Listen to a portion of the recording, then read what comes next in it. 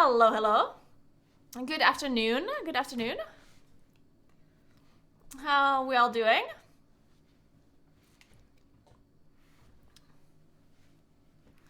I can't believe I'm listening to a Teddy remix. Oh my goodness. Hello, Kroner. Hey, Pack. Hey, Gamer. Hey, Panda. Hey, Koros. Hey, Claudia. Hey, Sebla. Hey, Bob. Hey, Devlin. Hey, David. Hey, McSalty. What's up? What's up?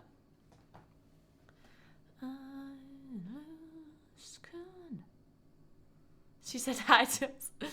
I know, right? Hey, Anders. I'm good, Anders. How are you?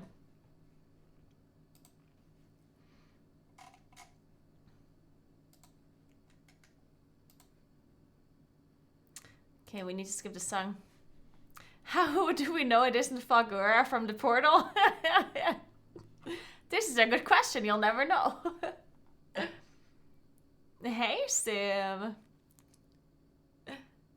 It was so foggy. It was kind of cool. A bit creepy, but kind of cool.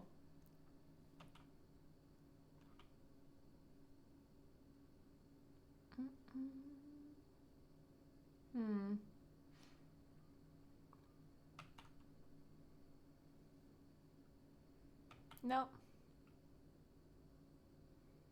Peter Pan was right?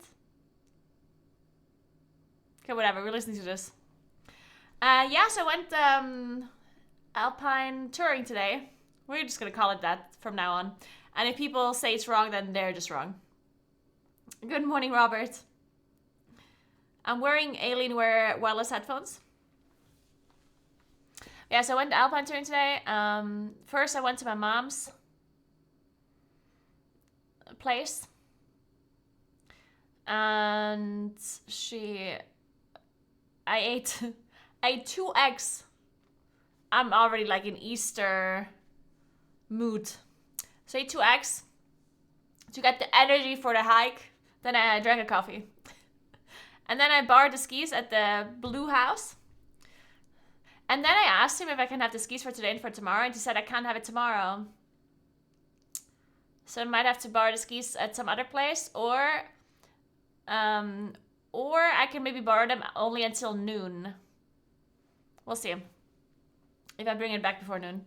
But anyway, so I went up this like sledding slope to the other skiing area, Klausberg. And I've never walked up that area before. And then there were like shortcuts that you could take. Because the way... Let me paint this for you. Like the way you walk up the mountain, usually when there's a sledding road, a sledding slope, is like this, right? Like this is how the slope goes. Wait. Like so. Now, usually there's hiking shortcuts for the summer and for the winter. Because instead of going all the way around like this, when you're hiking, you can usually do something like, I don't know, like you go up here. Or you go, I don't know, you go like this. You know, whatever. There's usually shortcuts, right?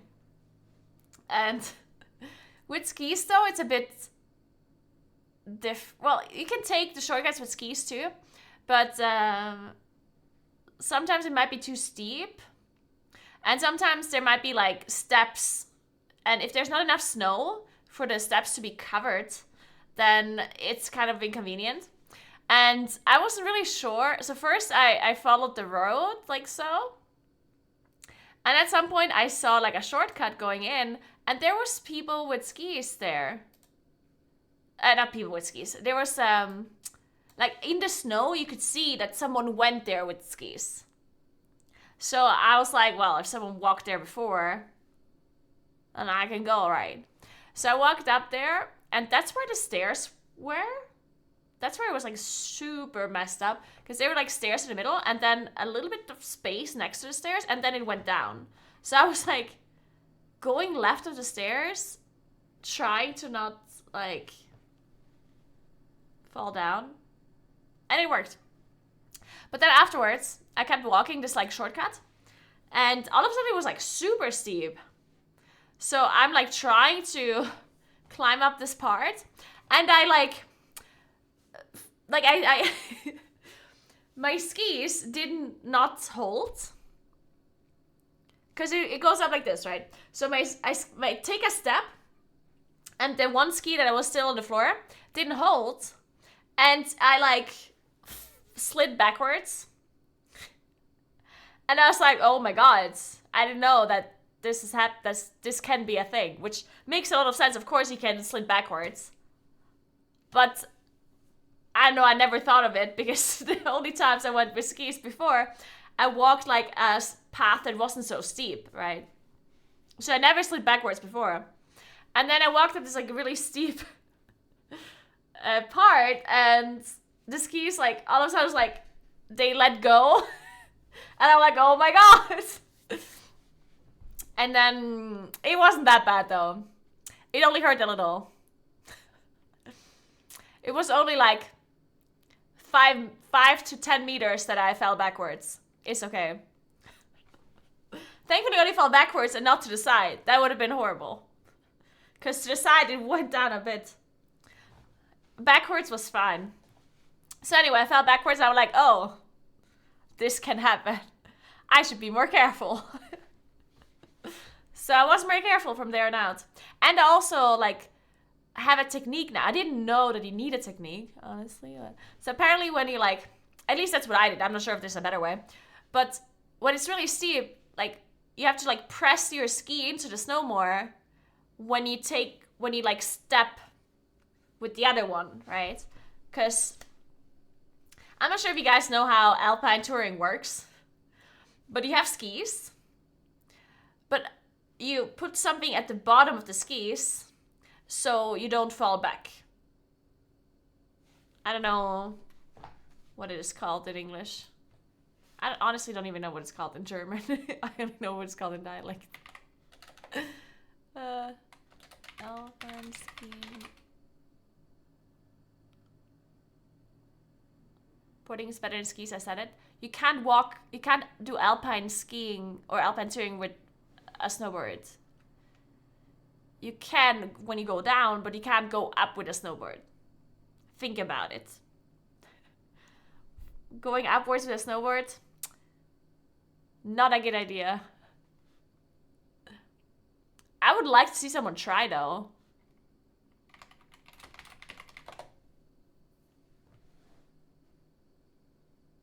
What is it called? Underfoot? No. Ski base. I don't know. Yeah, you can go up with a split board, but then when you go up, it's still skis. Like, just because you use a split board doesn't mean that you're using the snowboard to go up. Is what I'm saying. Thanks for 32 months, guy. What's up? Hope you're doing well. Hey, Tina's.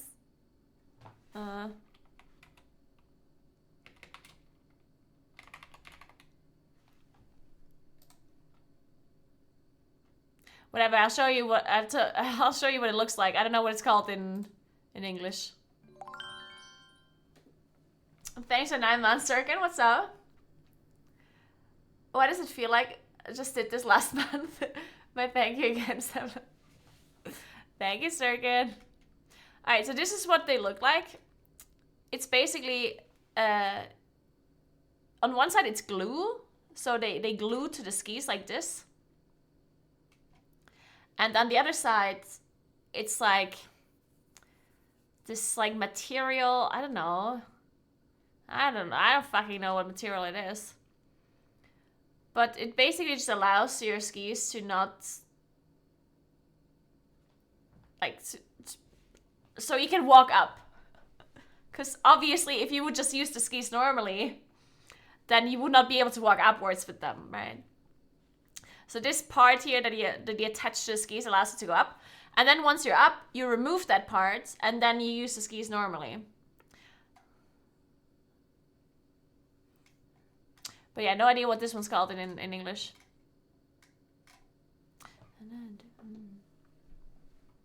So anyway, then at some point, like I kept walking upwards, yeah. And at some point, there was another shortcut. But on that shortcut, no, there were no prints with skis, but only a person that moved there. Like only steps. So I was thinking, it's a bit risky to go that path because if no one else walked there before with skis, then I'm not 100% certain that I can walk with skis. But I was thinking no risk, no fun. So I followed the shortcut, even though there were no like previous steps of skis.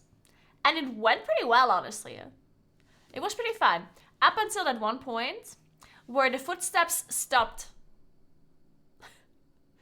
So whichever person walked up that path by foot, they at some point stopped moving. Or they moved backwards. But I, of course, didn't want to move backwards. Also, I don't know how to move backwards with the skis anyway. So I had to walk a path without knowing where I am or where to go. I mean, I did know that I have to go up the mountain, but not really sure where or, you know. So I was walking through this foggy field and I'm like, well, there must be a path somewhere. So I just kept walking and walking and walking and walking. At some point I found some houses and I didn't see anything because it was really foggy. So that was a bit weird. And then it started raining. So then it started raining and I couldn't use my phone properly anymore. Because I have an app that shows, you know, like just Google Maps basically, but for like hiking paths. But then it was raining and then it rained on my phone and my phone is like broken in the front. So it didn't work properly anymore. And then I'm like, whatever. So I just kept walking. And at some point I reached a crossroads, which was exactly where I needed to be, which was great. I was like, let's go. This is where I have to go. So I reached the top part, but then I made a mistake because I was supposed to go even further, but downwards. And I was like, I'm not going to go down just to go back up. So I removed the things from my skis, whatever they're called, the bottom thing of my skis, yeah. I removed those, put on my helmet and stuff, and I was like, okay, let's just go down.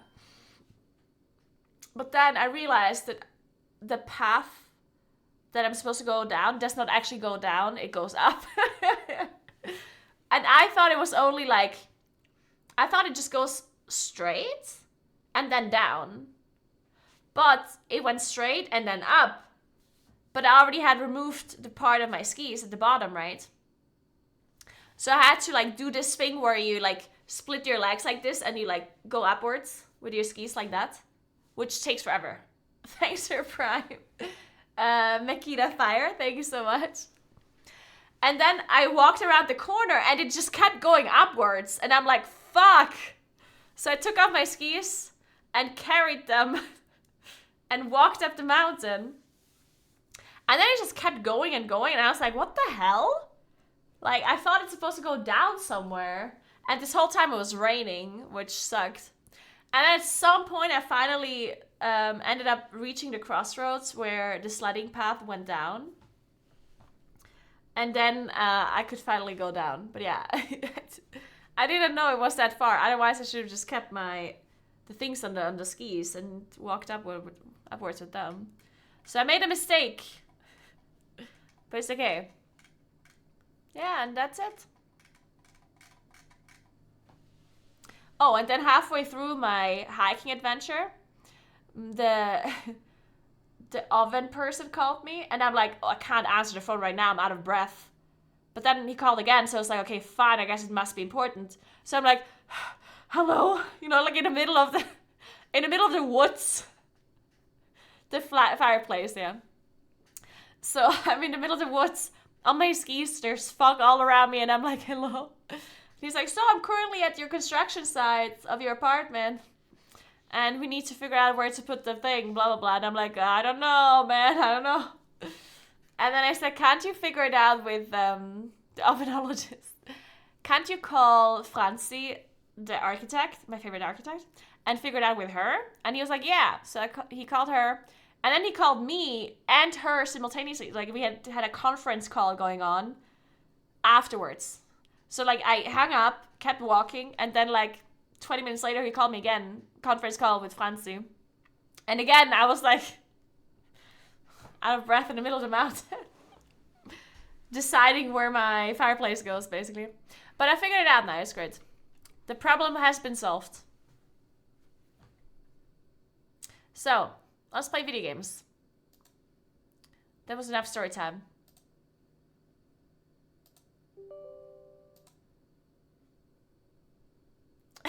Is this an X raceable for a skiing stream or a WoW stream?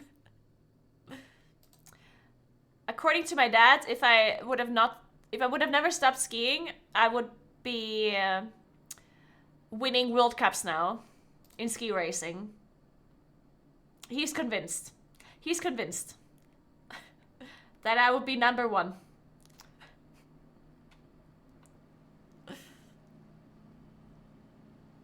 Michaela Schifrin has nothing against me, guys. I'd beat her without any effort. Just got my coffee, one more stories. There's not much more to tell. I didn't do much else. That's it when I went. Yeah, that's it. David made Kaiserschmarrn yesterday. With a very interesting technique. I've never seen it before. Basically, he what's the word? The egg white. He like the egg white. What's the word? You know when you do the thing with egg white, where you mix the egg white and then it becomes this like big thing. You whisk the egg white into. No, it's not a meringue. It's just egg white being the thing. Whisk. Well, a meringue is not that, right? What do you call egg white when it's whipped? It's not whipped cream, but it's similar. Wait, you don't have a word for it in English?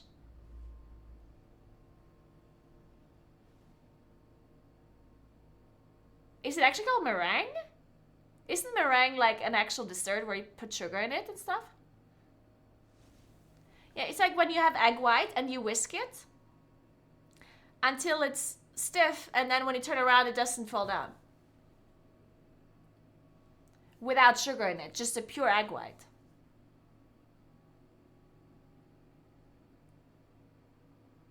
It's just called whipped egg whites? Okay, I guess. Anyway. So he whipped the egg whites and put it around, and that was like the whole difference. No, actually, well, that was the whole difference of the dough. And then he like put it in a pan and then like left it in a pan for like 3 minutes on a stove. And then he put the whole pan in the oven and left it there for like a couple minutes as well. And then it almost became like a cake.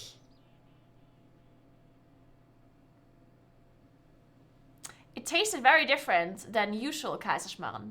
It was still very good, but it was like it was almost like eating a cake. It was very interesting. It was good though. It was very good.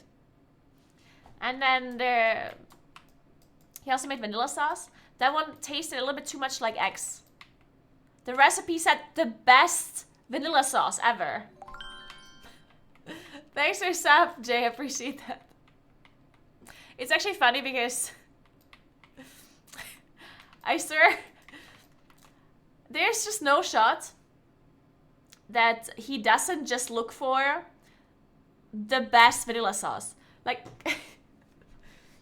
the recipe that he followed was like literally called the best vanilla sauce ever. I think he literally like Googles best vanilla sauce ever, and then he gets like the first one. Must be the best one if it's called the best one. Best Käseschmarrn ever.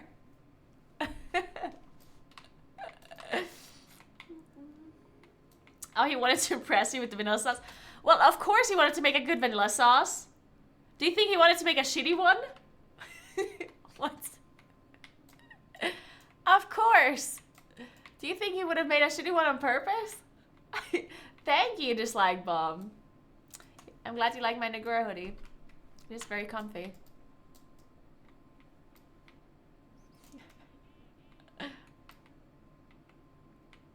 He didn't want to make a good one, he wanted to make the best one? Yeah, of course. Don't you always want to make the best one when you make things? I always want to make the best things. I wouldn't just go with average. Jeez. Oh my god, I ordered some cake stuff, right? And the half of it arrived now. Very nice. I'm super ready for this cake. Oh, another thing. On Friday, because I take the day off Friday, right? And Marlies said that I should come to her place in the afternoon, and then we can cook something, and then we can invite David and my brother for dinner. It's a great idea. I just don't know what to cook. She said I should decide what to cook, and I should also do the cooking. She does the dessert. Apparently I have to do the dinner.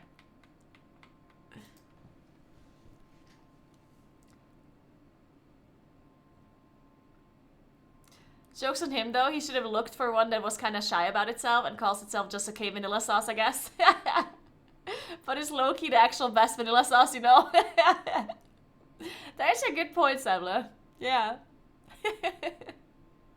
I purposely make food bad on purpose so no one asks me to make them food again. Yeah, I tried that too with my focaccia. It was probably the worst focaccia he ever tried.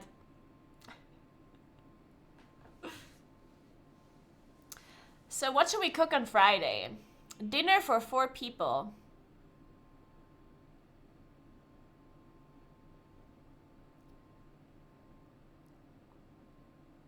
She's also gonna do my nails, yeah. It was pretty focacciaed up. God damn it, why?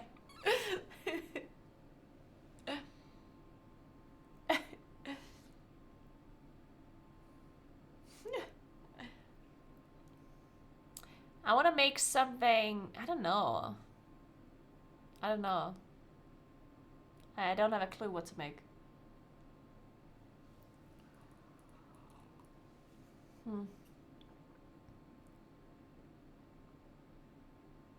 Any ideas? I feel like I want something healthy-ish. But not like chicken and rice, you know? Whipped egg whites for 4 people. Make beef tartare. Now I still can't do it because I can't make ice cream. I still don't have an ice cream machine.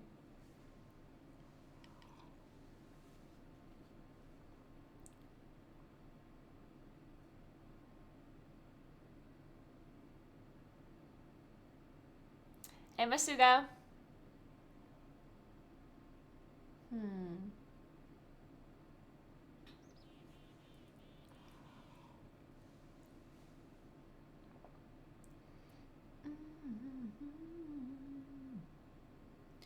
This is unconditional.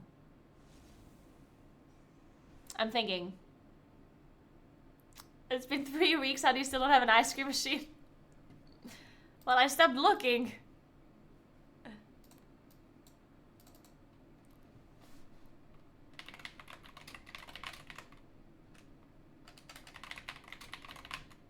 I'm gonna Google the best dinner. See what we find.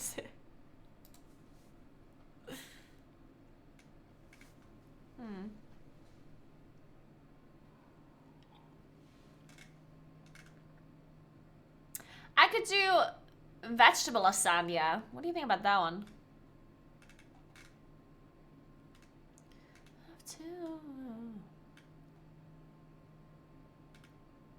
Or filled bell peppers.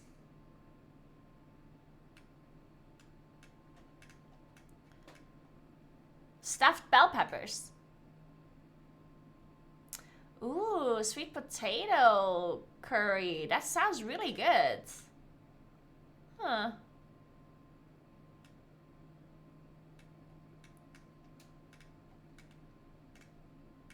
I do love sweet potatoes. I like sweet potato stuff, but then I never make anything with sweet potatoes. I think Mally's doesn't like sweet potatoes that much though, if I'm not mistaken.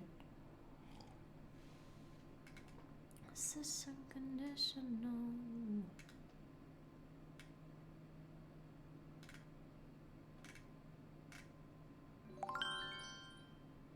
Thanks for 13 months, so it Flirk. Thank you very much. It's not, I'm not sure if she doesn't like sweet potatoes, but she definitely doesn't like sweet potato fries. I'm not sure if that means she doesn't like sweet potatoes at all, or if she doesn't like the fry version. Thanks for 58 months are thorough. What's up? Thank you, thank you, thank you.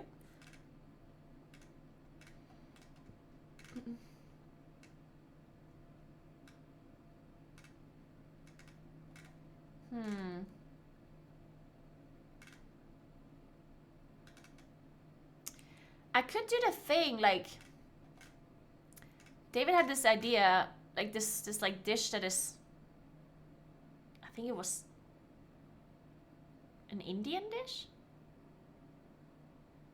It's like, wait, what was in it again?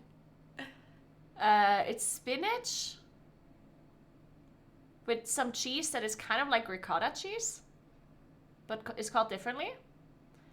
And it's tomatoes, and then they like puree it, and then you eat it with like chicken and naan bread. Does anyone know what I'm talking about?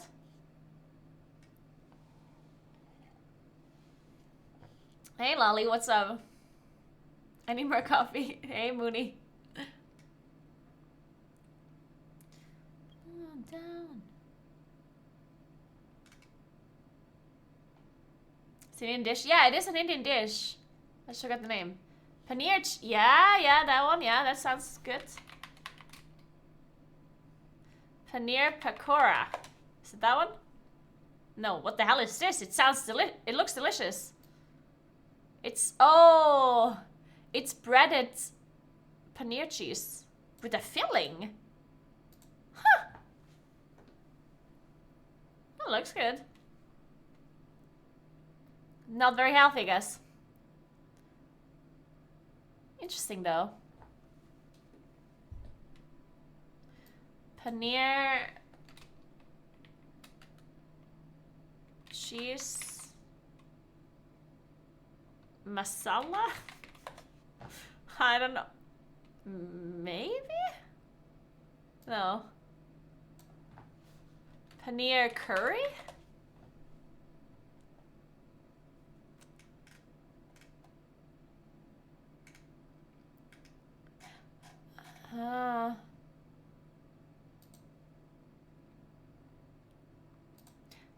This one maybe? It looks horrible. I'm sure it tastes good. Paneer palak, is it that one? Yeah, it might be this one. It does look horrible. But I'm sure it tastes good. By the time you put just about anything in breadcrumbs and deep fried, it will be delicious. Yeah. Yeah, you're right. Don't do that. Why not? I mean, it really does not look good. Apparently it tastes good though.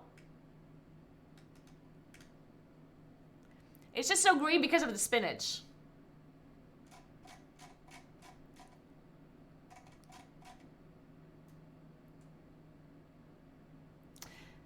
Good point. I could do tacos.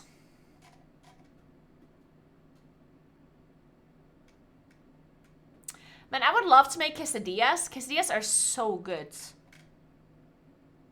I just love quesadillas. Birria tacos. What is that? Birria tacos. That doesn't look very healthy. I wanted to make something healthy-ish. Yeah, quesadillas aren't healthy either. I mean, it doesn't have to be like the healthiest thing in the world, but this looks like the opposite of that.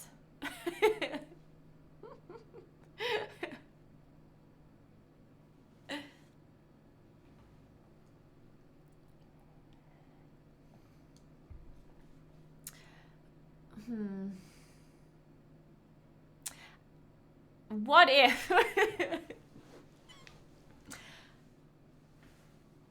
So, what if we just scratch the whole healthy idea and we make pulled pork burgers?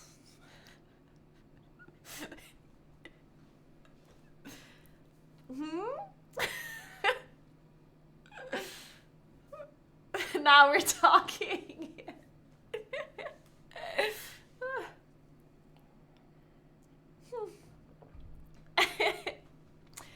Yeah, I think pulled pork. Does the Smellies like pulled pork burgers?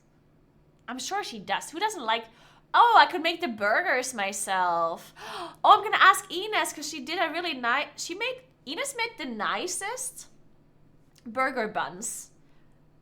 Like a year ago in July. I remember this. Let me ask her.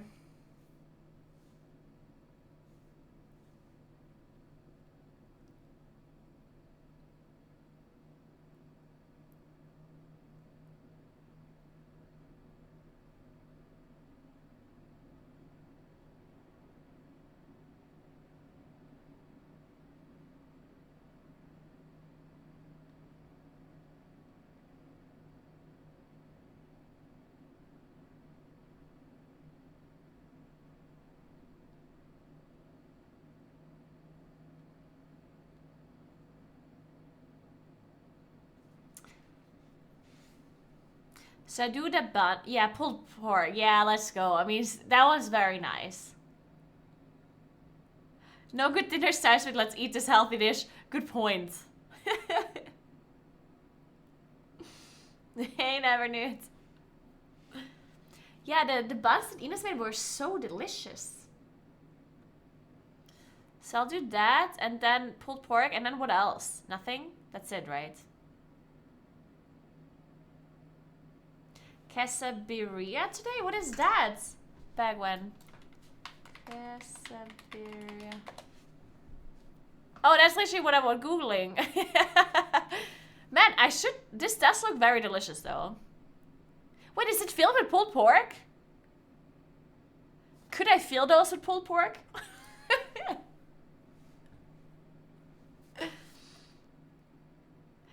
Y'all are gonna be either several bottles of wine or beer deep into this? Nah, we're not gonna drink that much. Still no. I'm allowed to drink on Friday, though. I said, dude, I didn't drink for a long time. Not a single drink. Yeah. Incredible.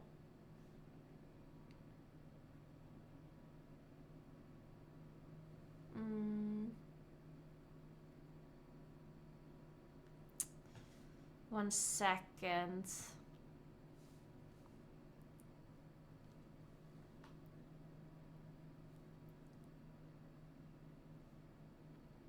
Pulled pork is delicious. I wonder if there's a pulled pork recipe on the Thermomix. I'm sure there is. Oh, I'm sure the Thermomix makes really nice pulled pork. Probably. It would make sense that it does. Hey, Ian. 1 second. I need to figure something out.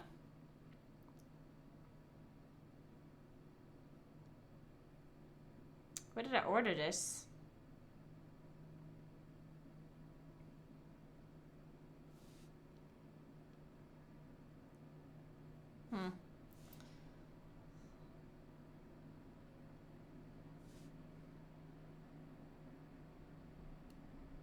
Don't do the Thermomix pulled pork. Google the best pulled pork recipe instead.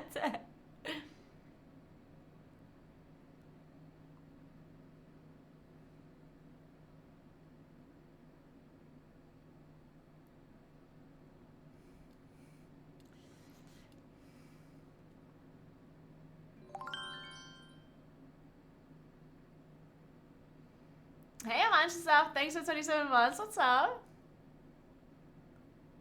ID sweatshirt and the estimate delivery time is a month? Really? Wow. Wait, that is so long.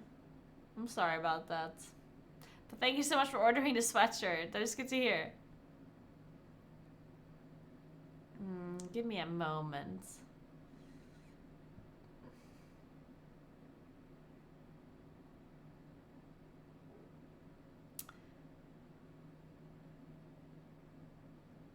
I don't remember where I got this thing from.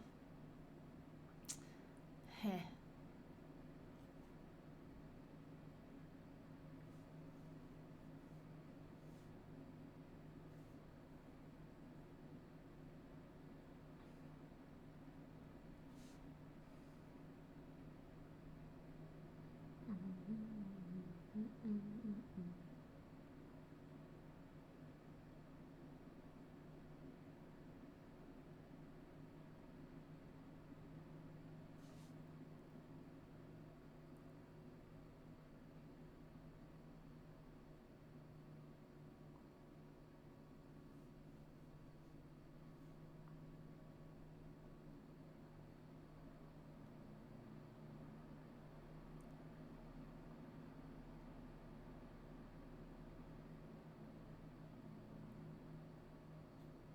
There we go.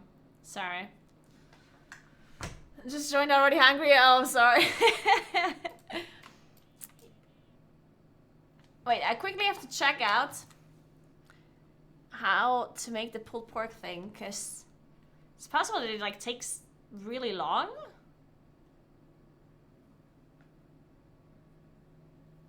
Let me see.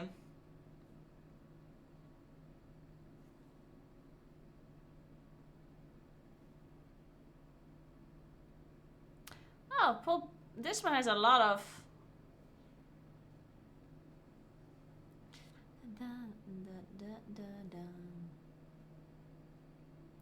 6 hours, 20 minutes.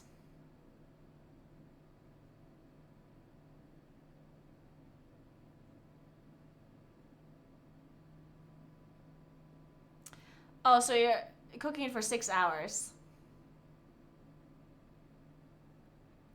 Oh, I could make sweet potato fries. Yes. Ooh, that's a good point.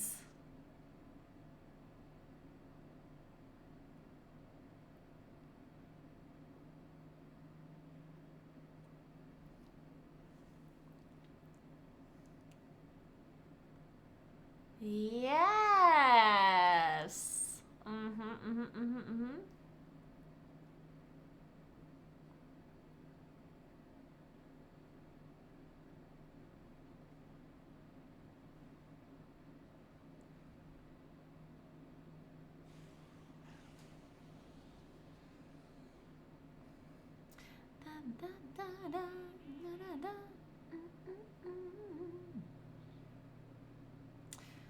How do I make sweet potato fries?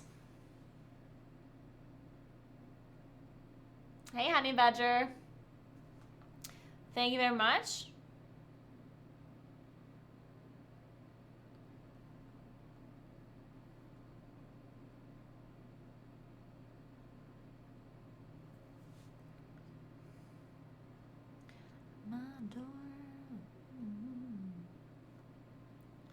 Sorry, I need a moment.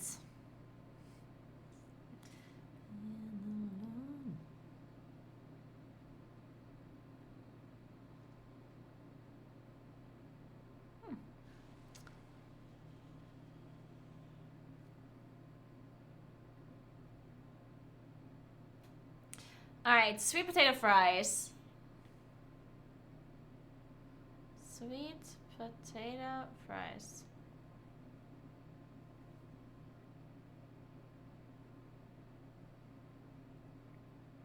I guess, how do you make sweet potato fries? You don't just cut them and fry them, right? Yeah, like they usually have these like, yeah, how do you make, I'm Googling.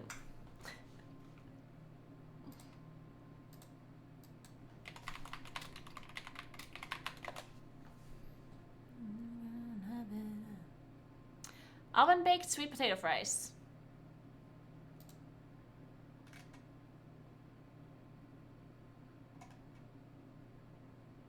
Holy shit. This recipe has apparently 6,169 votes and they're all 5. I call bullshit on that one. There's just no shot. Look at this. 6,169 votes. 5. I do not have an air fryer. Heat the oven to burn it. Cut the sweet potato into sticks. Toss them with the oil. Mix the spices, salt. What spices? Garlic powder, paprika, salt, black pepper. Okay, sure. Spread them out on 2 rim baking sheets. Okay.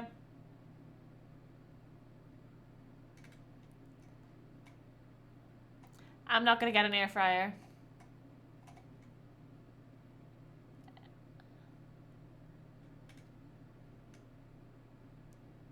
Sure. 46 servants? Perfect. I'll just do this recipe then. Screenshotting.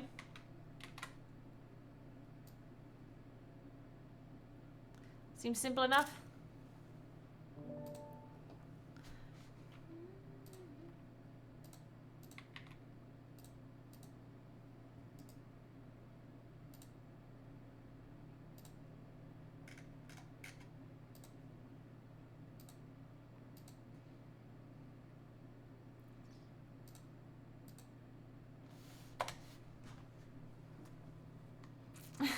Ricky G.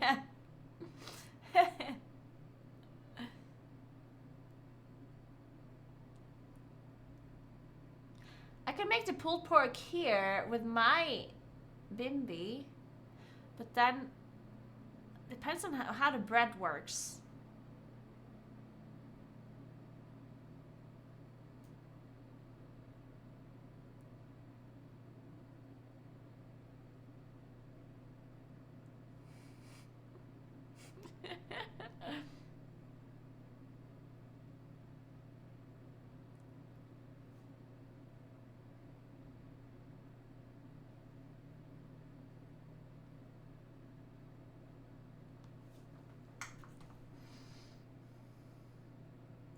You need to coat them with cornstarch? Well, this recipe doesn't do that. Do it actually?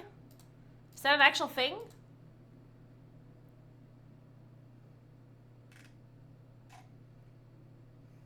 I feel like that's a lie. Do I have to?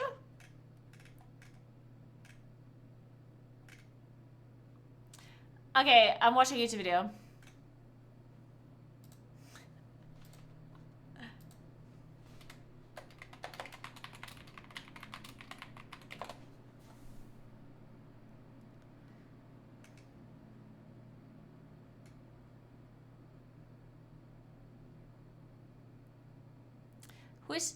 Oh, it's...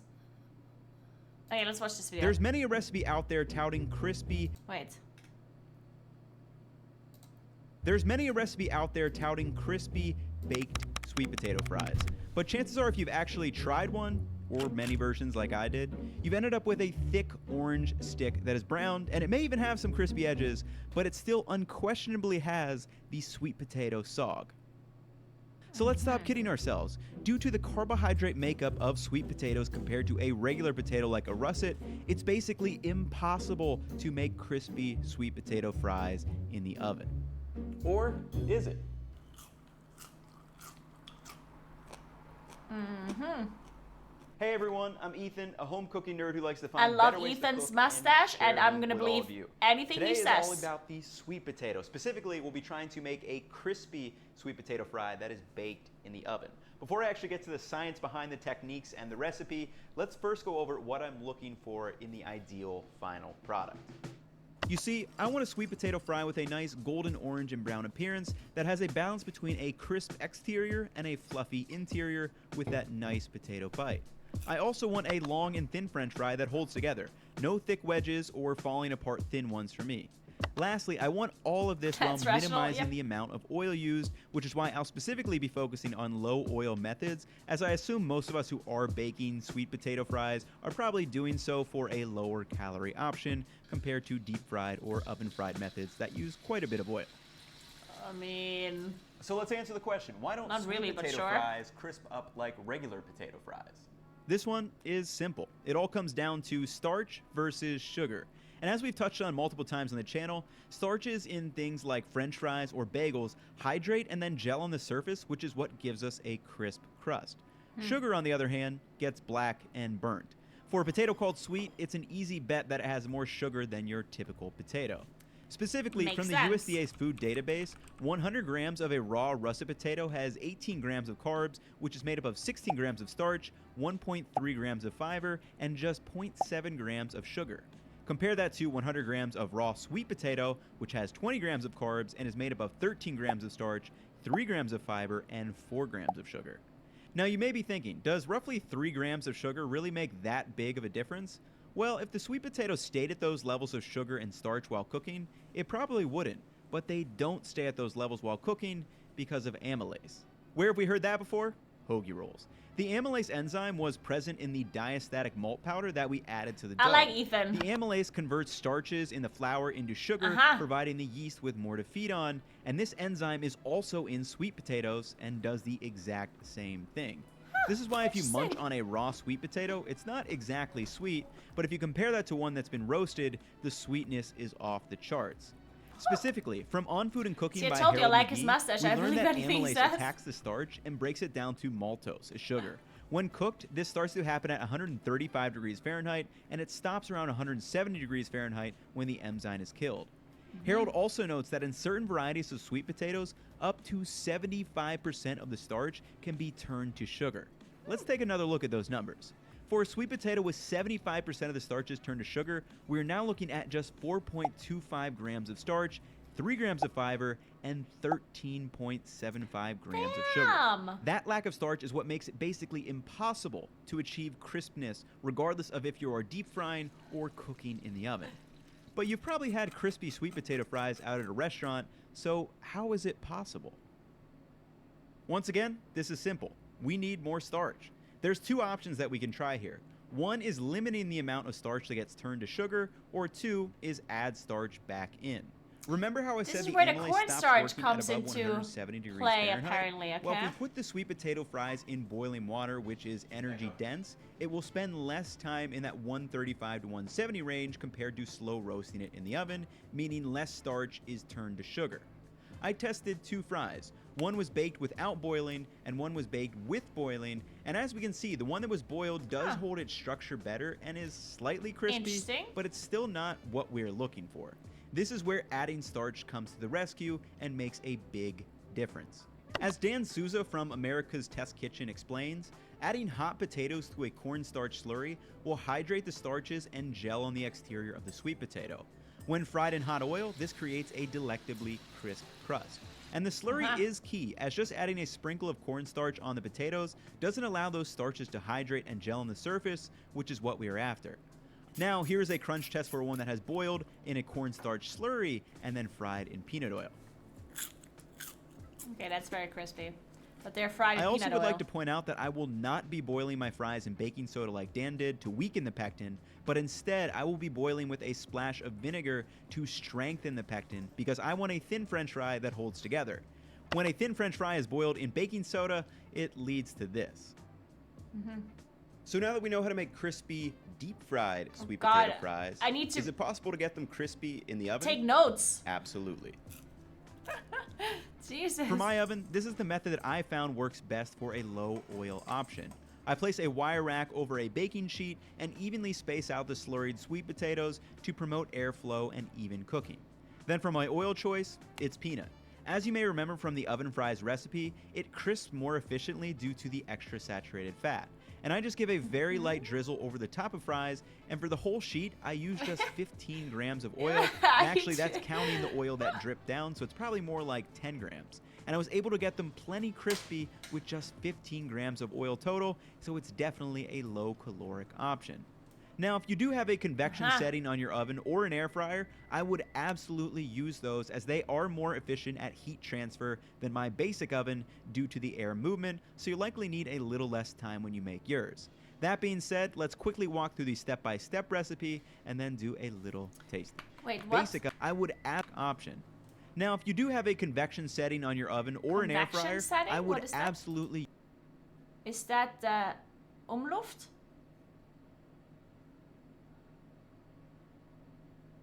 Is moving air... Yeah. So I guess it's Umluft, right? Wait, I'm gonna show you the sign.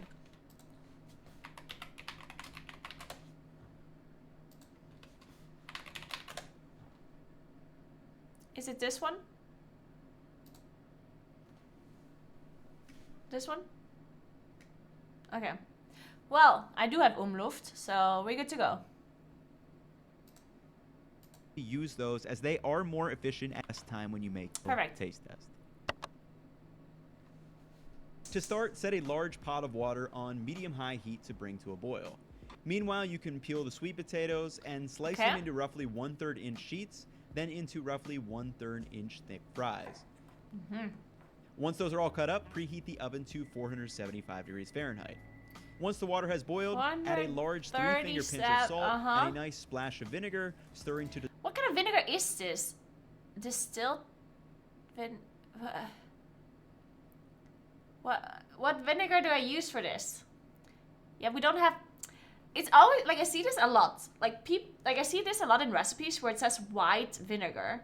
What is white vinegar? Like, what is it made out of? Because we don't have something called white vinegar here. Is it white wine vinegar? Just basic vinegar? Yeah, but that's not a thing. Like, we don't have something called basic vinegar. Because vinegar is always made out of something, right? When I go to the store, there's nothing called white vinegar. I'm pretty sure. Pretty sure every vinegar that I see in the store is either like apple vinegar or white wine vinegar or balsamic vinegar. I don't know.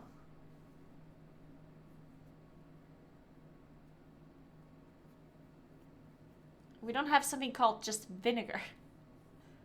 Alcohol vinegar?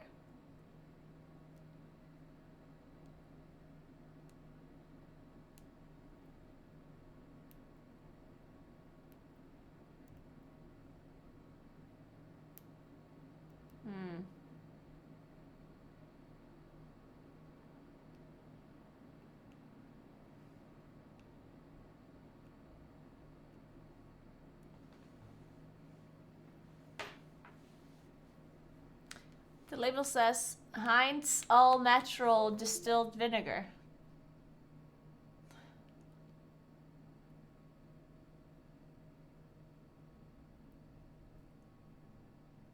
Like I just don't know what to buy. Or do I have to buy anything? Can I just take the vinegar that I have here? I can take a look what I have. I mean, it doesn't matter if it's color or not, right? It's not the point, I think. I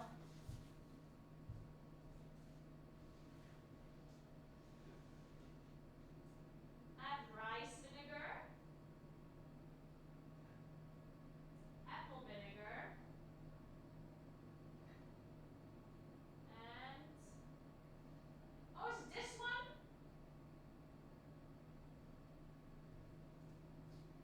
Wait, is this the thing?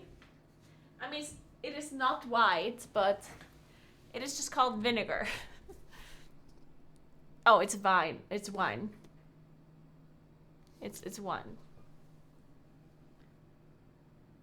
I don't know. It needs to be white. Why? Oh man.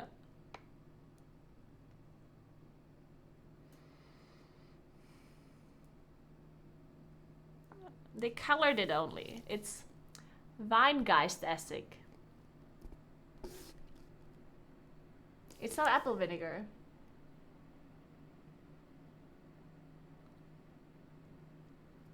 White vinegar is just white wine vinegar. Is it?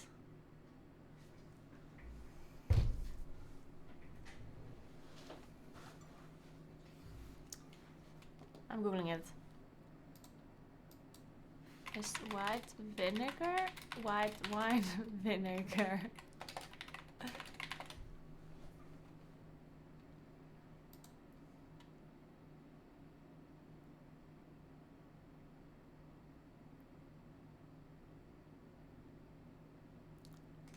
No?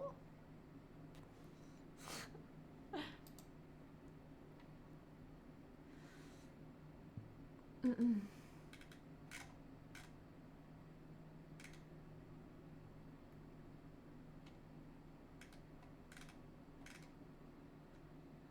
Yeah, see, these are the vinegars we have, the German ones.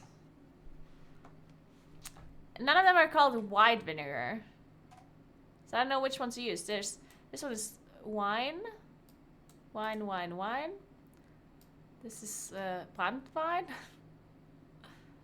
Then balsamic, apple and like fruit vinegar. And then this is like different kinds of flour. Or like vegetable vinegar, and this is wheat vinegar. I don't think it's very important. I just think it's an interesting thing to talk about because this happens a lot in recipes and I never know what to use. Like, this is not like a super important subject, but I'm specifically trying to figure it out now because in many recipes, in many American recipes, they always say white vinegar. And I never know what it actually is. Because we don't have anything called white vinegar.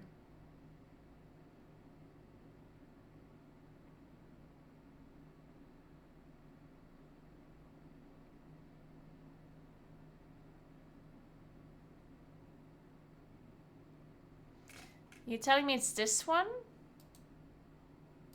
Beer vinegar? Or malt vinegar?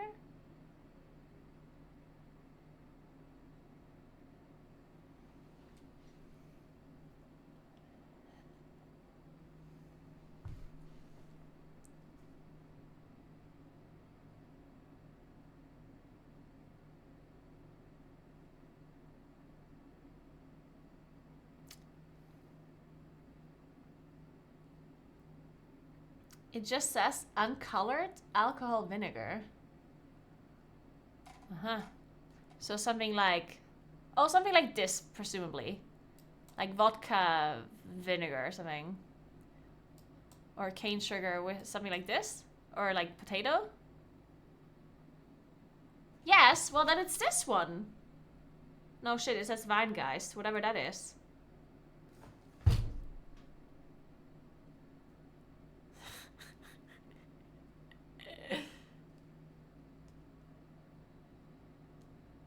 What is Weingeist-estig? What the hell is that?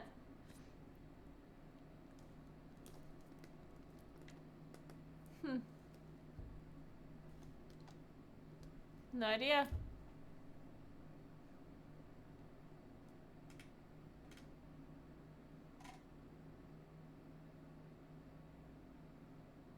I assume it's...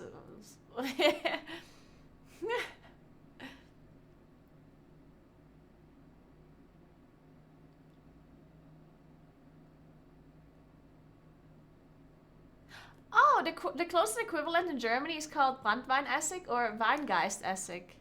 Then it is this one! It is literally called Weingeist. Perfect! Then this is the correct one. Let's go! We did it.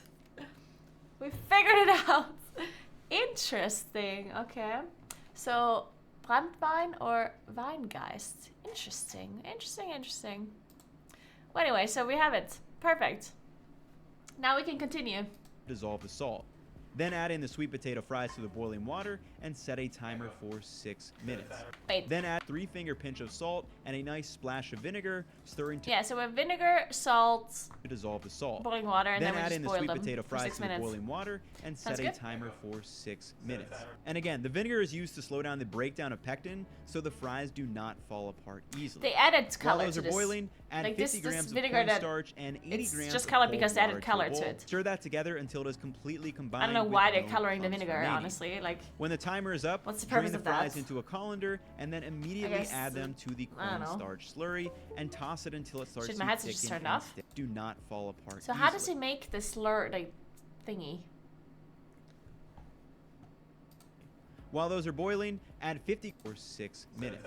And again, the Cornstarch, vinegar is used to slow presumably? down the breakdown. Finger pinch of salt and a nice splash of vinegar, stirring to dissolve the salt. It's just water and Then starch. add in the sweet potato fries to the boiling water and set a timer for 6 minutes. And again, the vinegar is used to slow down the breakdown of pectin so the fries do not fall apart easily. While those are boiling, add 50 grams of cornstarch and 80 grams of cold water to a bowl. Stir that together until it is completely combined with no clumps remaining. When the timer is up, drain the fries into a colander and then immediately add them to the cornstarch slurry and toss it Sounds until it good. starts to thicken and stick to the fries. If you need a little more cornstarch, feel free to add it, and feel free to rough up the edges of the french fries with your fork if you would like. The mixture should lightly coat the fries. Once coated, set a wire rack over top of a baking sheet and move the fries to the wire rack, evenly spacing them so none of them are touching.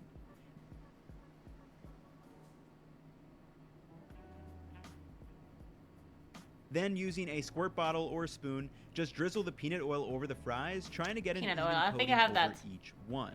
Then add the sweet potatoes to the oven and set a 15 timer minutes. for 15 minutes. Perfect, I can do this. Pull the baking sheet out and flip over the fries with a spatula. And at this point, you should be able to notice some blistering on the outside. I mean, but we're the flipping the won't be fries? overly It sounds cooked. like a lot of If work. they do look a little bit dry, feel free to drizzle over more peanut oil, but add them back to the oven and bake for another 10 to 15 minutes. It's At adding this no point, they should be spices? slightly brown and crispy, though it could take longer depending on the size of the fry, how crowded the pan is, or the No oil salt, used. nothing? If they aren't crispy, just let them go a little bit longer. Slide the baked fries into Oh, a metal no. bowl and immediately add a pinch of salt and a couple cranks of fresh ground pepper. Then Okay. just toss the fries to absorb the seasoning, and you can feel free to add anything like spices or fresh herbs if you would like at this stage. Finally, turn them out to a serving bowl and serve Perfect. with whatever dipping sauces you would like. Cool. And ladies and gents, this is the sweet potato. Okay, I believe you, Ethan. I believe you. Can I get a recipe somewhere?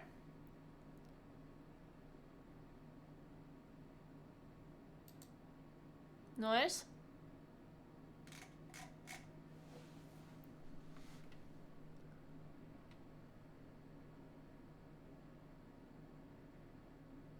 Four medium sweet potatoes. How much is that? 4 medium sweet potatoes. Is that enough for 4 people as a side? Probably. Or? I don't know. Calandra.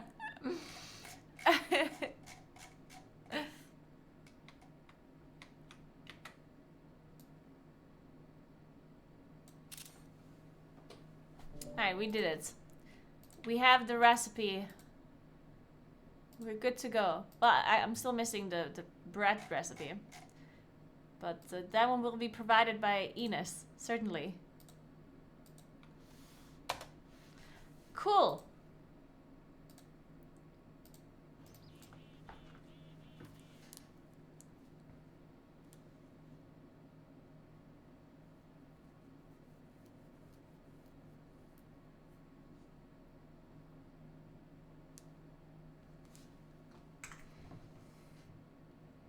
Just buy a bag of frozen ready to cook from the supermarket? No, no, no. We only make the best things here. Good morning, Saluda. Vinegar is just a trivial name for it. I mean, I know what vinegar... Whatever. I just wanted to know what the equivalent is to buy here at the store. I didn't want to know what vinegar is. I just wanted to know what I have to buy.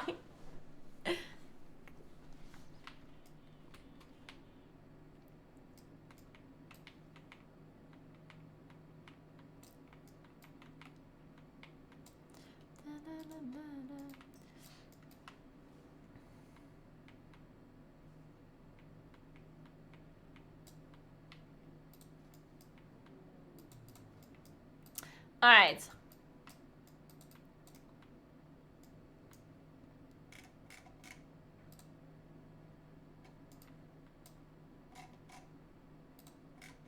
Let's play some in plus.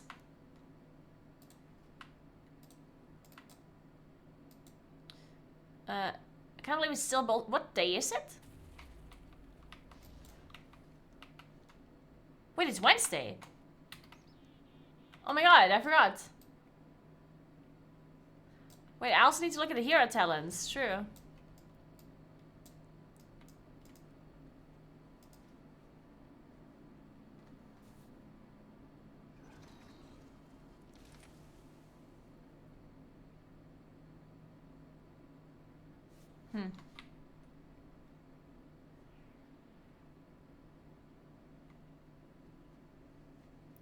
What's to do with this ring? I'm not gonna use this ring, right? Or am I? I don't know. I don't think so. Guess we take another socket.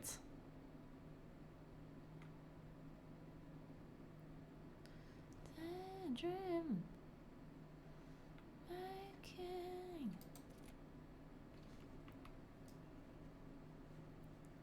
Yeah, it's in Costa Rica. Now, the ring is not the same stats that I have. It has a lot more haste and very little mastery. And I have a lot of mastery and very little haste. It's much better.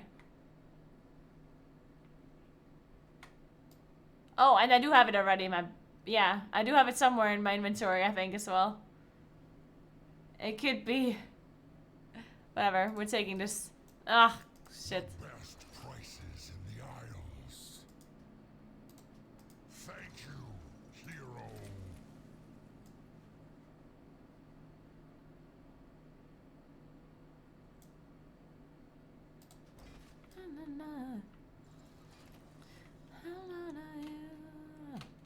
Taldasar. Oh, my Tal's only 27. Damn. So let me look at these hero talents.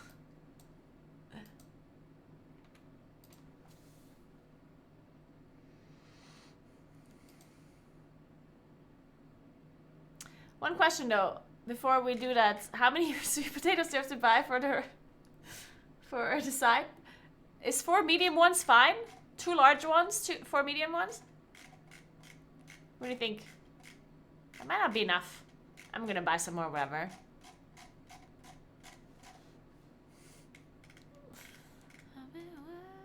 $17.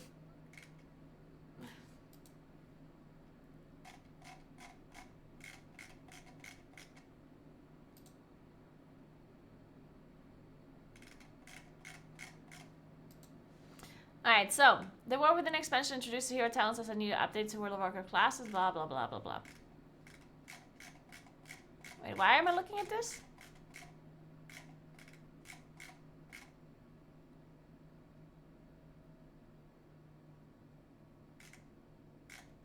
We already looked at all of this, no? Or? Oh, it's a feral rester tree. Oh, this one I didn't look at.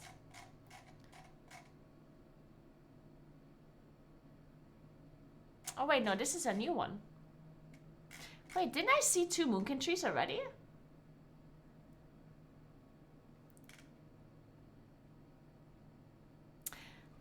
Didn't I see 2 moonkin trees already? Like, am I making this up right now?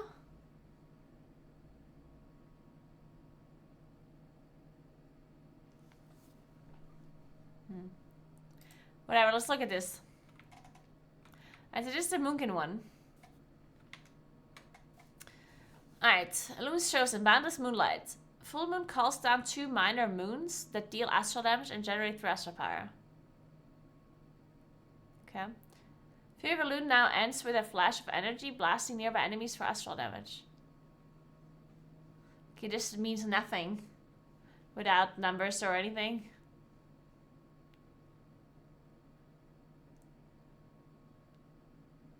Sure, I guess. Then, Moon Guardian. Moonfire and Starfire generate 2 additional astral power. Sure. Moonfire and Starfire, okay. Each non-arcane damaging ability you use increase the damage of your next arcane damage ability by 2%, staying up to 3 times.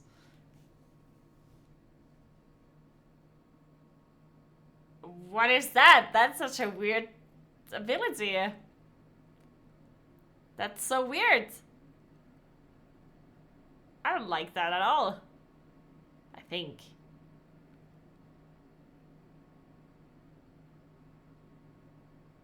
Like, what is that? That's so stupid. Okay, so like, so basically this promotes to go into solar eclipse, but then this promotes going into lunar eclipse, right? Because if I'm in lunar eclipse, I'm not gonna cast non-arcane spells. I'm only casting non-arcane spells. I mean, the only non-arcane spell that we have outside of like cooldown base abilities is Wrath and Sunfire. All of the other spells we cast do arcane damage. Sorry. No, no, no, no.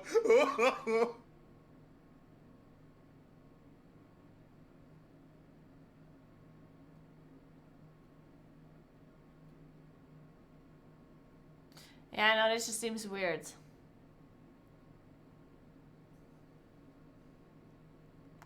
I know. And even if I'm in solar eclipse, I still don't want to cast 3 Wraths into Star Search and then 3 Wraths into Star Search. Like that goes against anything else in our talent tree, right?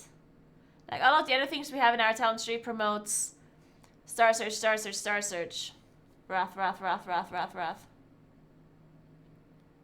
So this talent here goes against all of our other talents. I don't like it. It's weird. It just causes like there's just no synergy with this talent and any other talent, as far as I know. Then balance increase the damage of full moon by 50%. Sure. Starfire deals 40% increased damage to its primary target, but no longer triggers solar eclipse. What? Starfire deals 40% increased damage to its primary target, but no longer triggers solar eclipse?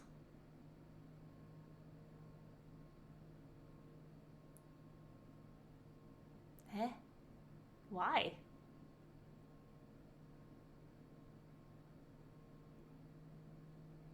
Wait, I'm not sure I understand what this what's the purpose of that? Why would it not, why would they remove solar eclipse?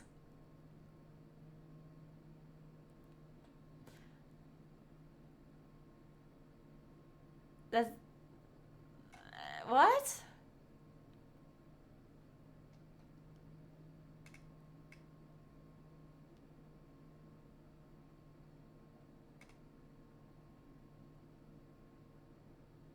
I'm so confused.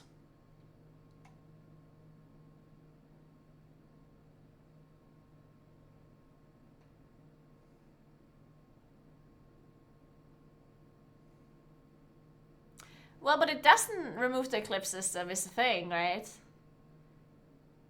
Like, this doesn't mean we're constantly in solar... Like, it basically just... It's the same thing as the eclipse system, except that we only go lunar eclipse. So it's the same system, except we don't have the option to go solar, even if we wanted to. So it's not like removing the eclipse system. The eclipse system stays the exact same. It's just always going lunar eclipse, which... It's fair, you build and spam Starfire, but you're not going to spam Starfire. You still want to enter lunar eclipse. That's what I'm saying. Like, even if you cannot enter solar eclipse, doesn't mean that you don't want to enter lunar eclipse. You're still gonna enter lunar, cast your Wraths, enter lunar, cast your Wraths, enter lunar, right? it's the same thing as we do right now in any AoE situation. You're not going to sit there and cast Starfires outside of Lunar Eclipse. Why would I do that? Because then I would understand. I would understand this talent if it basically means that you're just casting Starfire outside of Eclipse. Like, if you just cast Starfire, Starfire, Starfire, Starfire, and you never enter Eclipse. But why would I not enter Lunar Eclipse? Like, of course I will enter Lunar Eclipse, right? I'm not gonna sit outside Eclipse and cast Starfire. That makes no sense, right? Yeah, you can just not pick it, but I just, like, I would like to understand the reasoning behind this talent, and it just makes no sense to me.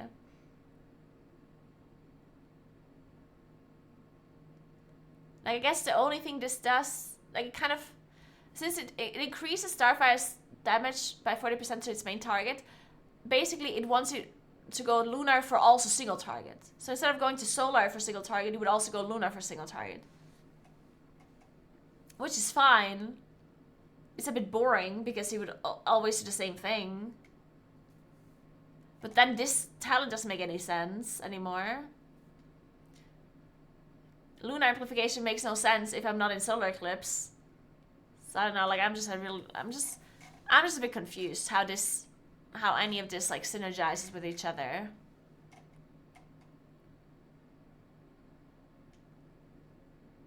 I don't know. This is awkward. Then Lunar Inside Moonfire deals 10% additional damage. Atmospheric exposure. Enemies damaged by Full Moon, Fury of a Loon, or Lunar Beam take 5% increased damage from you for 6 seconds. Okay. 6 seconds is a bit short. Wait. Depends on how this works. Because Fury of a Loon is obviously something that updates constantly. Like it does damage over 8 seconds, or however long. I forgot the seconds. Does it refresh to 6 seconds every time Fury of a Loon does damage?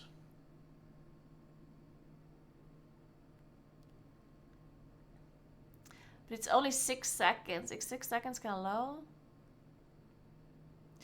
4% increased damage is also not that much. Well, it's a lot, but it's only 6 seconds. I don't know. The Light of a Loon. Moonfire damage has a chance to call down a Fury of a Loon to follow your target for 3 seconds. Okay. Generates H in Astra power. Okay. Incarnation Joseph a Loon and the Incarnation arcane damage from spells and abilities 10% while active. Convoke the spirit's duration. Number of spells cast increased by 25%. 10% more arcane damage. Okay. That's good, I guess. New moon and half moon now also call down 1 minor moon. Does this minor moon count as full moon or not? I guess not.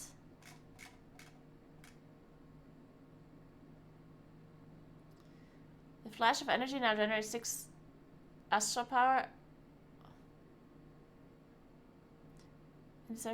The flash of energy? What is that?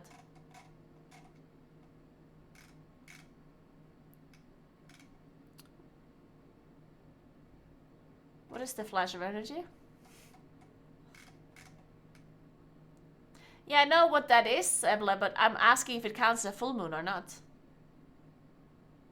Like, is it a tiny full moon, or is it another moon that is not a full moon? Thanks to 64 months, Wider. What's up? Thank you, thank you.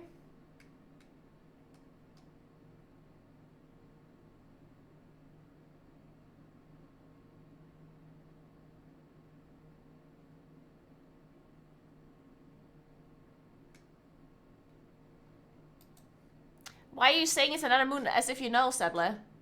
You're just taking a guess right now.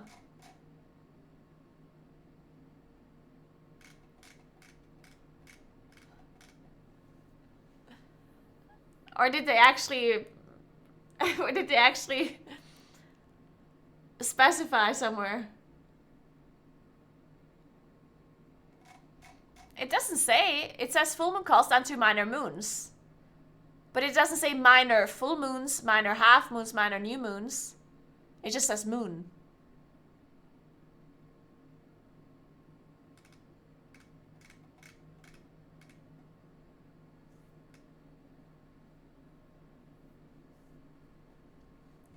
So technically speaking, it could be a minor full moon.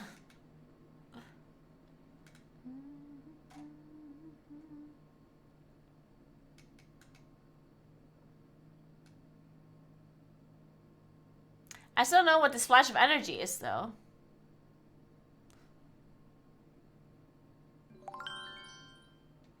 Hello, Kana. What's up? Thanks for 98 months. How you doing? Thank you so much. I'm old. Me too, Kana. Me too. I'm good as well, Kana.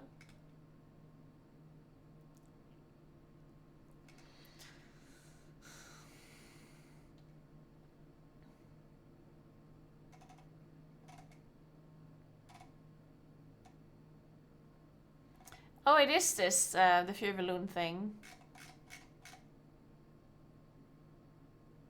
Okay. Yeah, okay. Glistering for bear form and moonkin form reduce arcane damage taken. Arcane damage taken. And all other magic damage taken by 3%.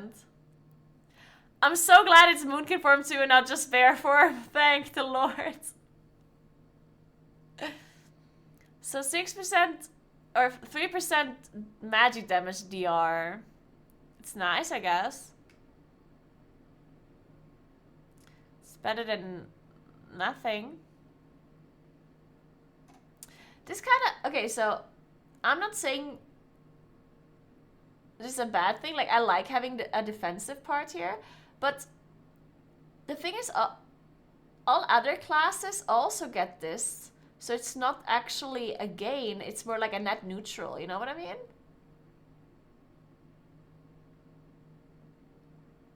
Because right now, and shut the fuck up if you don't think this is true, then you're just wrong, okay? Monkeys are squishy right now. If you disagree, then you don't know shit. Monkeys are squishy. And the thing is, it's nice to get extra talents that are defensive talents. But I looked at some other hero talents and they also gain defensive talents. And therefore, are you really gaining defensive talents if every other spec is also gaining defensive talents? I would argue it just makes it net neutral, right? Depending on what the other classes get. If the other classes get something worse or something better, then yeah. But if everyone gets something very similar, then it's the same as if you got nothing.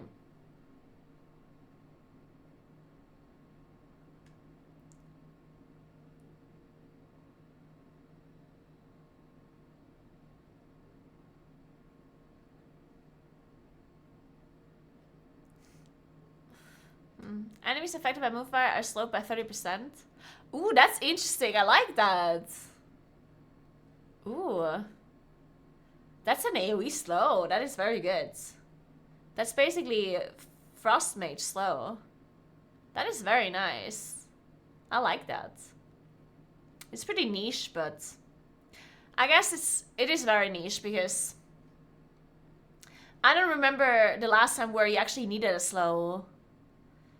It was really good in the past. I remember Frost Mages being really good when Necrotic was an affix. And in... when Warlocks were able to slow by 50% with Corruption with the Legendary Ring. In Legion, it was really good because the tanks would just kite.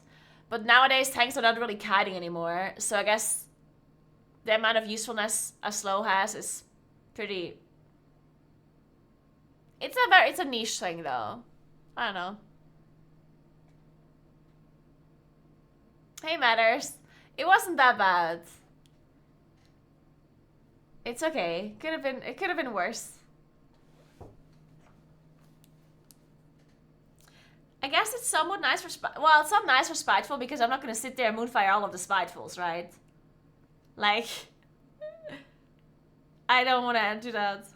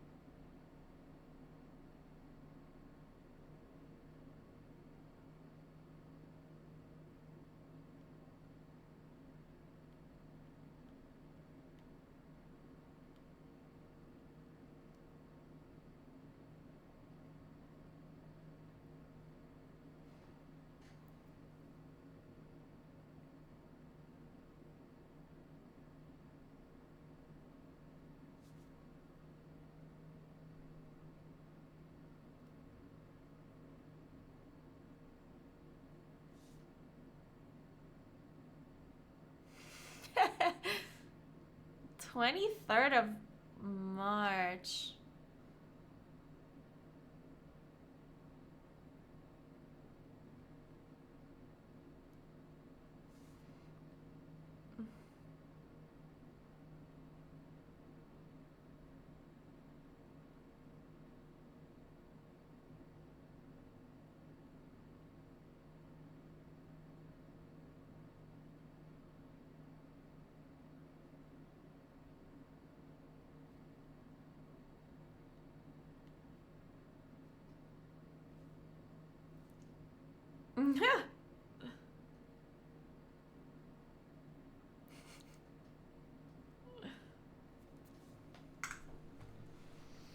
Hey, Folkfire. No, I haven't looked at the Paladin Talents.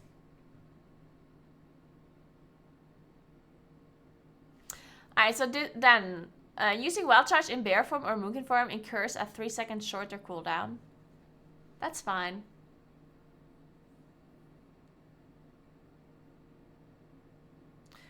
It's fine.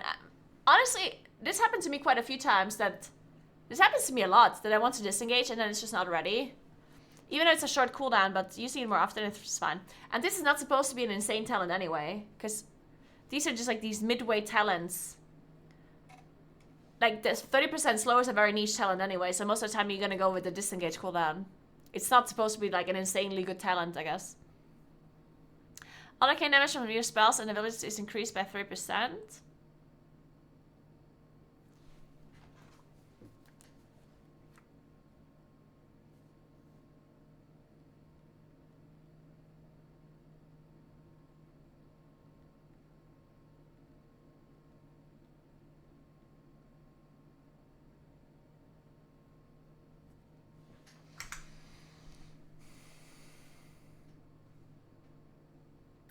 Then, Lunation. Your arcane abilities reduce the cooldown of Fury of Elune by 2 seconds, and the cooldown of New Moon, Half Moon, and Full Moon by 1 second.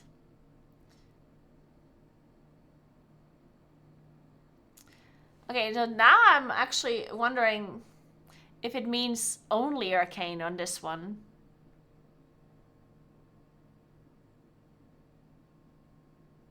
Because on all the other ones, I felt like they also mean astral damage. But in this one, I'm not sure. Because arcane ability could refer to something that is pure arcane, right? So I'm not sure. Maybe Star Search doesn't count. I don't know. Also, this kind of promotes Fury Loon, I think, this talent. Because I don't think... you want to reduce the cooldown of moons by a lot. Because you would sit there only cast moons at that point.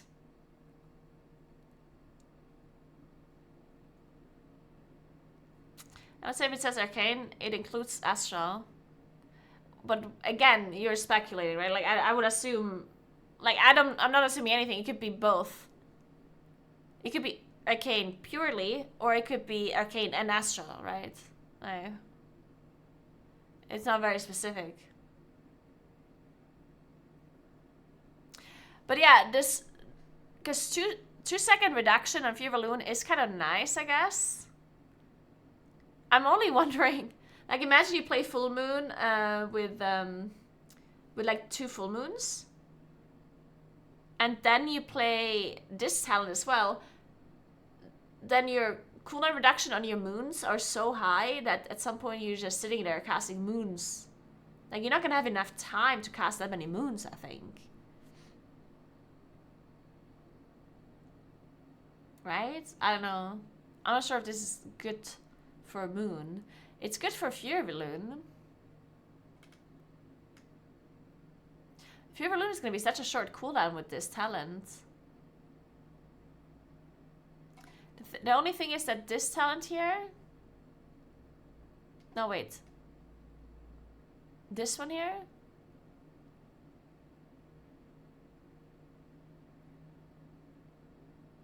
Oh, wait. You can just go with this one. Yeah, so I think if you play with these talents, you would go with... You definitely play Fever Loon. You play Fever Loon cooldown reduction. You play Light of a Loon. You play Lunation.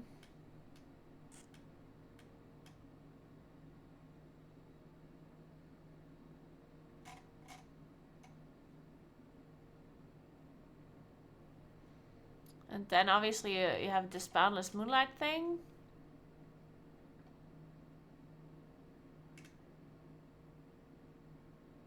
This ability is just dumb. I don't know what you're supposed to do with this one. I'm actually wondering how this ability would even work at all with this tree. Like, what non-arcane ability would I be casting?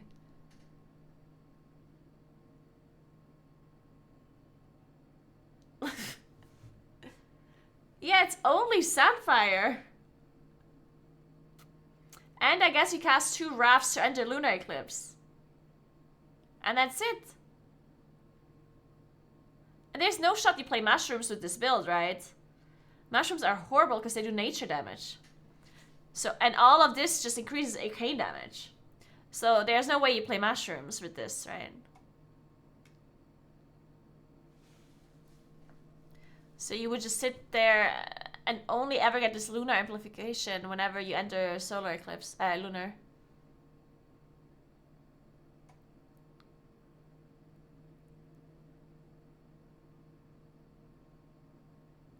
And then I also wonder what it means. It increases the damage of your next arcane damaging ability by 3%. What is an arcane damaging ability? Star Search 2?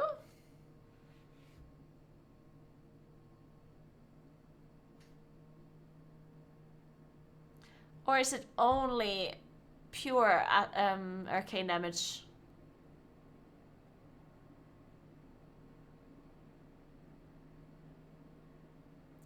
Again, Settle, you're saying this as a fact. Is it being specified somewhere?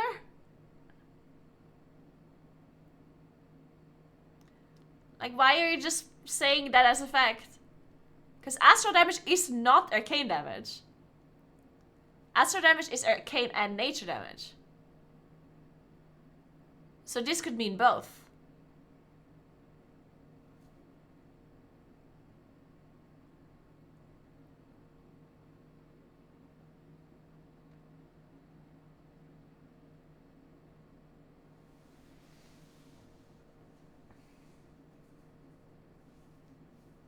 No, but it says non-arcane. That makes sense, right?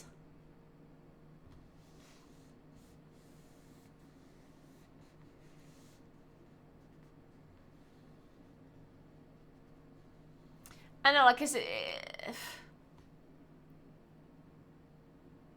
I mean, to me, this could mean anything. Because then the problem is also, if it's not a pure arcane damage dealing ability, if it's astral as well, what about these random procs? Do they count too? Like, what if I, what if I proc a Fear of a Loon from this Light of a Loon? Does it consume my lunar amplification, or? Does my Orbit Breaker proc lunar amplification? I don't know, this is a bit weird. You would have to test this stuff, I guess, to know how it works exactly.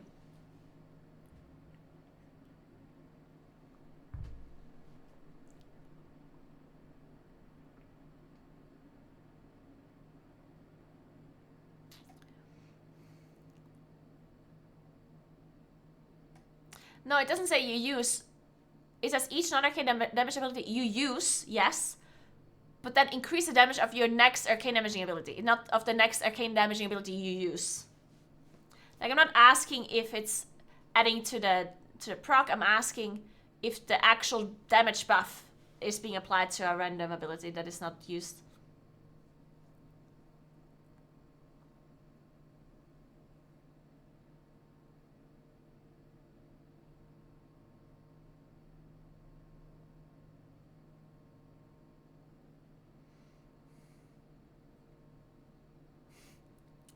That'd be counterintuitive. Yeah, well, this whole talent is counterintuitive, so I don't know. Hey, Gachan, what's up? How you doing?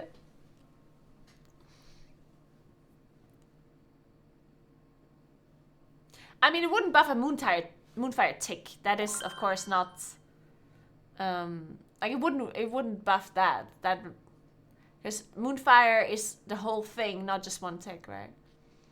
That's not how things work. Then it would be fixed. But it would make sense for a full moon proc, for example. Thanks for Prime, Mr. Bentley. Appreciate that. Thank you very much. Also, it would be a good thing if it would buff a full moon proc, right? That would actually be a benefit. I'd much rather have a 9% damage increase on a full moon than on a Star Surge.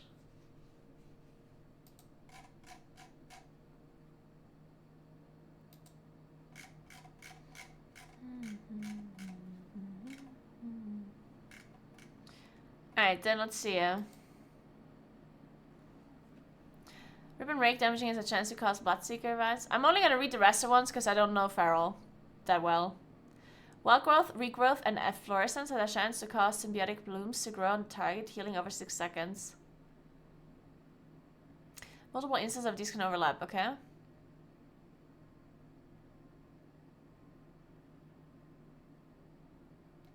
So it's just a hot that procs from other hots. Okay. Hunt Beneath the Open Sky. Essentially healing while in cat form increased by 5%. Oh, that's good for Resto Druid. Moonfire and Sunfire damage increased by 10%. Okay. Oh, that's I feel like that's a cool talent. I mean, definitely promotes cat weaving, but that makes sense. But yeah, it's nice that because it also increases healing in cat form, so that means you don't have to like switch out that often. That's nice. Wild Growth and Break lasts 20% longer. Sure. Symbiotic Blooms last 2 additional seconds, so an 8 seconds hot. When a target afflicted by Bloodseeker Vines dies, the Vines jump to a nearby unaffected target for their remaining duration. Okay. Each active Bloodseeker Vine increases the damage. Each active Simmer increases the healing of your lifeline and welcome at 2%. Okay. Symbiotic Blooms increase the healing your spells do to affect the targets by 8%. Okay, so another mastery. Basically. Casting Regrowth increases the chance for your periodic heals to critically heal by 10% for 6 seconds.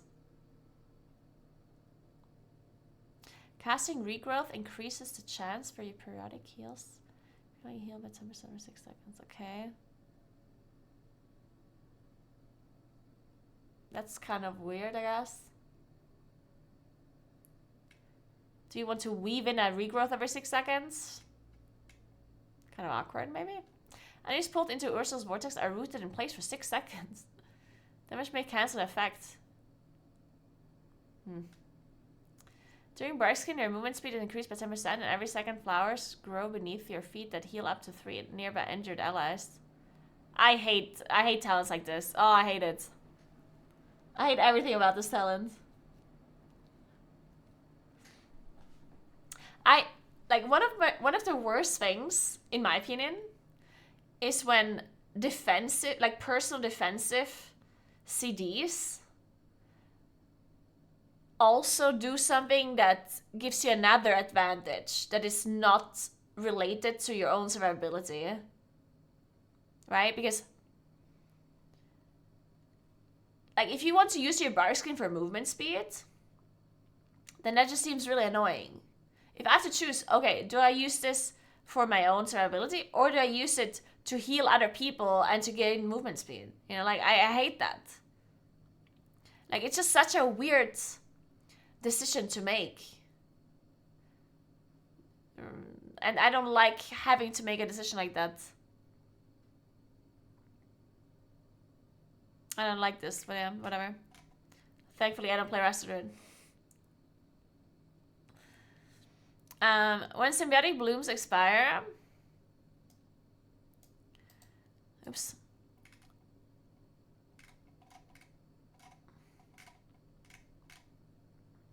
Flowers grow under their target, healing them and up to 3 nearby allies.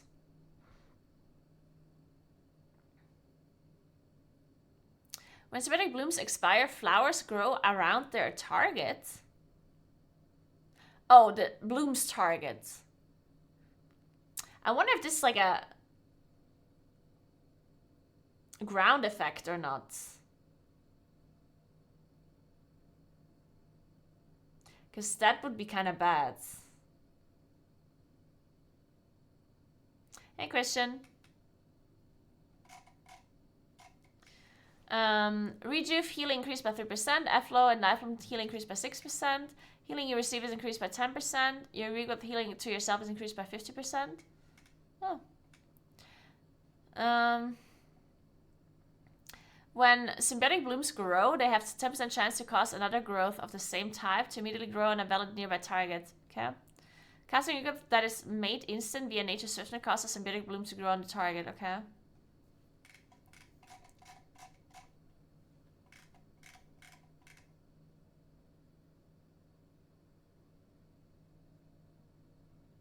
Seems kind of boring. Or? For Restored at least.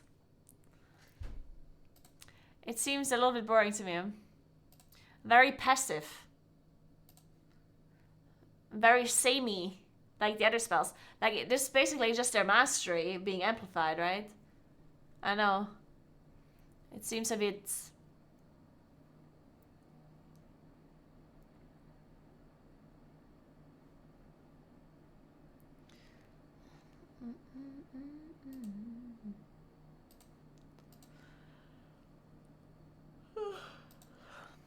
Sorry?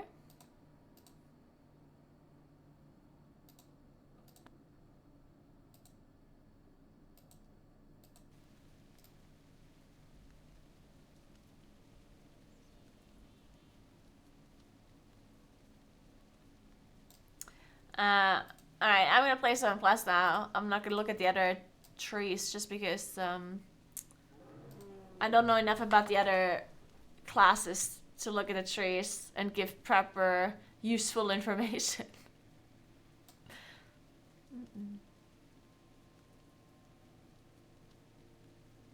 I need so many tyrannical keys actually.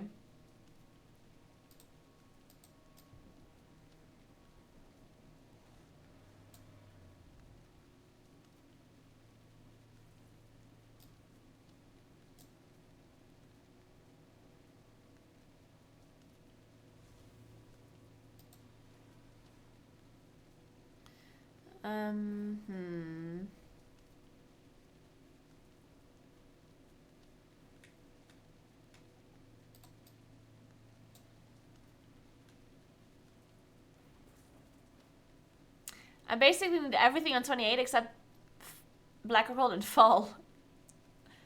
And that's the only ones I could join.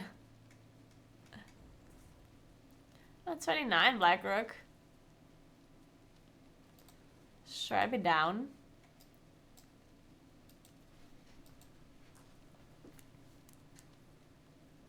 Yeah, it's a lot of passive healing. Yeah, I agree.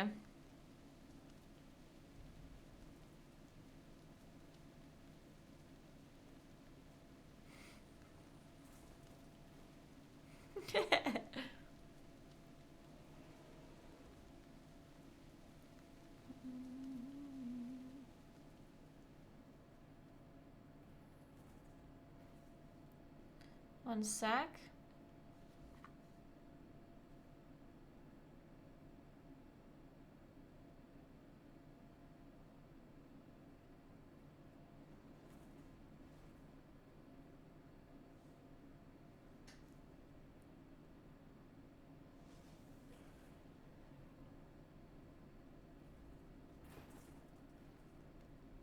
Yeah, I did look at the balanced one.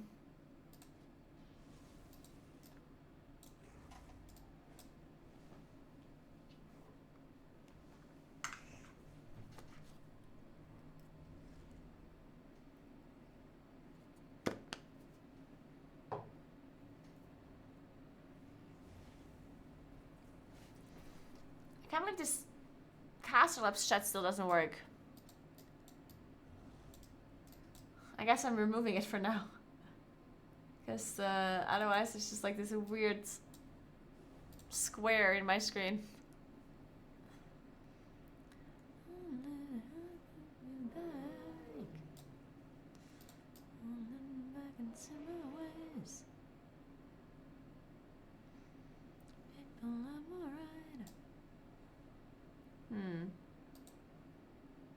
Man, I just hate Dawn dungeons. I hate all of the dungeons. Can we get new dungeons? When is the next season?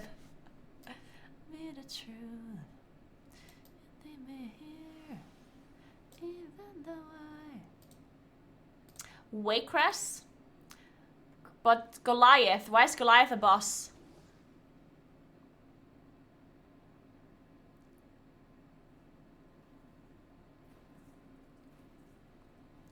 They should make WoW simple again for new and old players. I don't know why they can't see it. This is the reason why Classic is better than retail WoW. But you understand that a lot of people still play retail, yeah? You're stating your opinion as if it's a fact shared by every other player as well. When in fact there's still a lot of people playing retail. Just because you personally don't like retail doesn't mean that everyone prefers Classic over retail. Also, why should they make retail like Classic when you have Classic? Like, I don't get it. If you personally are a fan of Classic, then play Classic. Why do you want retail to turn into Classic? Just play Classic.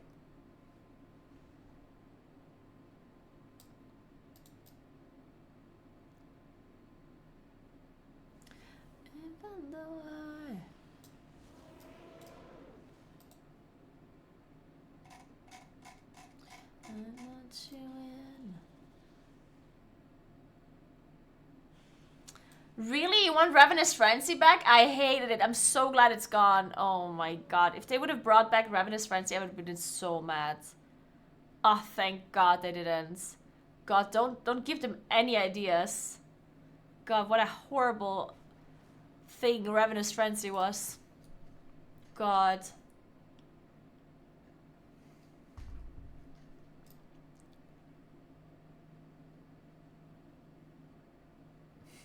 Akira.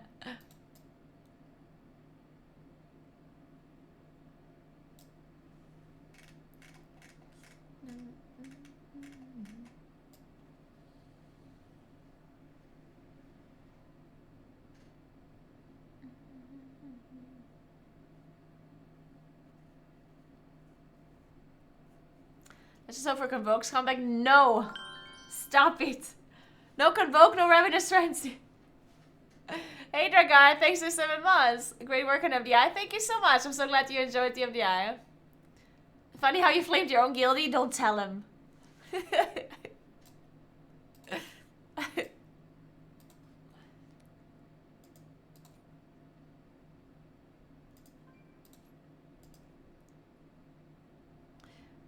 What else do I play here usually? One more in Balance of All Things or Nature's Grace?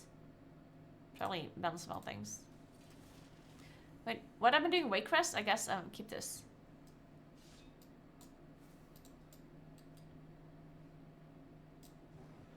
You'll never know, yeah.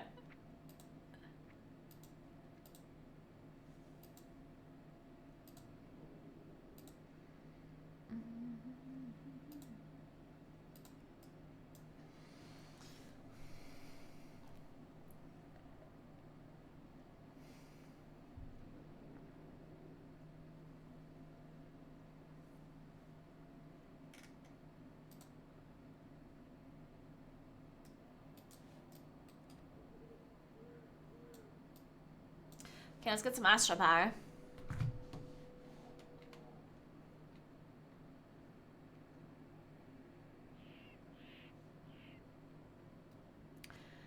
I mean, the biggest problem I personally had with Ravenous Frenzy was like the complexity of Ravenous Frenzy. If that's the only thing that you liked about it, then that can be achieved through other means. I don't think that we need something like Ravenous Frenzy to promote our complexity. Ravenous Frenzy was just like, there were so many bad things about that spell. It was, first of all, it made you completely immobile whenever you pressed your cooldowns. If you moved or had to do anything, you lost all of your damage. It was horrible. Number two, it made us be even more reliant on our 3-minute cooldowns, which is already really bad to have. Having 3-minute cooldowns in retail is horrible. Because most other classes have 2 minutes or 3, or 1 or less. So almost every class has 2 minutes and we have 3. And Ravenous Frenzy moves even more of our damage to our 3-minute cooldowns. Which just made everything bad. We were bad in a plus because we couldn't do any damage outside of our 3 minutes. We had to play boss fights with stopping damage to wait for our cooldowns to come back up, if you remember. Like, we literally had to sit and wait for cooldowns to come back up because 3 minutes were just not ready, so you waited for them or whatever.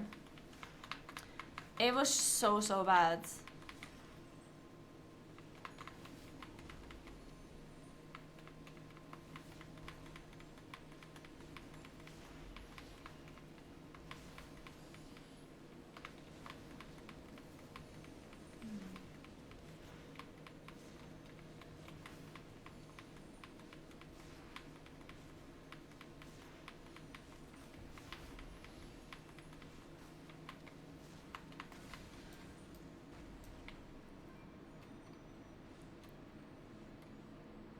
Sure, I'm the beast. Yeah, if you're an Aiden, it's the same thing.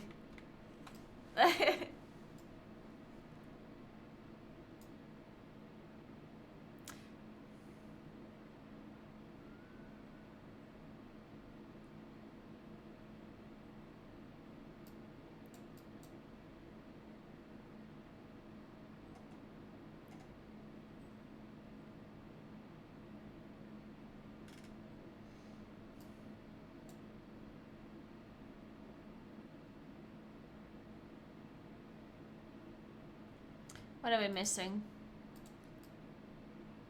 A bloodless person. Also known as a mage. We want a mage. Because we're doing Waycrest Manor Tyrannical. And then I want to wipe on Goliath.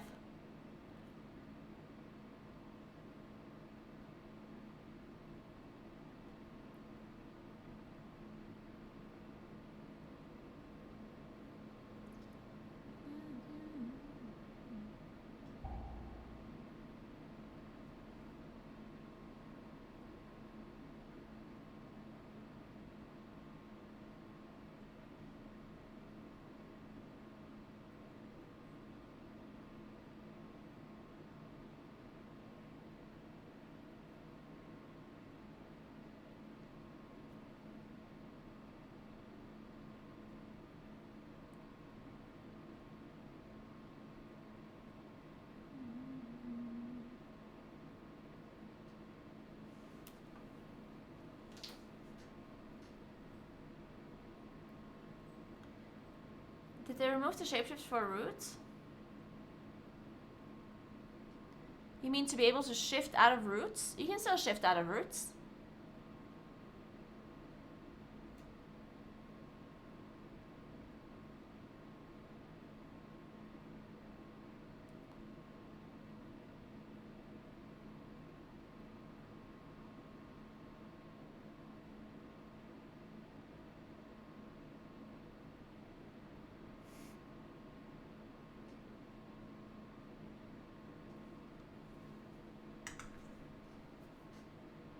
Oh, you mean the thorns? Yeah, you can't shapeshift them. You can only blink out of them.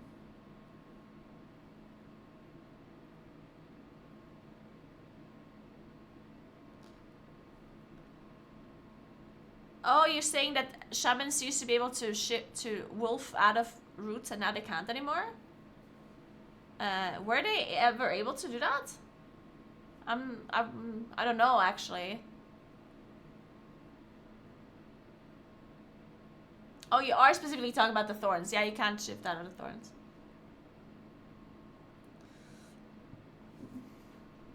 You can only blink out of the thorns for some reason. I don't know why they kept that in the game.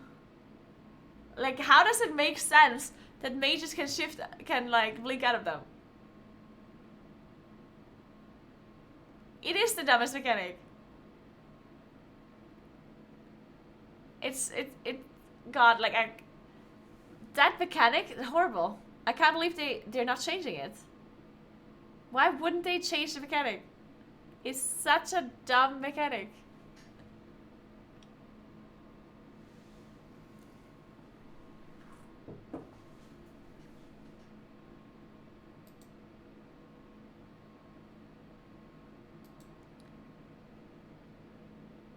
Blink has always got me out of stance, why wouldn't it for that?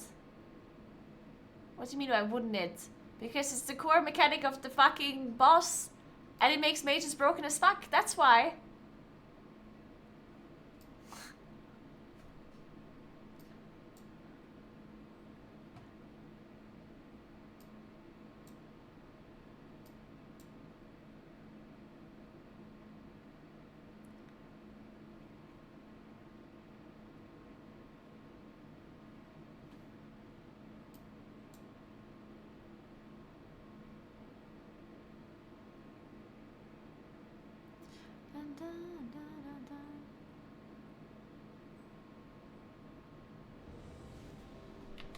Alright, let's do this.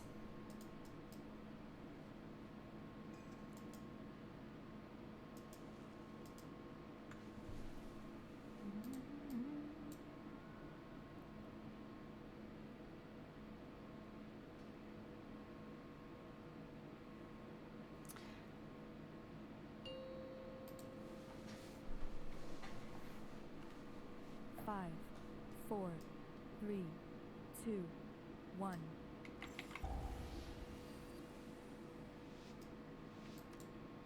It appears we have uninvited. Yeah, Rob Druid for sure. No matter. I'm certain we can accommodate them. I mean, yeah, Bob works, but Bob is an immunity, right? Like,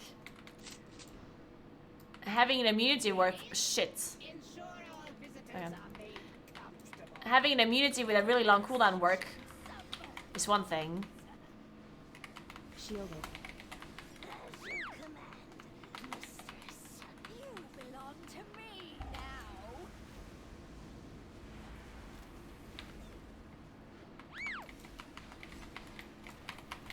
Oh my. Yeah, I'm just being deleted. You've had your turn.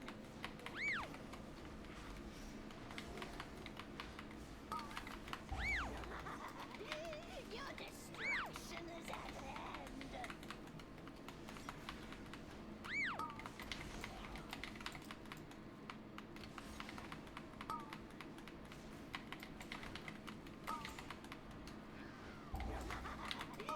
Your destruction is at hand.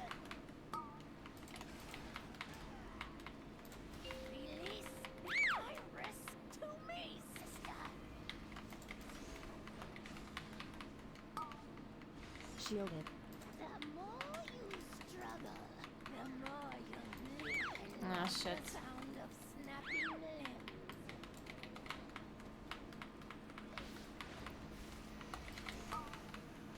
Oh, it's in a priest again.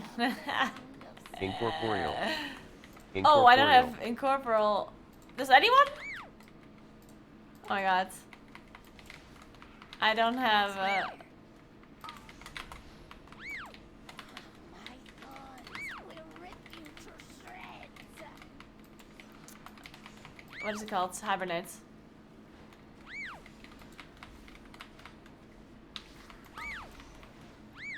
Give me the iris, you fool. Only I Huh, can that was interesting.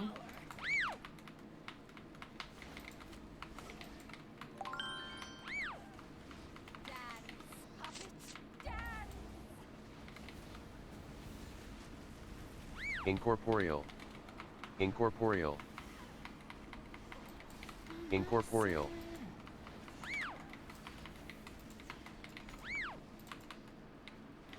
Shielded. Why was it a problem that we pulled this mob? I'm Incorporeal. confused.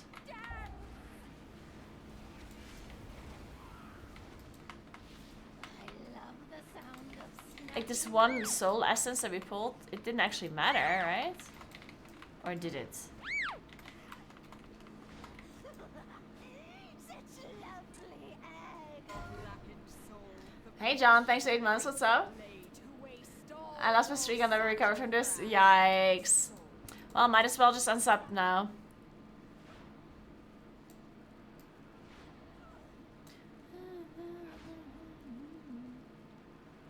Your souls belong to me. I'm sorry, what was the issue with the soul essence? Like, we pulled one essence. Why is that such a big deal?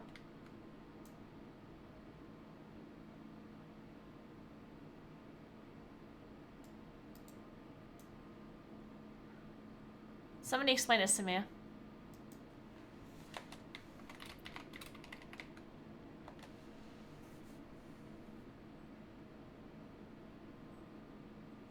Do they think we wipe because of the soul essence?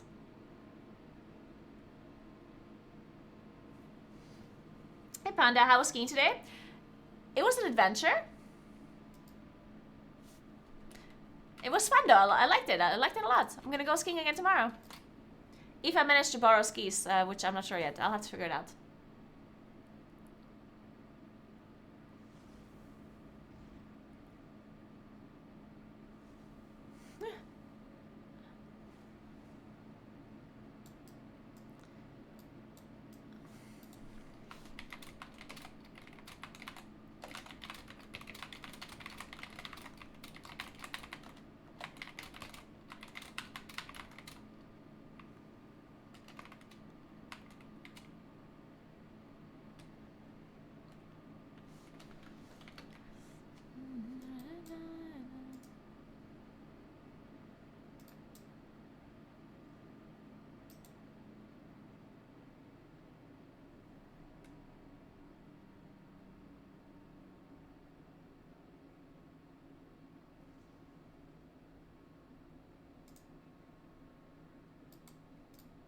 Yeah, I'm asking Tamir, why was that essence pull even a big deal? I don't get it. And he says it wasn't a big deal. He died 5 seconds into a pull from Ignite.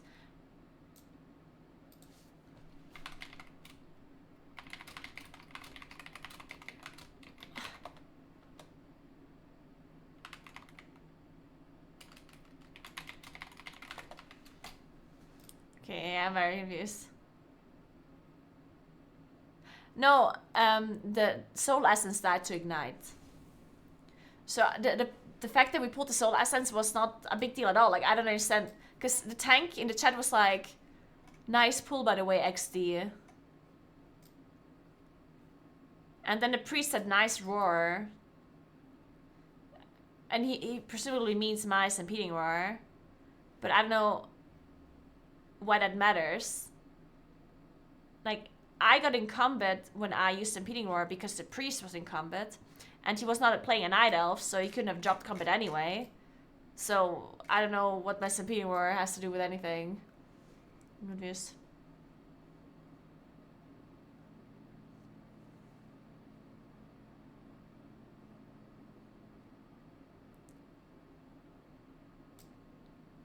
Ah, okay.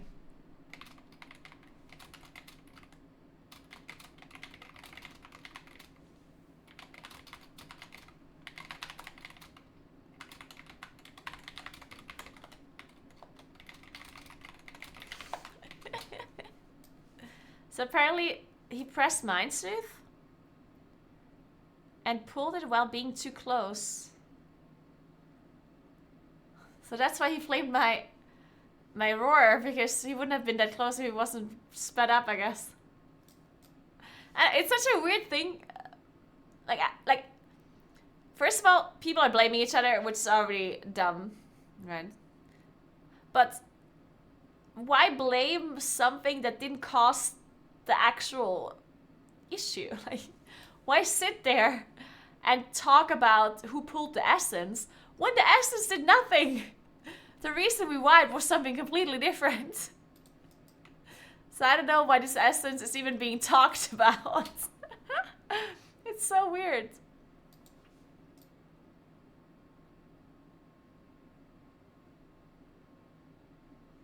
Yeah, it's just very strange, very strange.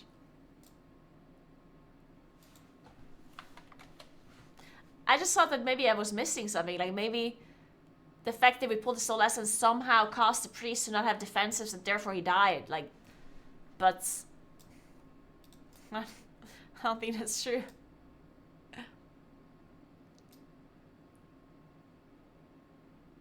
Just sent in a response to the Echo Telecall thing. Wow, events just seemed like so much fun to cover. Nice, John.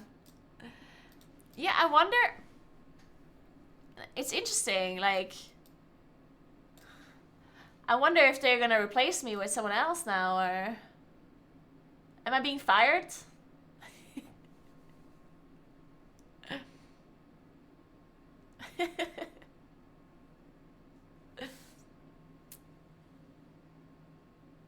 Isn't the Echo Town thing for non-WoW games? No, it's for all games.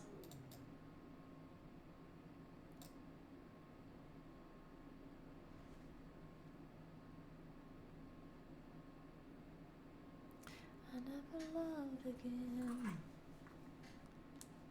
Yeah, I specifically said I'd only work with those that fired you.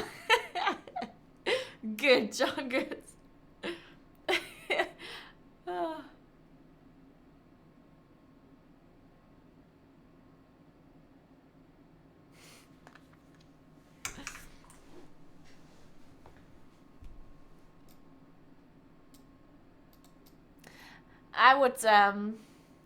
I'd resign anyway if they hire you. Don't think we could ever cast together. It'd be horrible.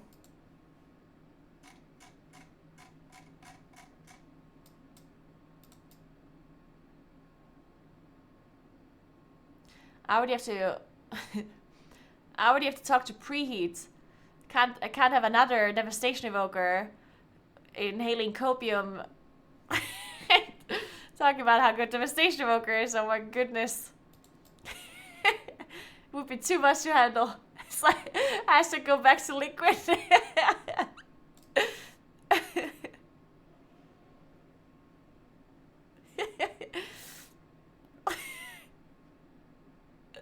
That stuff looks weird to you back. Don't say that. It looks amazing.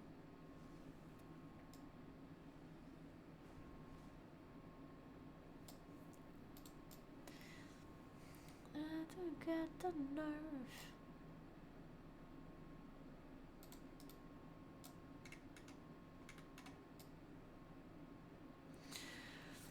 I have a YouTube video about my talents, yeah. You broke me first. I don't, it's not talent, sorry. Can't speak.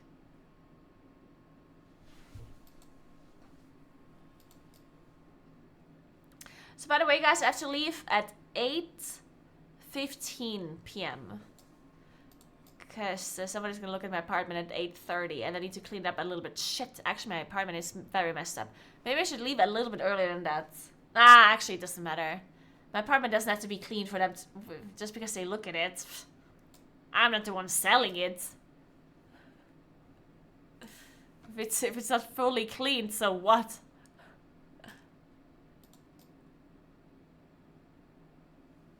power wash your whole apartment. Man, this power wash thing was actually very satisfying. I mean, I don't know. I'm definitely very impressed how satisfying this power wash game was. Dude, I wouldn't mind power washing right now for the next 3 hours. I wouldn't mind doing some power washing. I did the Warhammer one, yeah.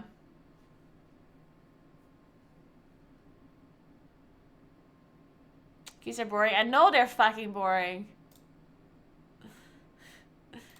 They are. Power some shit. Well, no one wants to watch me power wash some shit though. People rather watch me get bored in M+. So it is what it is. New casting job power wash invitational.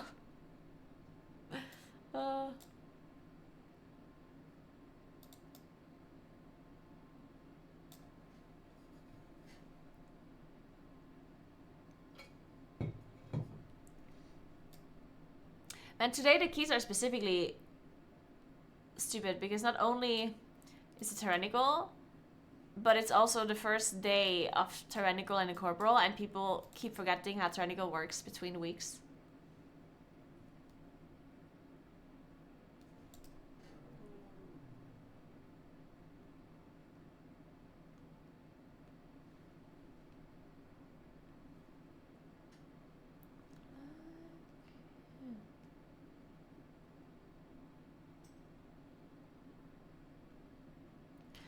Oh, Daniel wants to play. Yes, please.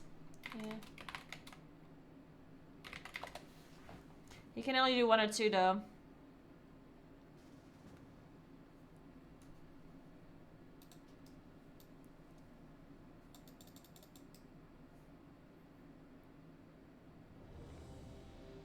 It's actually very difficult to take Carbonate though if you already have a spell.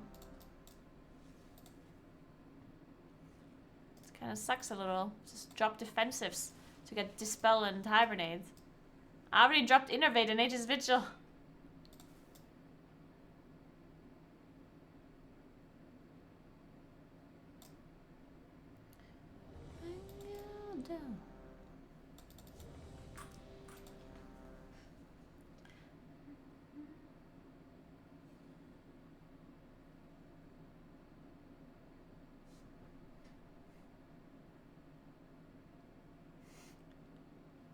I just got a recap of my hiking adventure.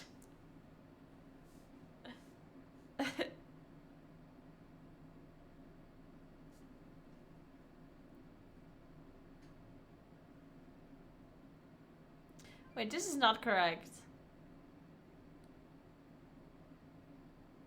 Or is it? It doesn't look correct at all.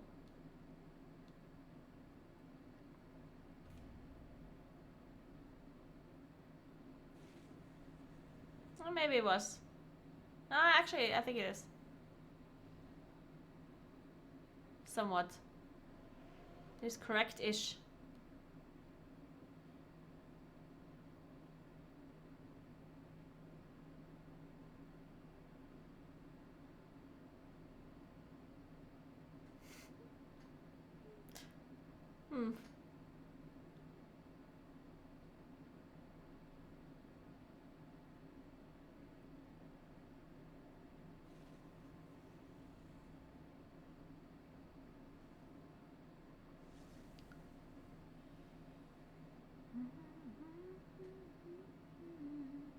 Oh, we're full.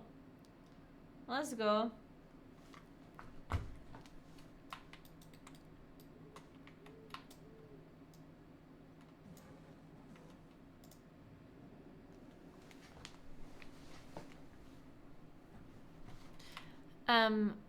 Where are we going?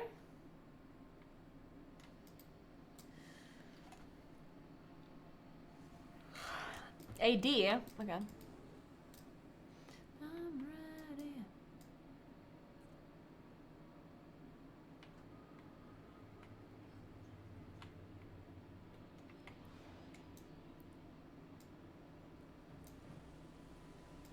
Oh, it's Mackie, okay. I'm not part of Team Liquid now.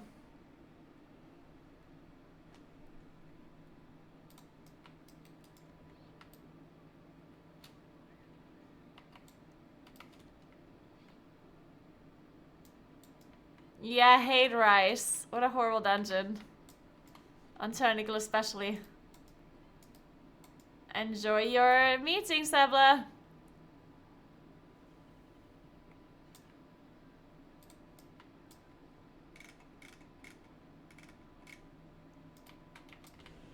Oh, I don't actually have a turnip.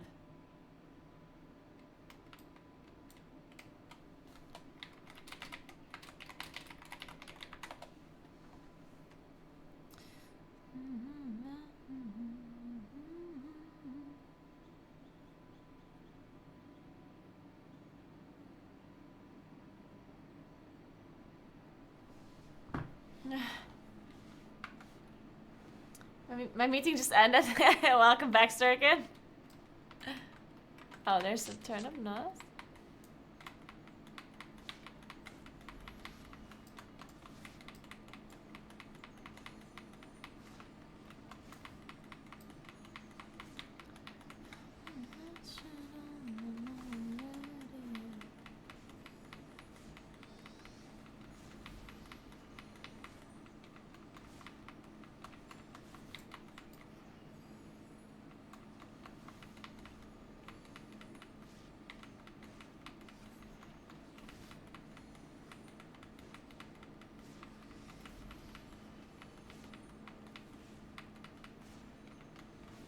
Another one in an hour? Oh, I hate Office Life so much to send me an email. The amount of times there's a meeting where I'm like, why didn't you just tell me this in an email? Like, it's incredible. And I feel like this is mainly like an American thing. I don't know why, but Americans just always make meetings. And it's so bad for me because of time zones. So like the times that I can do a meeting with an American, it's usually a bad time for me. Like it's in the middle of the night or something. And then I'm already annoyed because I need to have a meeting at like 10 p.m., 11 p.m. my time. And then I show up for this stupid meeting and then they could have sent me an email with this information. And I'm just like, you literally made a meeting for this. It makes me very angry.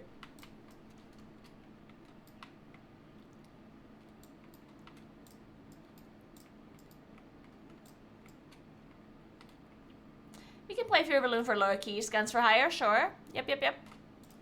Can do.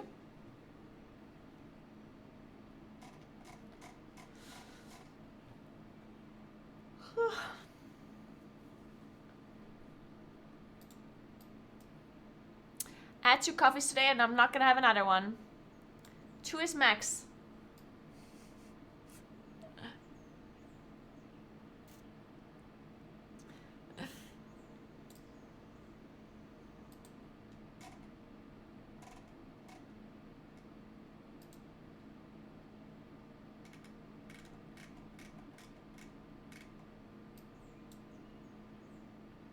I didn't finish my second coffee, does that mean I can have another? Yes.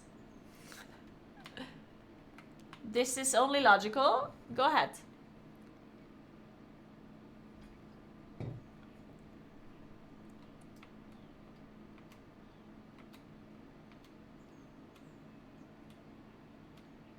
What do I do today if I'm already done at... Oh, I could look at some apartment stuff today for a little while. If I stop streaming at 8:30, and then someone's gonna look at the apartment, I'm probably gonna be done at like 9-ish. I still have to eat something. And then I could look at a little bit of apartment stuff and then sleep early. Yes. This is a great idea. And I came up with it all by myself. It's incredible.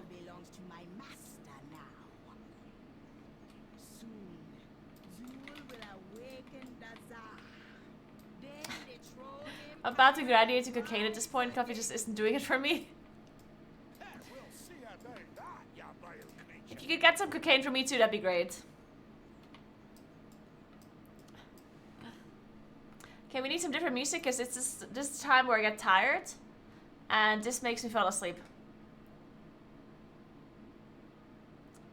What about some... this one.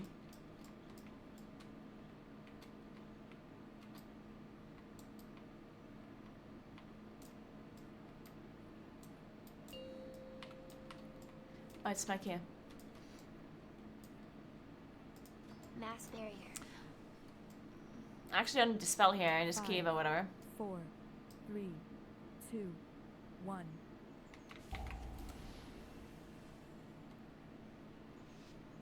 Hey Johnny, day 3 of waiting for my share. Order status has changed from in transit to error package not found. Oof. Oh no. Oh no. Guys, we're clubbing right now. Sorry Johnny, but we're in a good mood right now, so I don't care about the issue. Or your chair. Shielded. Because I'm just happy now. I'm happy and awake. And young and wild and free. 3, 2, 1.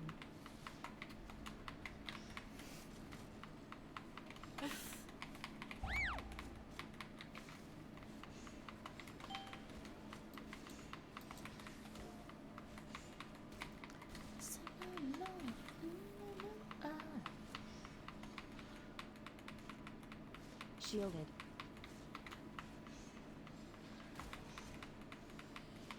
Incorporeal. 4, 3, 2, 1.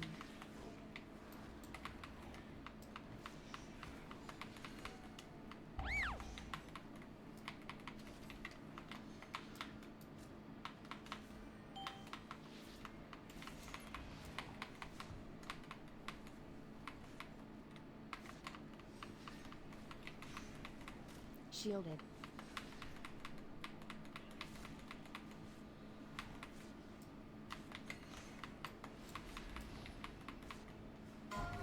4, 3, 2, 1. Incorporeal. Incorporeal. Nice.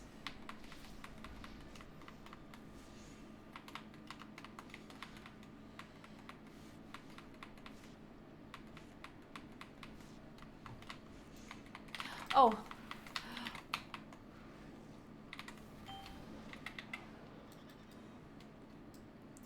I'll rest you in a sec.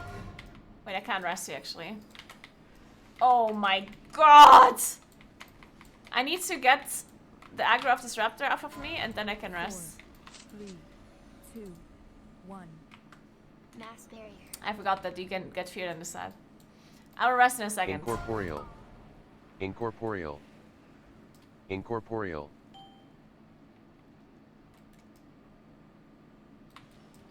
Incorporeal. Sorry, I just couldn't rest earlier.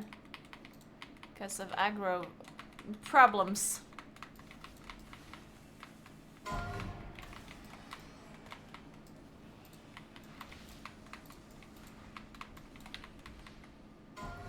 Four, 3, 2, 1.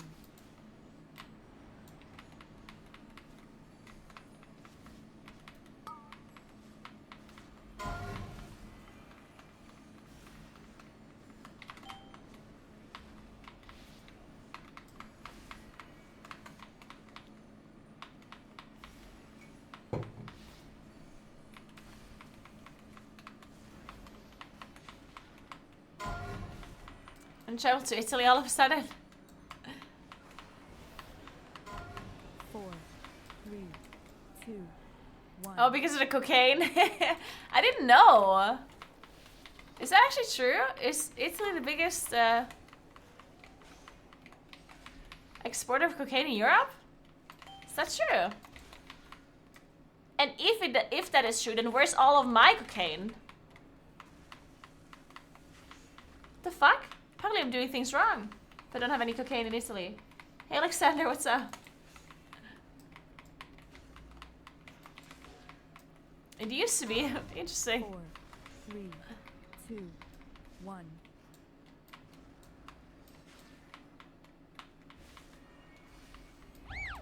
Oh god.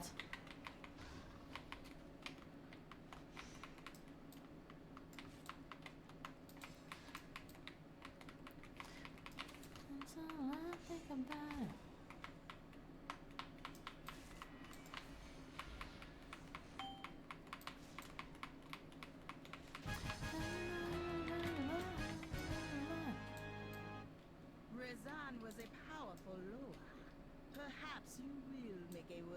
sacrifice for Zoo.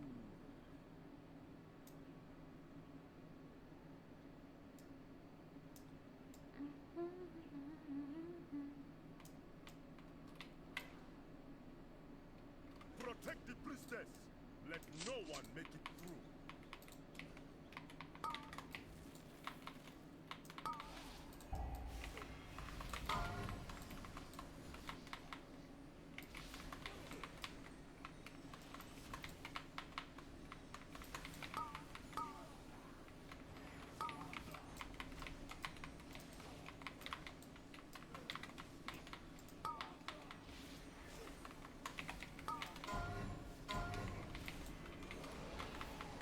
Shielded.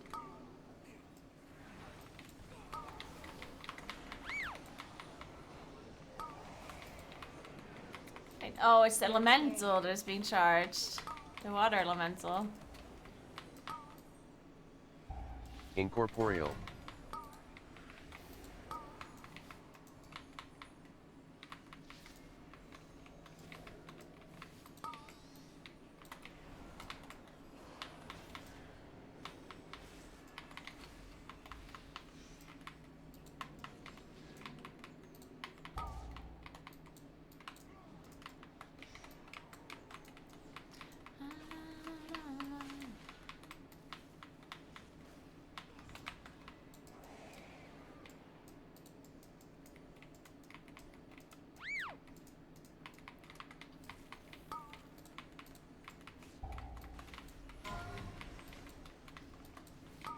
Incorporeal.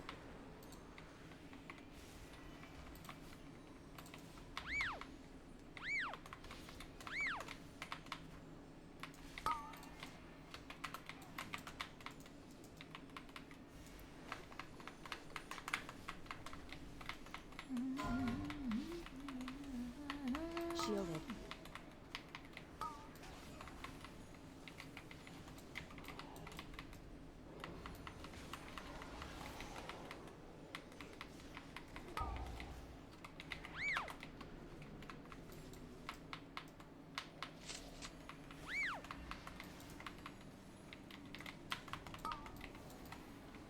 Incorporeal. Incorporeal.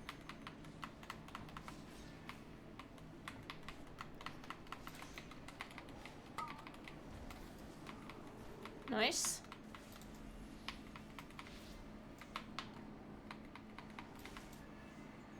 Where's the keyboard form? It sounds good. I love that. It's a Corsair keyboard. I'm sure we have a command for it. I don't know which one exactly. Mass barrier.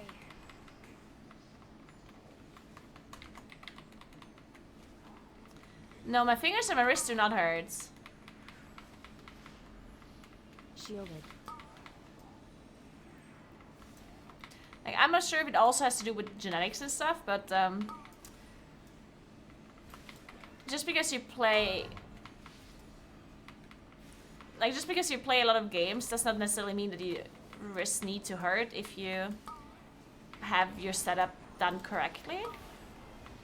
Now, it's possible that some people have a good setup and they still have wrist pain, right? Obviously, but it's also possible to not have wrist pain.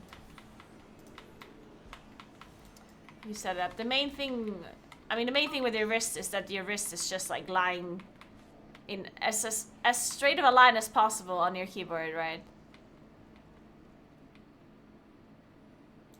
Like your keyboard should be flat on the table. Your keyboard should not be put back up in the buck.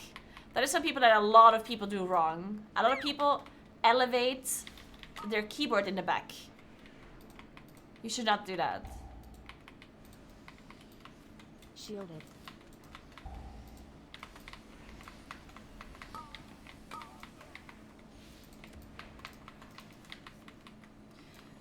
And your armrest should be high enough for your, or it should be at an angle or at a height. So your Incorporeal. elbow, your underarm is basically lying straight on your armrest, and then your Mass barrier. table is like as where your armrest is at the same height. So your underarm is just lying straight on the table and on the keyboard. So your wrist is not doing anything weird like this. Your wrist should just be like straight.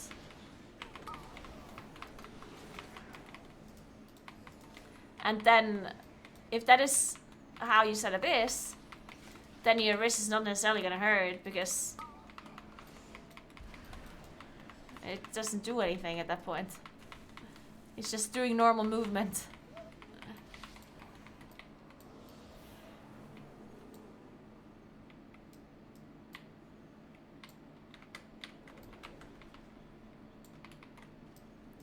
One more thing to keep in mind when you do this kind of setup is that your armrest should not be too high or too low. Shielded.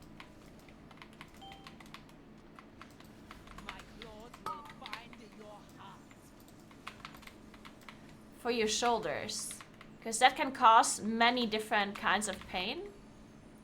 Like you can get back pain from having your armrests be too high or too low, because you'll end up like doing this. Incorporeal. Like you're basically straining your shoulders up or down if there's not enough space between your shoulders and your elbow. Nice roots. A nice ring, I mean. Big gamer.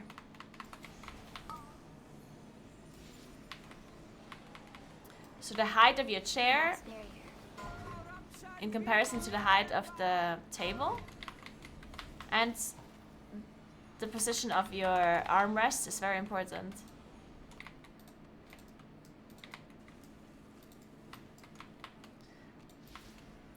So, like, your shoulders should always just be relaxed when you're sitting and playing. And your wrist should also be relaxed and not have some weird angles. And then you're fine.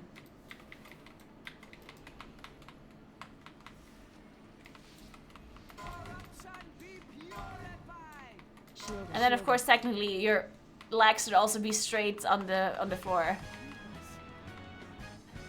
Which obviously I'm not doing, but... My thanks for killing the priestess. You have only succeeded in strengthening. And one thing that people don't do as well, because I just said it's important, like the height of your chair is important in comparison to the height of your table. And that is more important than having your legs sit on the floor, because you can elevate, you can put something on the floor to put your feet on, right? Like some people think the most important thing is to have your feet on the floor in like a 90-degree angle. And it is important. But you can create that situation with like a footrest or something, right? So you should look at your wrist and your shoulder position first in comparison to your table. And if your feet then don't reach the floor or have a weird angle when hitting the floor, then you just put a footrest or something. Shielded. If you're like shorter. If you're taller, it's a little bit of a problem because you cannot make a hole in the floor for your feet. Then you need to elevate the table. At that point. Incorporeal.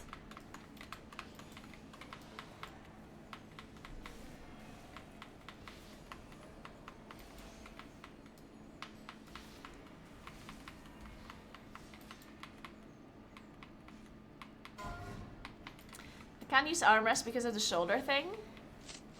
Why? You just need to use armrest that can change the height, right?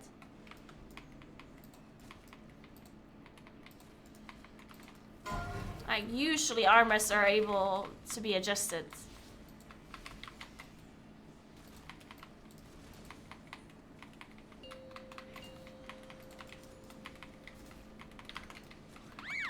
Incorporeal. Shielded. Incorporeal. Oh.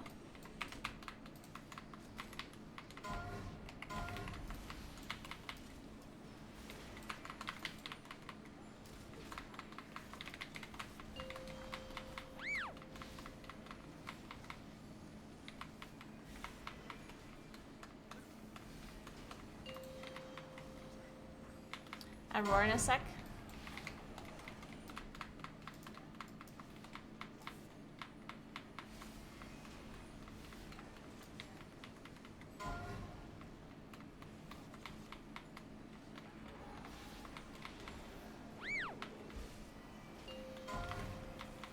Shielded.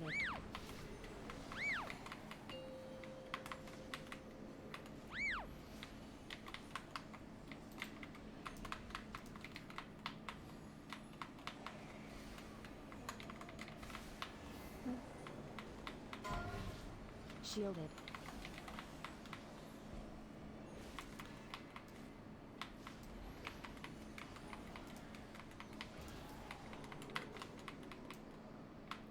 Yeah, when I say 90-degree angle, it's obviously not like exact or whatever. But if your feet don't reach the floor, they didn't reach the floor, right? Like it's the most important thing is that your feet actually reach the floor, and that you're not sitting in like an incredibly awkward position with your legs. Mass barrier.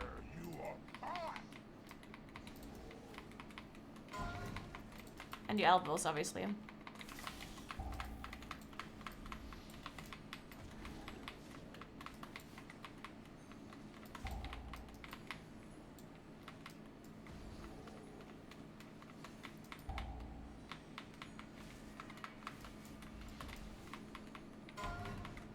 Shielded.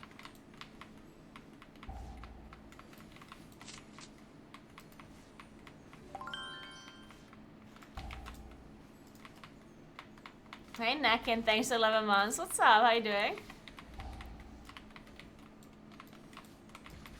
Oh, I'm gonna stop starfalling. This guy's so low.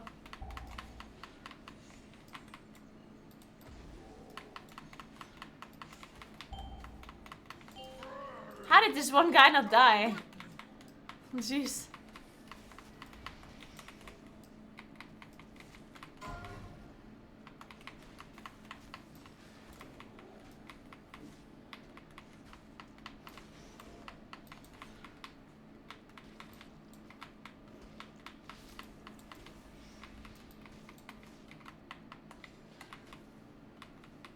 Shielded.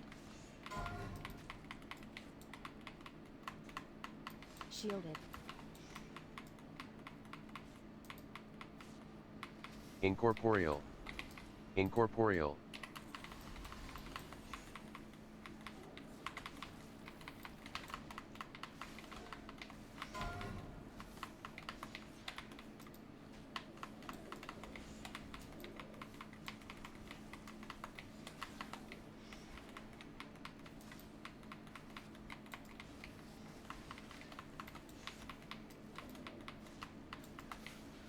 Mass barrier.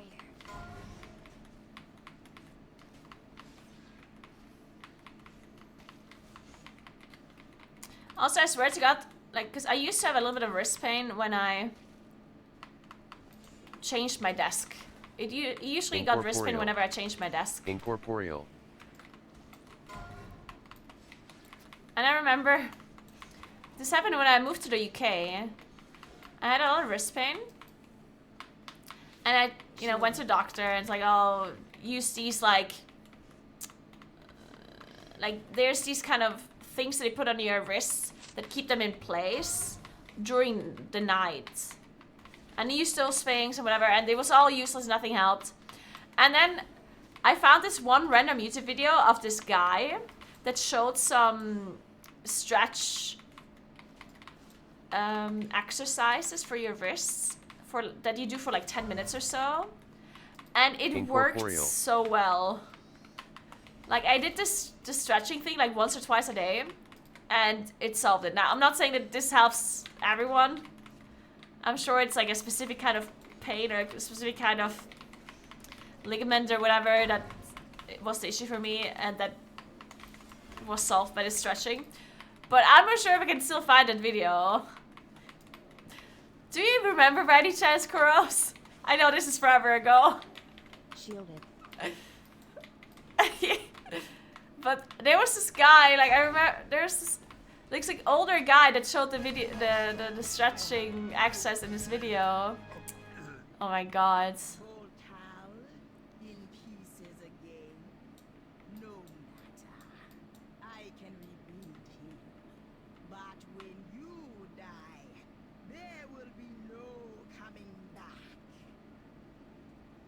Yeah, I remember talking about this before. Harder than I thought. And also, like, showing it on stream. But it's forever ago, I don't know.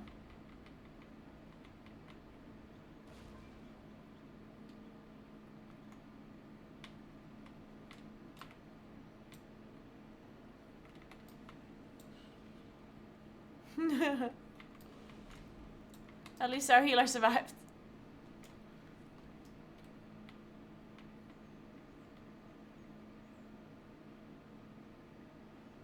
Yeah, the roots are horrible for the FPS. It's horrible.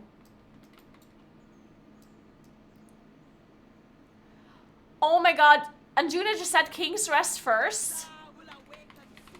And I just now noticed that this is the entrance to King's Rest. Incorporeal. How did I possibly never Incorporeal. notice? Of course it's the entrance to King's Rest. Of course it is. Shielded. I'm shielded, I'm not going bear.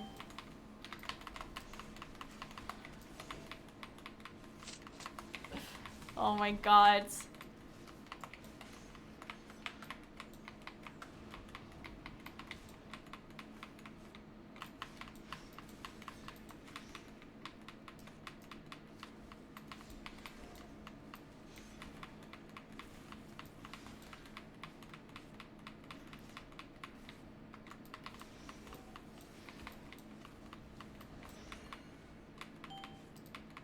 Incorporeal.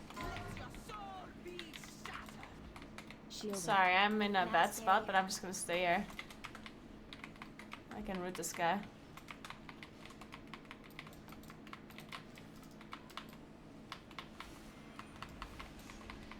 We can kill it. I just had to hibernate. The incorporeal in the corner. No, no, no, no.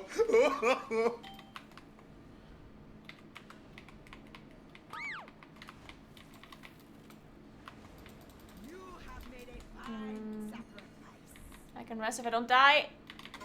Oh my god. I'm dead. Shielded. Fuck!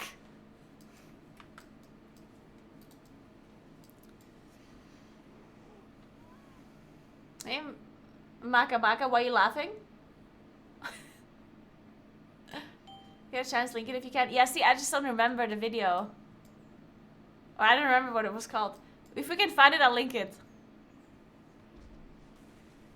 Your blood is mine.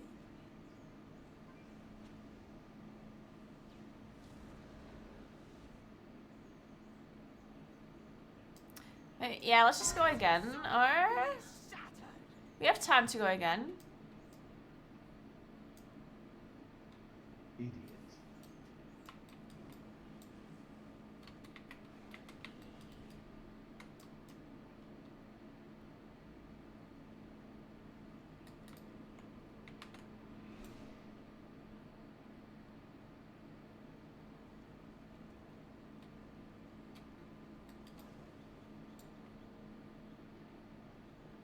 I think so, at least. I don't know how long this boss takes.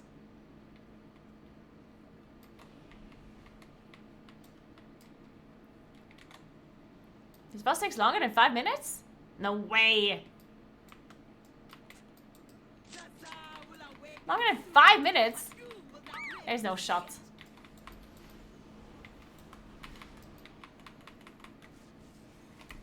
I will tear your soul apart.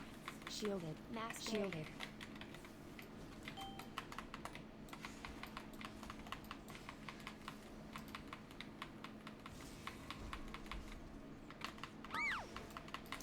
Fuck you! I'm in my incarn. Stop casting abilities on me.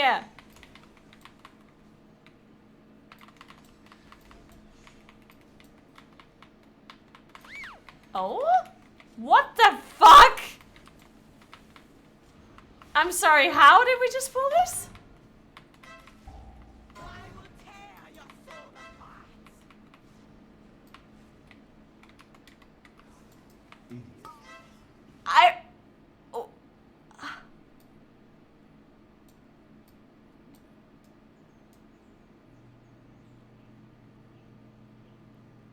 Oh. they pulled the stalker. She starfolded. Absolutely not. Somebody pulled the stalker. And the stalker aggroed the middle.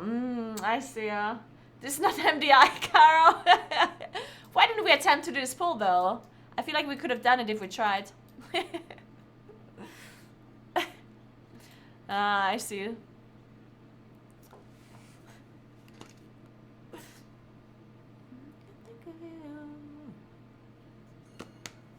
Oh well. We tried.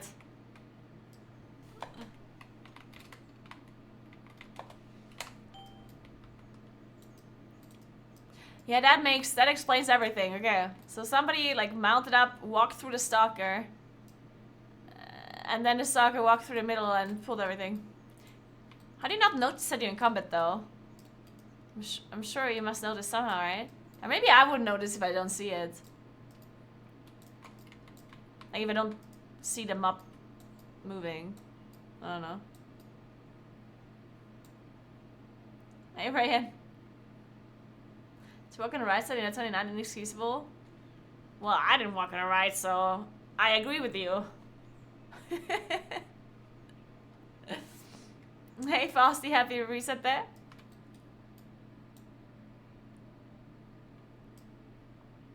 Okay, and Juna.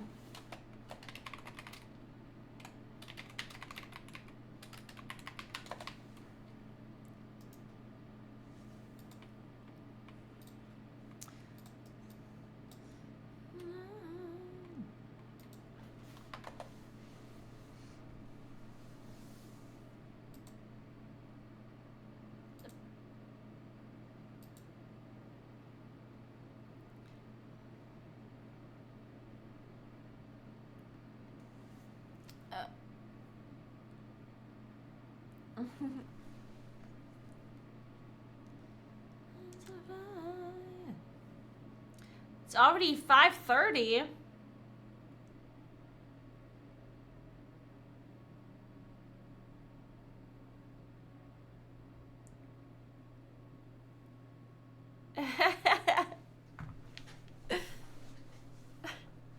Wait, let me answer.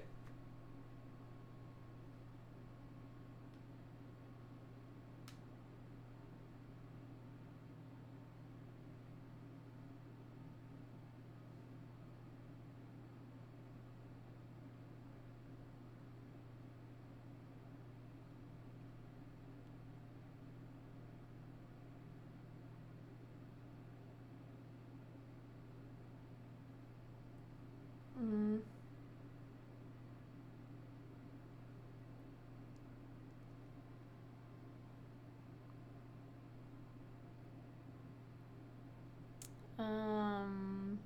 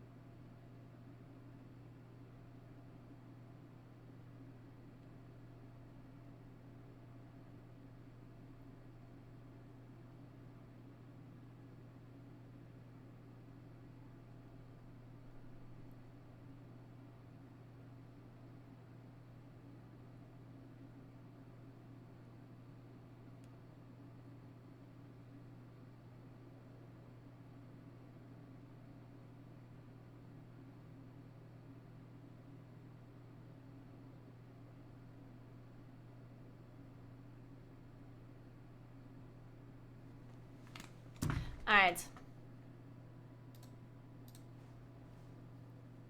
Do you think we can time a key today? I'm not sure. I have a bad feeling about this. Should we attempt another 28 attacks? Oh no, they need bloodlust. Well, since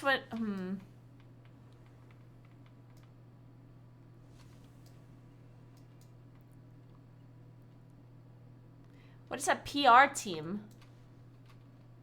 PR team?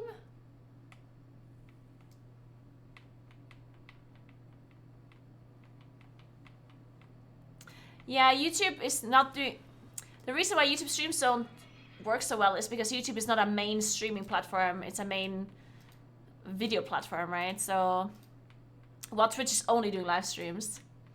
So it's hard. Like, they don't even have a section to find streams, right? On YouTube. Like, it's hard to even just look for streams only. As far as I know, there isn't, like, a category where you only see streams.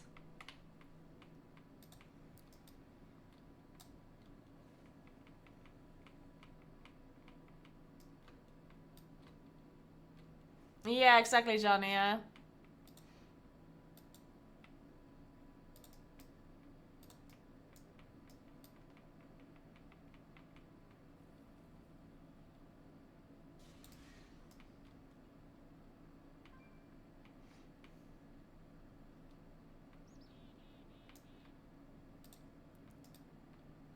I mean, it was certainly before. It was when I was in the UK. When I moved to the UK, Kuros.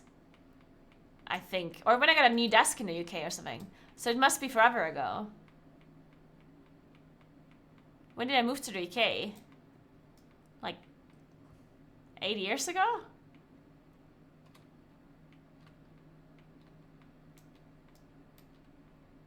But you showed it in 2019? Maybe. I mean, I guess so. It's possible.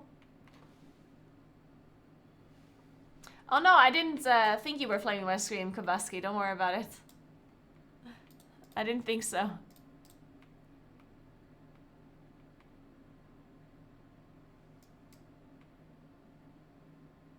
Should I try a throne? How bad could it be?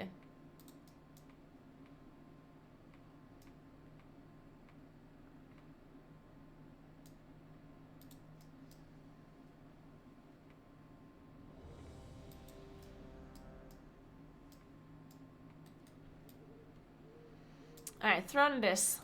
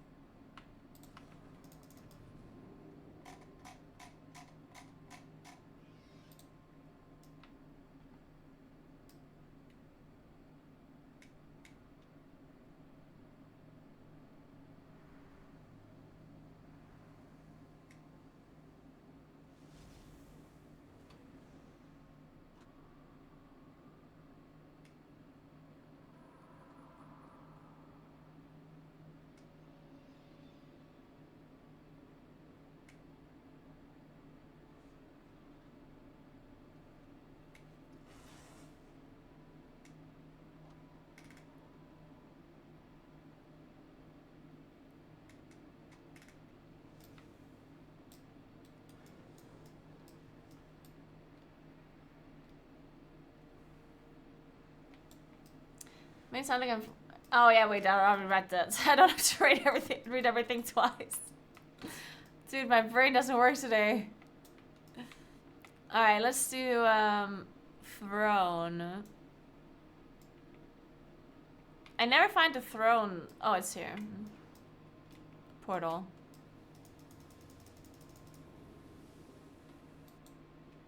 I think I'm gonna eat some pasta today with pesto. I found this really good pesto, and I bought the red one now.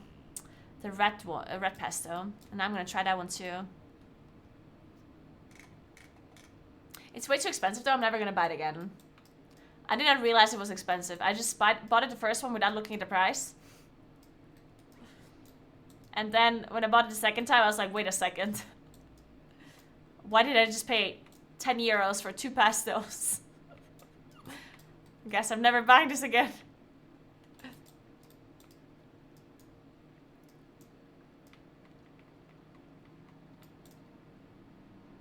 Twitch video quality is massively better though. That's not true, right? YouTube quality is better.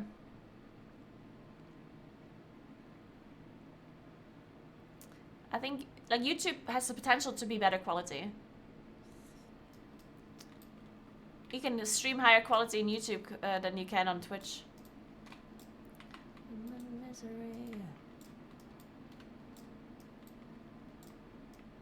But I'm just streaming at the same quality for both.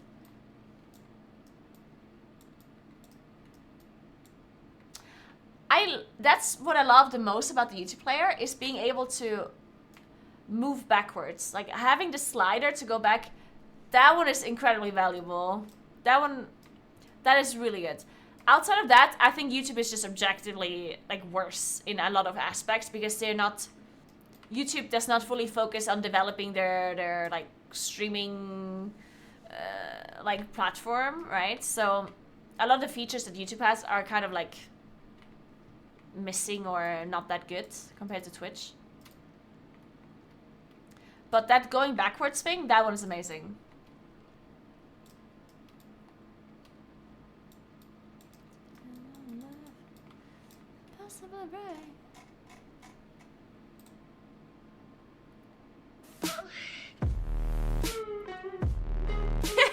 Johnny, did you just make a playlist for me? I will buy it for you. Wait, what was this?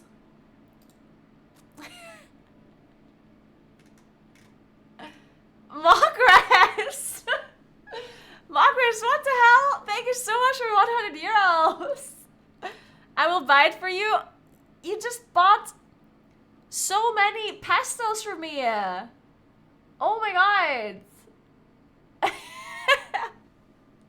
That's 20 pastos. Oh my god, I can eat so much pesto now. Thank you so much, Mogress. Thank you. Thank you. You're the best. I appreciate it a lot. I'm gonna make sure I take a picture of my pasta later and post an Instagram story. So you know what that expensive pasta looks like.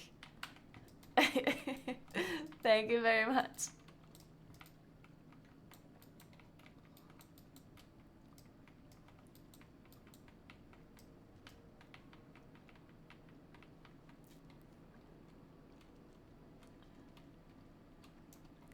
Okay, let's listen to the Johnny playlist that he made for me. It's called Younger, Wilder, and Freer.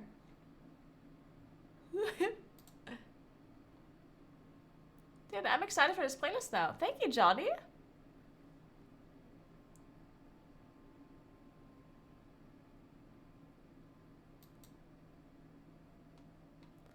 Yeah.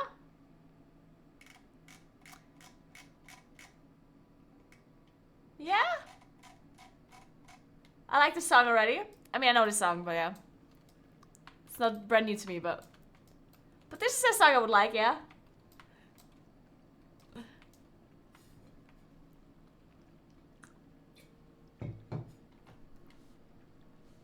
You probably know a lot of them. That's fine, though. I made a mistake.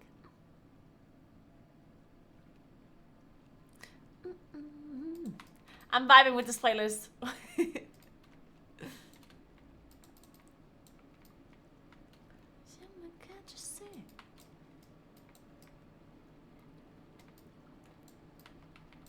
Man, this is great. I'm fully awake now. Today's a good day. We're outside of Naguura singing 12 songs playlist. Yep. Indeed. I did play a little bit of SOD, but very rarely. I don't play that much.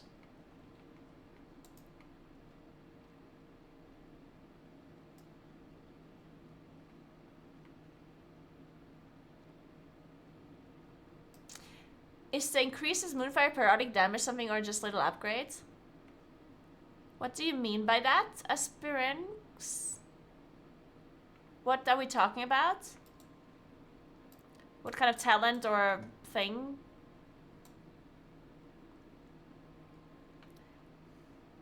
I got it. You mean from the hero tree? Oh, that's just a little thing. Periodic Moonfire damage increase is just... Yeah, I know, Johnny. I'm not adding emotes, yeah? I'm already upset that we have an emote for classic. I can't read sentences properly anymore. I always have to mouse over shit. Like, you just don't understand my chat at all anymore. We have a fucking Moonfire emote. And a classic emote. You don't understand any classic sentences anymore. Yeah, I don't like it. Can we actually remove that? Like, emotes that appear when somebody wants to say a word just makes sentences unreadable. It's kind of bothering me. I saw on 27th March update Moonkin Farm now also reduced the mana cost of Moonfire by 50%, increases Moonfire periodic damage by 50%, Sunfire also benefits from this change. This is no, don't worry about it. That's not a change that happened. It was just a tooltip update or something. Just it didn't happen really. Oh, in Classic. Oh well, then I don't know. Oh, that might have been a real change then. Yeah, sure. I don't play Classic. I don't really know anything about Moonkin in Classic. I'm sorry. A 50% periodic damage increase on Moonfire. 50% buff seems a lot, but I don't know how much damage Moonfire does in Classic in comparison, you know? I don't know how much percentage of a Moonkin's damage is Moonfire.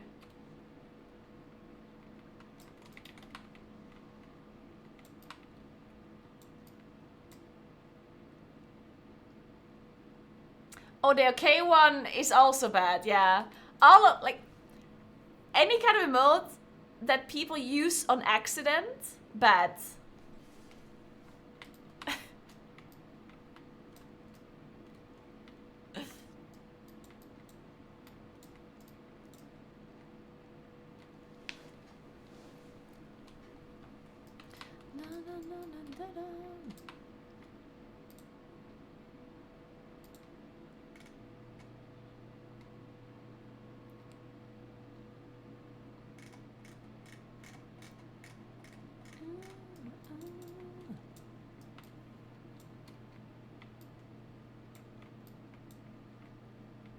Oh, really? Well, good luck with that one. You have an account that is 16 years old? Damn. It would be really cool if they managed to activate it again for you. Good luck, good luck.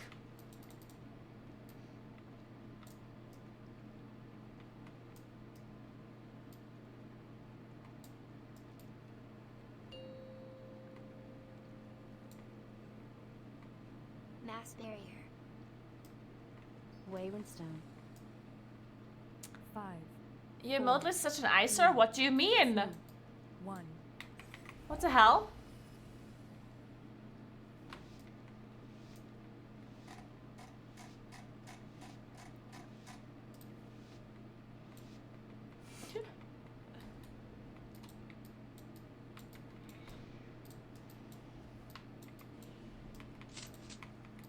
I'm offended.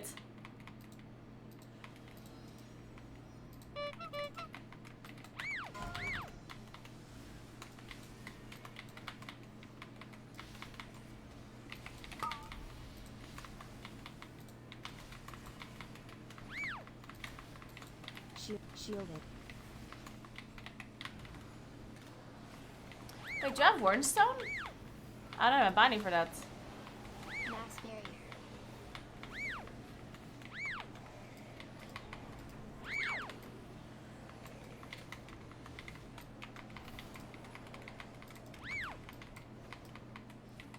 I do. Incorporeal. What did I used to have that binding on? Incorporeal. I forgot. Oh, I think it was my hibernate binding. How convenient that I actually have hibernate right now.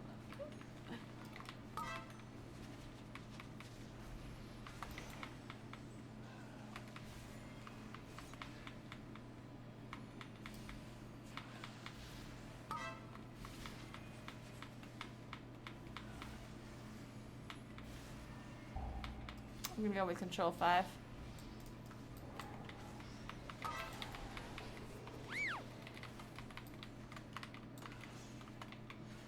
Incorporeal.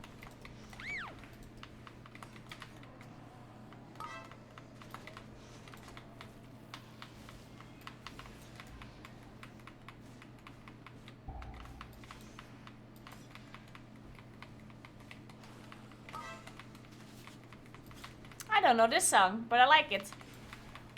Oh yeah. Oh yeah. I'm in the club right now.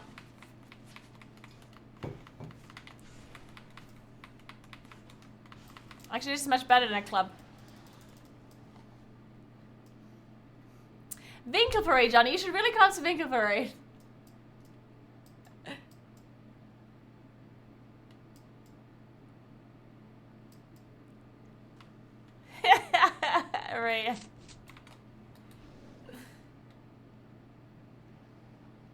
Why am I in combat? Mass barrier. Oh, I guess with the spiteful.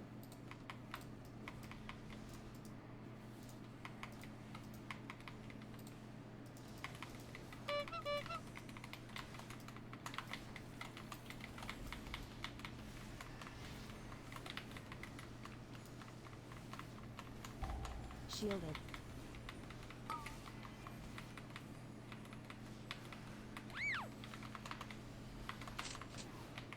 Fucking bubblegum bitch. Let's go! Incorporeal.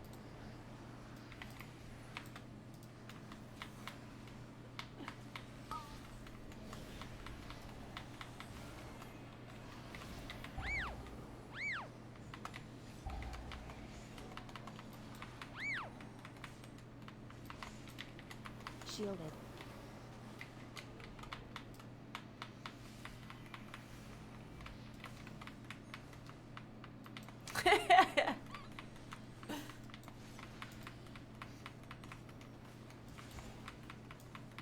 Bubblegum bitch. Let's go.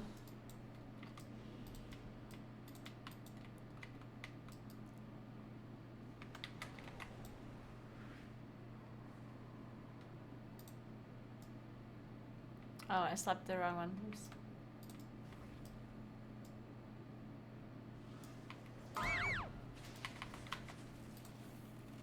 Oh, we did Shielded. pull the Ravager. Did we want to do that? Oh, wait, I guess we wanted to do that. I'll just use cooldowns.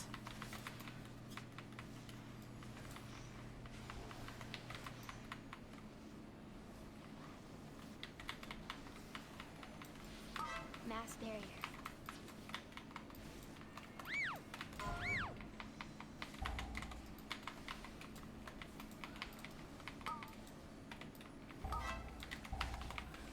Shielded.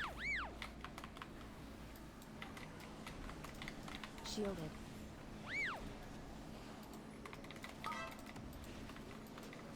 Shit.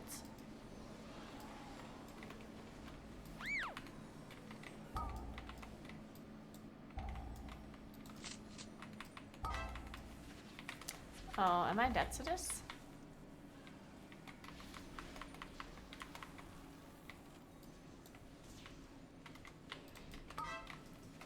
Shit.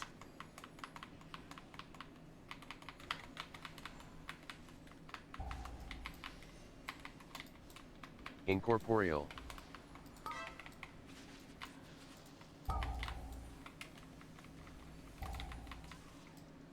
What? Alright, I guess.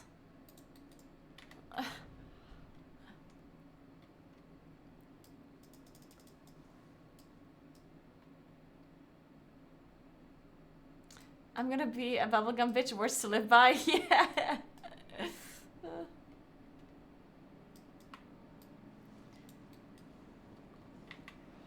Yeah, what happened actually? Like, Twitch is banned in Turkey, right? Why? Or what happened there? I'm out of the loop. The sweatshirt is a Naguura sweatshirt.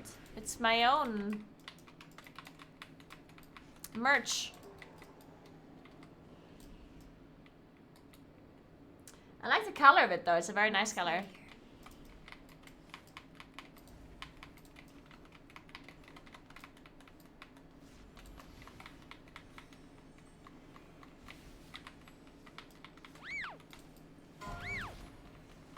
Of course, I also like the logo.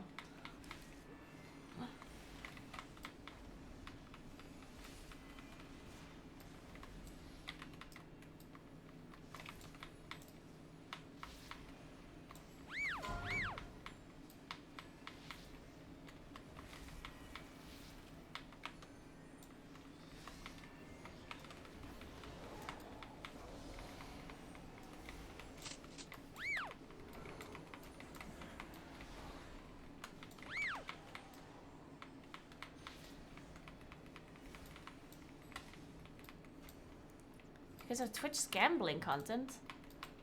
But that's weird because doesn't Twitch like ban like certain gambling stuff for specific countries? Like they can have extra rules. Like for example the chat polls. They're disabled in some of the Scandinavian countries, right? Because of gambling laws. But they're not disabled everywhere. Incorporeal.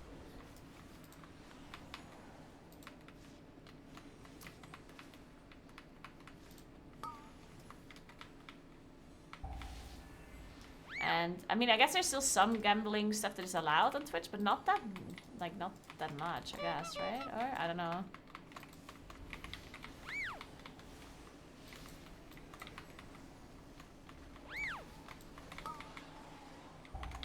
Shielded. Mass barrier.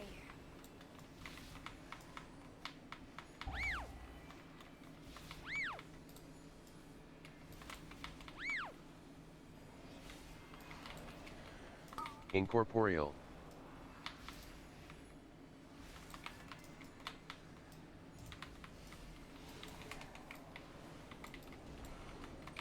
Shielded. Alright, nice.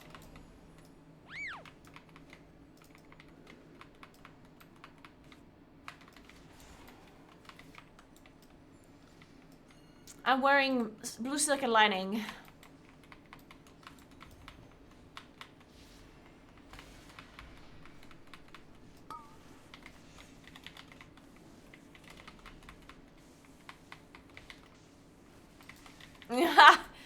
Invoker gets one shot by the Tempest.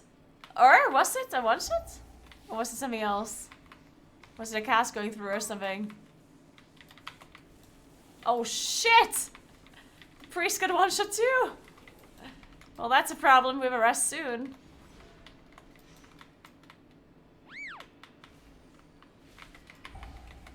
Or is it the cast going through? No, it's the it has to be the Tempest, right? No! No! Goodbye, guys. Goodbye.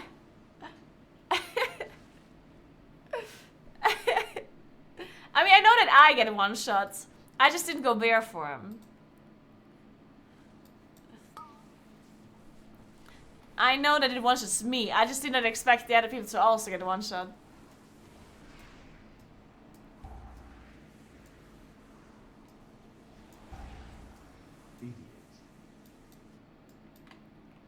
Well, this boss is difficult. I mean, Throne in general is just fucked up.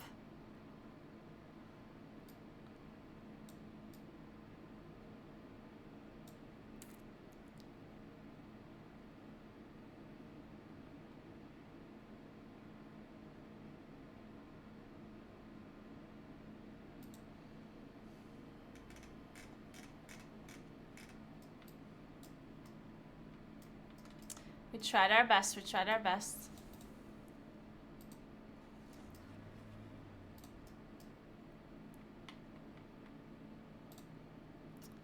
I wouldn't mind an Everbloom. Actually, wait. Everbloom sucks. With, Tyrannical. Every boss takes an hour and a half.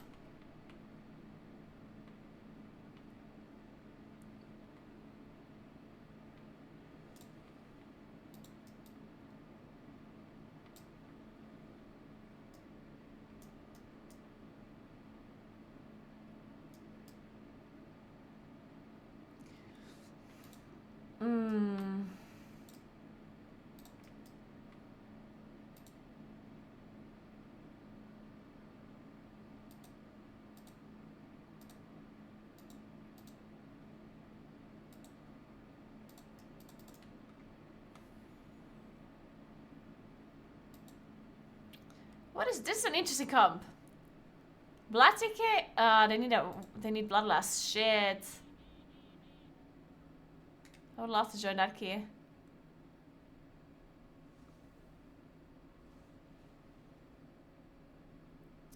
Why did they want Night Elves for fall?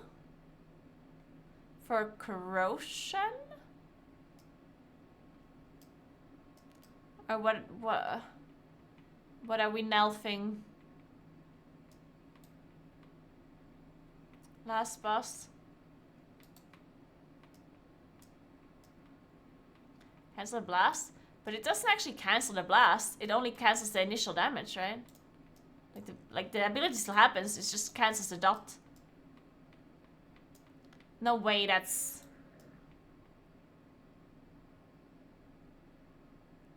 Yeah, it cancels the dot, but that's like. Like, I'm not gonna invite a night elf just for that. It must be the corrosion. Yeah, the dot is whatever, but I think the corrosion is much more important.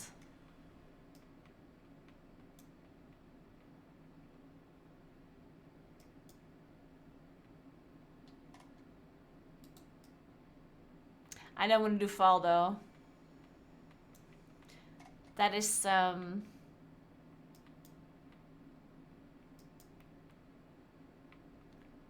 is too much.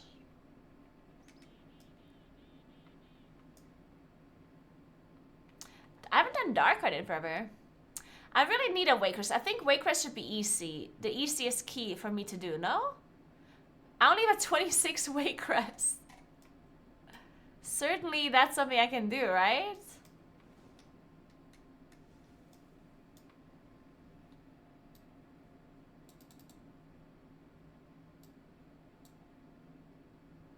Maybe. I don't want to do Rise either. The Dawn dungeons? I don't know, I just hate them. They're so anti-fun. Ah, shit. There was a ditch here.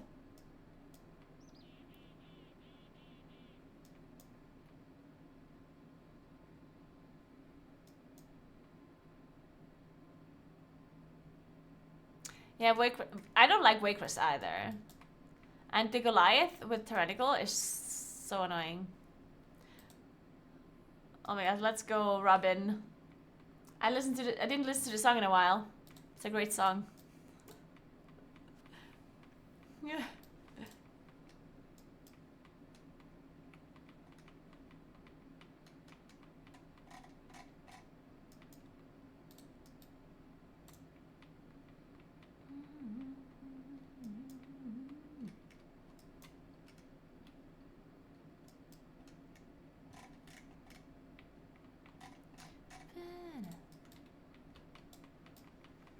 For myself.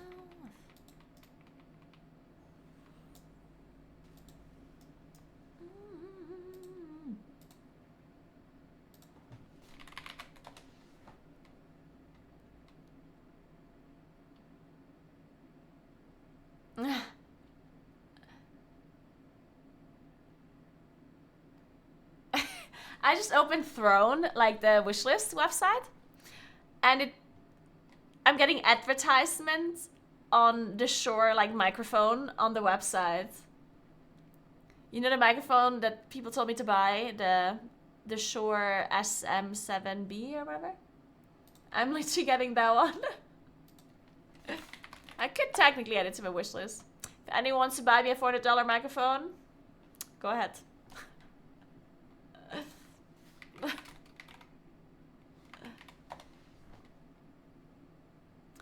In the corner. Wait, was it SM7B? Because it's a lot cheaper now all of a sudden. It's only 318 now.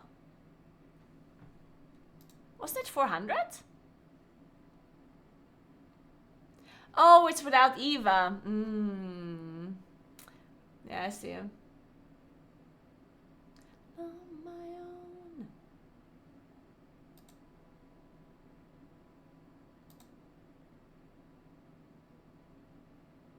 Yeah, okay, now it makes sense.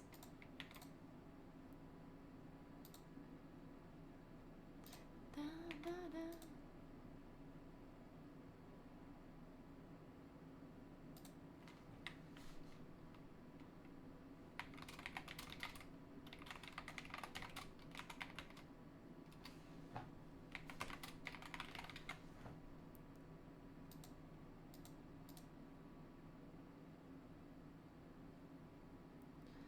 Should you kiss her?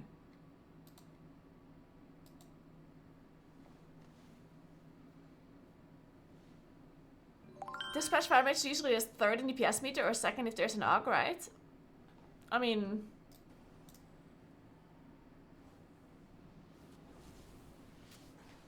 Not necessarily, yeah. I mean, fire mage can do good. Depends on what damage dealers you have, I guess. Thanks for 22 months, Alvin. Thank you very much.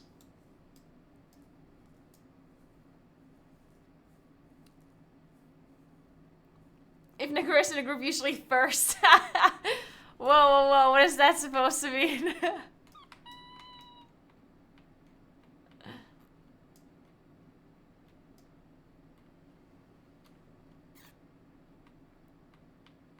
Yeah, Sebla, yeah, I know what you mean, I know what you mean.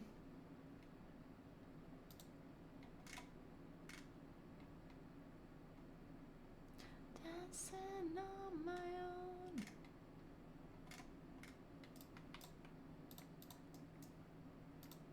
Oh, oopsie. I don't think we should play Double Moonkin. That sounds like a very bad idea. Horrible idea. Oh, there's 229 at Talazar's. This one has Bloodlust. Maybe I can join this one.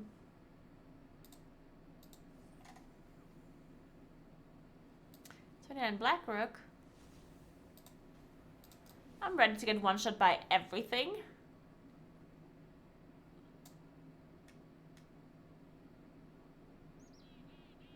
Another 29 at all. Damn.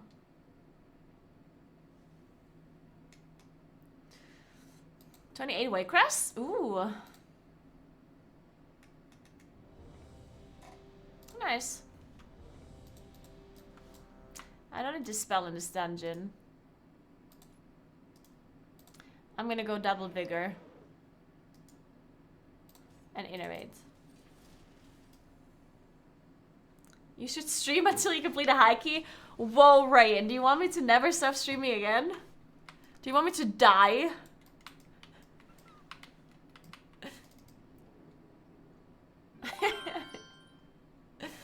Hey, Valeria, thank you so much for 35 months. Good evening. Thank you so much. Hope you're doing well. Guys, did I already tell you that I'm taking Friday off?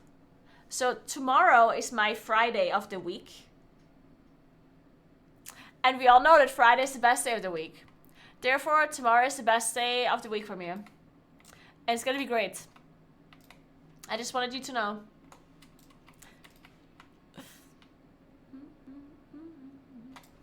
My dad needs to... Wait, it's already 6 p.m. Did he not return the skis?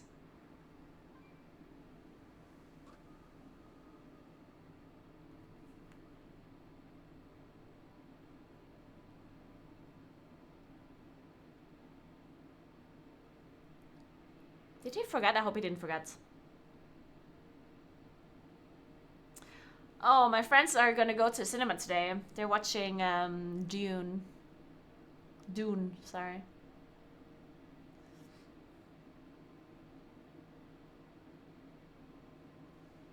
I'm calling my dad. Wait, when does it...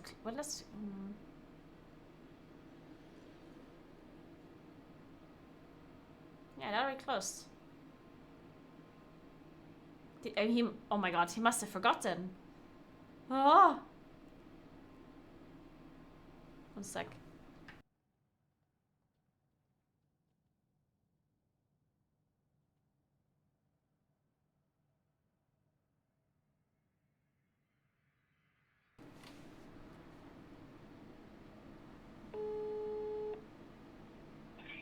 Ja, Hi. ja. Hast du die Ski zurückgegeben? Zurückgeben und den alten gehört. Ah, perfekt. Super. Ja, ich leite das in den Arm rein, dann magst du einen früh hören. Perfekt, super. Schuhe habe ich wieder die gleiche Nummer, eine halbe Nummer geredet, sage ich noch. Ja, er geht schon. Der meine hat gesagt 38 ein Stück ab und Ja. der andere hat gesagt 38,5 waren die. Nicht? Ja, ja, er passt schon. Na, er geht Weil die sicher. 38, das haben wir da gezweifelt, weil die haben kannst ja die hast reingekommen und wie gesagt, ich fand nicht schon ein paar Säcke mit, aber der ist halt zu weit. Ja, na, passt. Und der Horn ist alles in der Bar, oder? Joo, itse saranza di saranda di Ja. Posso sopria? Die Mama die Öffel binnen. Na, eine halbe, ja. Der geht schon. Das Passt. ist bestimmt. Um 8 wahrscheinlich. Ja, mich auch so. Ja. Passt, danke schön. Und Stecken und Fäller und ist. Nee, ist jetzt, ja. Ja, dann haben wir uns. Suche Ski und Stecken. Die Perfekt. Fäller von schon drauf, ja. Super. Gut. Passt, danke. Tschüss. Tschüss. Nice. So I do have skis for tomorrow. Let's go. And I already have them now. That means I can go whenever I want. I could go super early then. Technically.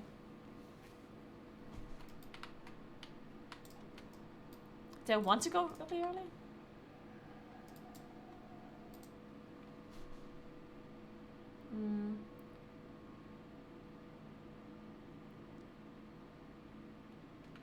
I'm gonna check when the cottage opens.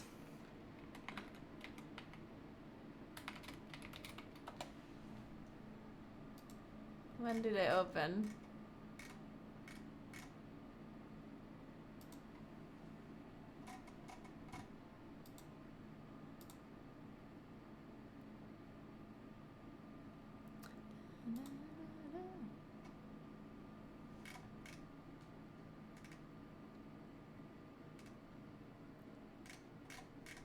It doesn't say when they open. But I assume they're open. Or, I mean, I don't know.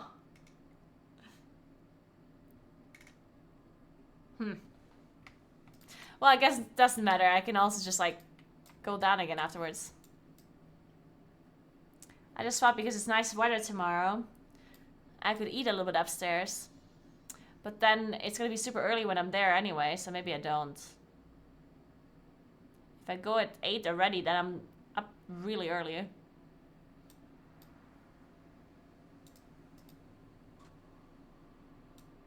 Tell Chris the name and he'll find it. I mean, I just googled it, they don't have it online. It's possible that Chris will find it anyway, though.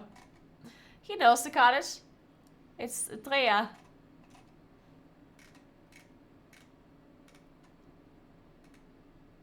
It's funny because they write the name of this cottage differently on, like, all websites. Sometimes they write it with J and sometimes with Y. And in dialect, you say it with A instead of E. You say Traya. It's weird. Anyway, where are we going? Was it a towel?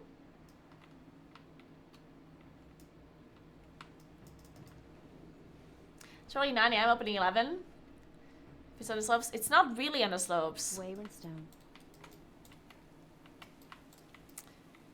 It's not really. You have to take like another path to get there.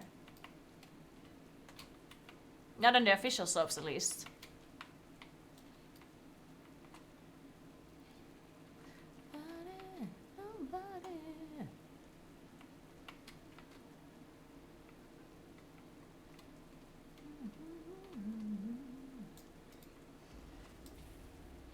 Yeah, it's like this. Sometimes it's also written like this, though.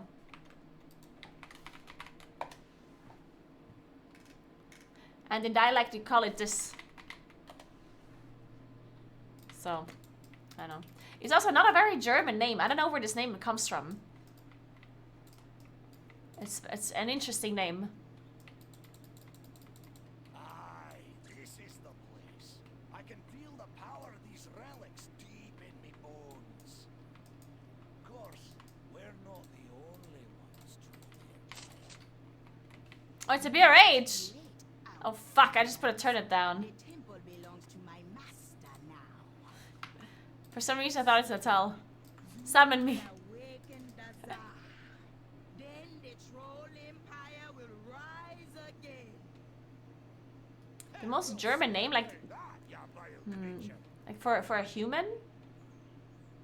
Let me think. What's a really German name?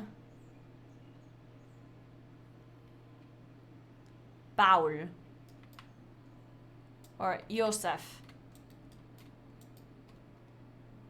Günther? Yeah. Günther. I mean, there's a lot of very German names. But I don't know what the most German name would be. Franz, maybe. I think Franz might be the most German name. I think that one takes the cake. Franz. I think that's it.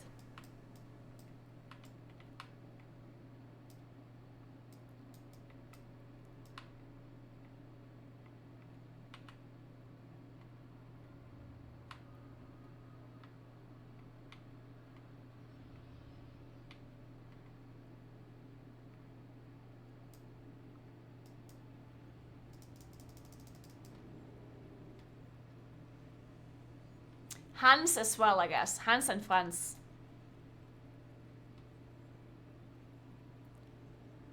Yeah, I don't mean about, yeah, I more mean about the time of the day. I don't think it would be closed completely that day, but the time of the day, if I get there really early. But it doesn't matter if it's closed, then it's just closed, then I'll just... I don't think I'm gonna stay long anyway. Because I'm gonna go back down as fast as I can, so I can stream early, so I can leave stream early. So I can chill in the evening.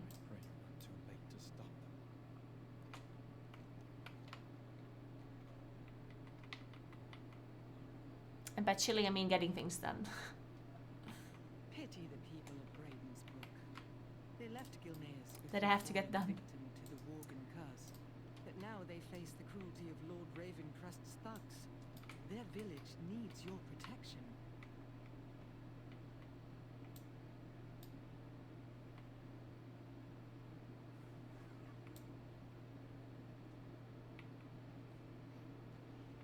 Oh my god, what is this song? Well, I'm certainly awake now.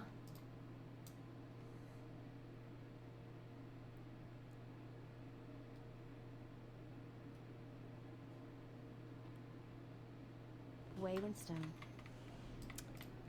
I'm just gonna say the name. If you're referring to Adolf, then I don't think that is a very German name anymore. It used to be a pretty common name, but for obvious reasons, it's not a very German name anymore, right? So I wouldn't call that the definition of German names.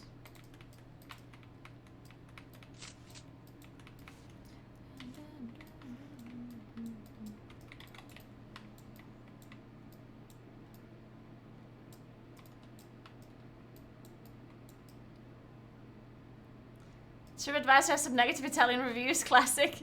Yeah, almost all cottages around here have negative reviews from Italian-speaking people.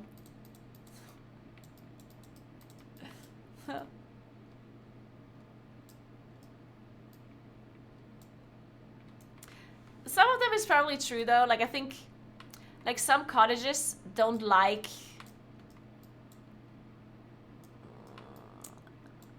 they sometimes don't even translate their menu to Italian. What most of them do, almost all of them do. But sometimes they don't translate everything, and sometimes they're not like the nicest people to Italians. Like, I think that is certainly true.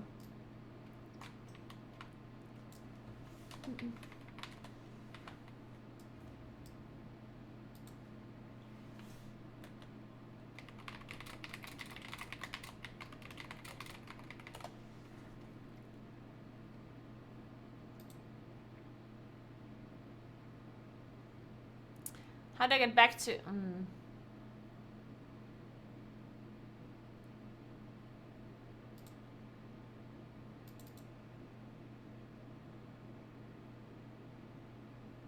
Cold, impolite, disappointing. I think... One thing that really bothers me, by the way, about where I live, is that cottages, these old school cottages where they serve food and stuff, they get so commercialized, I guess is the word, nowadays, and it's really sad. And it's because of people like this that complain when they don't get perfect service.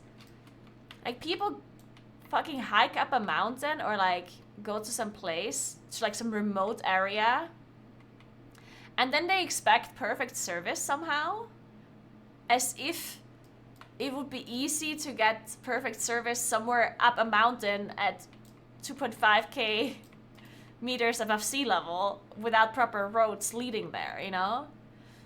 like, some people don't have any kind of, like, logical thinking, and they don't understand that the fact that they even get food served at all on some of these cottages is like a privilege, yeah. The fact that you can get food there is already nice, and you shouldn't be expecting some like amazing kind of food experience.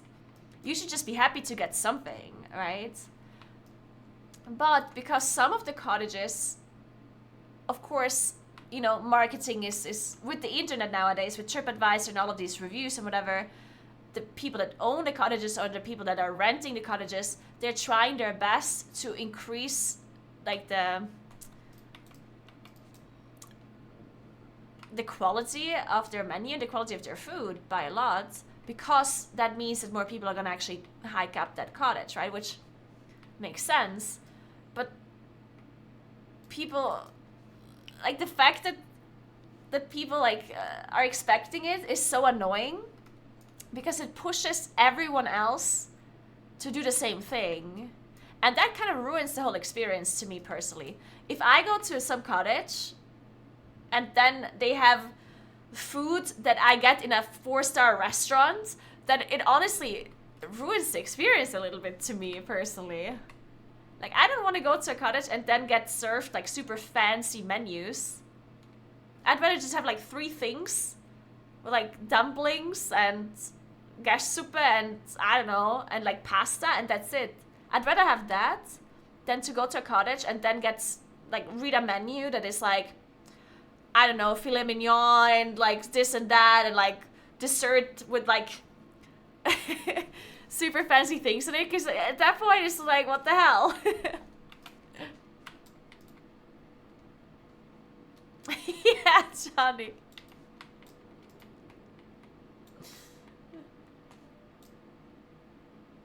Yeah, exactly. It doesn't feel like a real, like, it feels so fake nowadays when you get to one of these cottages and they serve you these like super fancy things. It feels, it doesn't only feel fake, it is kind of fake, right?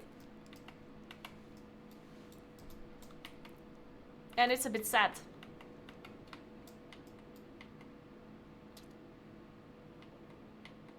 So, and I think sometimes, not saying that this is like a thing that only Italian people do. I'm sure other tourists do this as well. Is when they go to a cottage and they don't get super good service, they complain, which I feel like you should be, not only you should be more understanding when it comes to like the type of food that is in the menu, but also if the bartenders or the waiters or whatever, if they don't serve you immediately and you don't get your food immediately, that is how it is, you know? Because I'm sure they're trying their best. They're literally being waiters at a cottage somewhere up the mountain, yeah? And if there's a lot of people that come at the same time, then they, you know, sometimes you might just have to wait for a long time to get your food. That's just how it is, you know? Like, I know.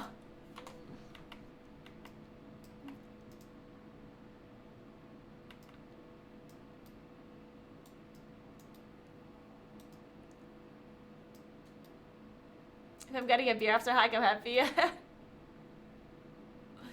They want to say we went to this beautiful place up in the mountain, but expected to operate like an upmarket diner in a busy city. Yeah, exactly, Johnny. And it makes me... The one thing that I hate even more than people like that is the fact that we're catering towards them too. Like, honestly, everyone that owns a cottage here or like serves food and beverages at a cottage here, they should just fuck these people.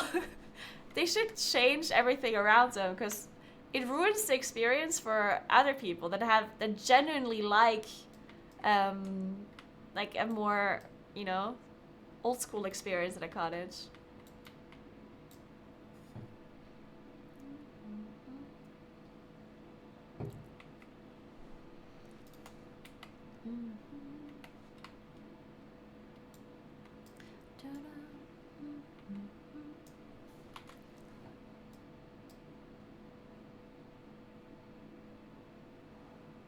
Simply kick them out. Who cares if they lose money? Dude, that reminds me of this last time when I was at this Straya, this one cottage I was at.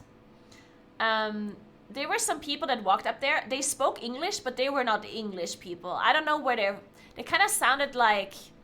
They sounded Dutch, I think? Or like Scandinavian? And they were clearly not all Dutch, otherwise they would have spoken Dutch to each other. But they spoke English. So they were some type of tourists, I don't know. And they came to the cottage. They sat down on a table. And then they took a bottle of champagne out of their backpacks and started drinking the champagne on the table of the restaurant. And I was like, what the fuck? And like I just couldn't believe what I was seeing. Like, how dare you? Like, and no one of them even thought it was weird. It was like, yeah, we're gonna do this now. I was really upset because the owner of the cottage did not throw them out. I would have thrown them out immediately. I just gave them like I gave them angry looks. That's all I did. I could have said something, right? But I'm shy. And I was too scared to say something. But I gave them angry stares. I looked at them very angrily. I gave them the side eye. Yeah. Wait. 5, 4, 3, 2, 1. I got it. Or did I have it? Wait, do I have it? I don't have it. Fuck! Do I need the spell? Maybe our mage has the spell. Let's just hope our mage picked it up. Wait, did we want to pull this? Did we just take the wrong path? We did just take the wrong path, didn't we? I don't think we wanted a rune weaver, did we? Running off seems like a bad idea. We have more of a plan than that. Yeah, Sevle. Heroes, your strength is needed. Yeah, something like this. We'll investigate the grounds while you dispatch her servants. Good hunting.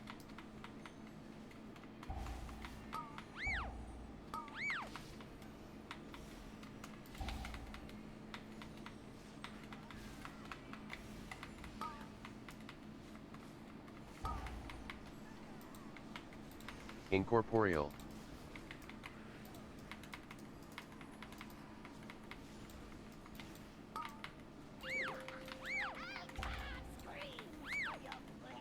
Oh shit. You belong to me now.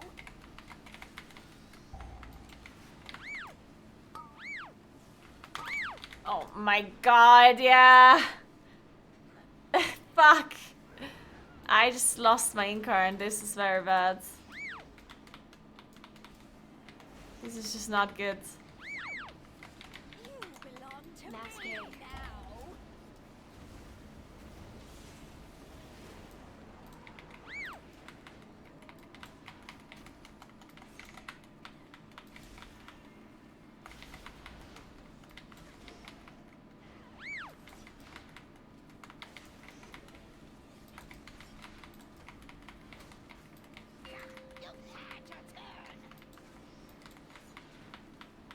Shielded.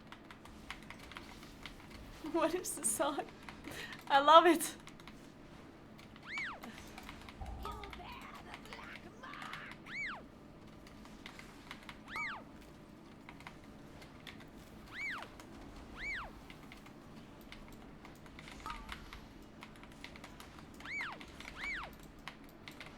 Like this, the iris to me, sister.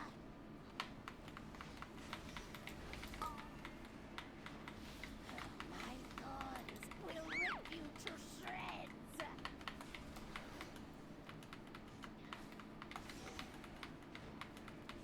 Oh my god, I haven't heard this song in forever. My thorns will rip you to shreds.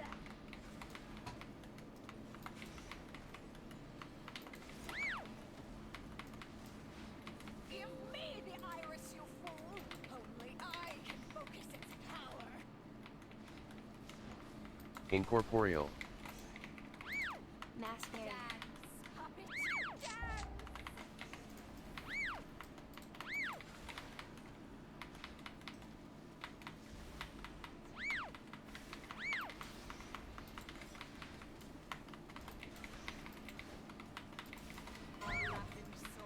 Oh my god, we don't have enough damage.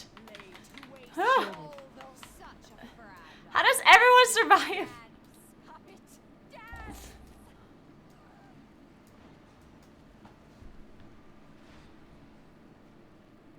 So remix that samples Green Day and The Simpsons. I'm quite sure Spotify will find and remove it soon.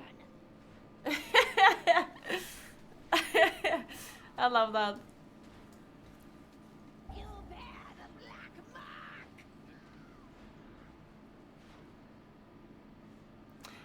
Yeah, losing pulsar stacks is bad depending on when you die, obviously, right? Like if you die with a lot of pulsar stacks, it's infinitely worse than if you die with low stacks. Your destruction is at hand.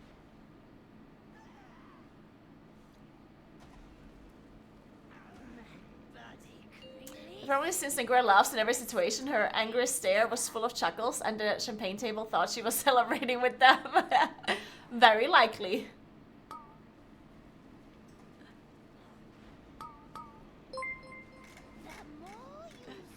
Thank you so much for raid, Kira. Appreciate that. Thank you so much. Welcome, everybody. Here's where you can see the true floor POV. It must be boring to watch Kira all the time, as he never dies, and you never see anyone dead on the floor, right? So I'm glad I can give you a change of pace and show you what it looks like when you're dead all the time. I got you covered. No problem. Everybody make sure you give Kira a follow. The Boomy Life, it is the Boomy Life. Continue your hunt for Lady Wakecrest. I'm sure these rooms are clear. No, no, no, no. Is Mookin unique in losing so much damage from dying with Incarn and Pulsar? I'm not sure, honestly. If there's anyone who loses as much damage. No, no, no, no. I guess the problem with Mookin is also it's like 3 minutes. Like the longer your cooldowns are, the worse it is if you die during them, obviously. And Mookin is one of the only classes with 3 minutes still.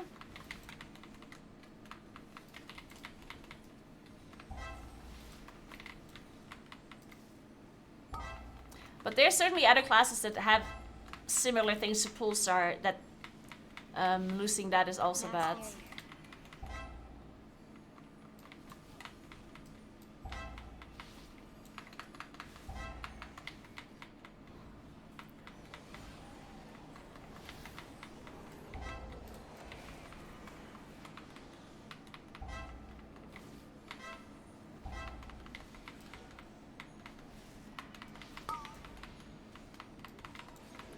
Man, I'm literally getting out DPS by the tank. Because I died during Bloodlust and Incarn on the boss. And then I died again. Incorporeal. Incorporeal. Oh god. That's a soul charmer, guys. Shielded. Good luck.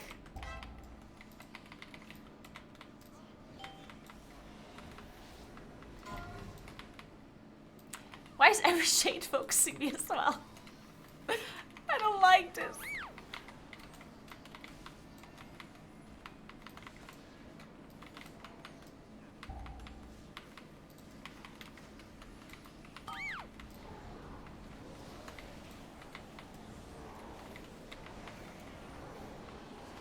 I'm really vibing with this playlist.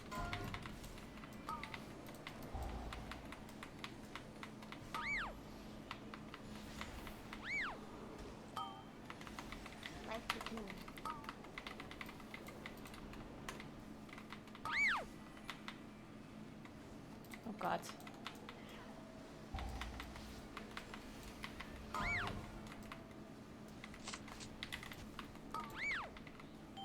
Ah, I'm so dead.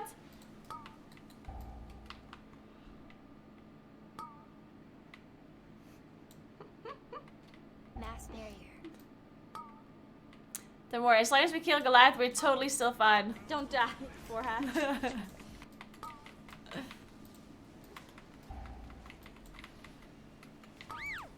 Incorporeal. Incorporeal.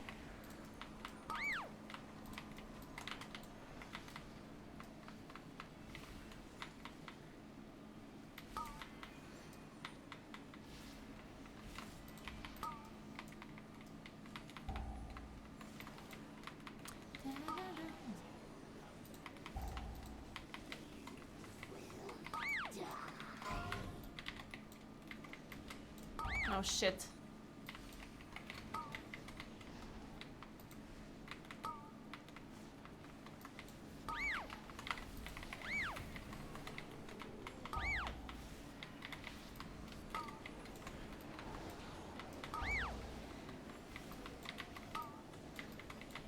That's a double. Oh god. Oh nee!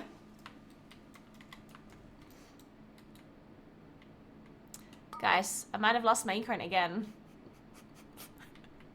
Do you think this is a good sign?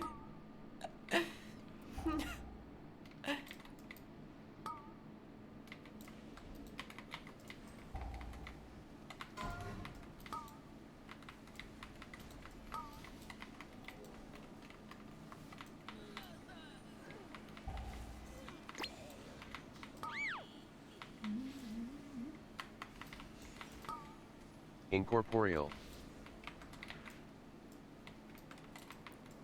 Mass barrier. Oh god.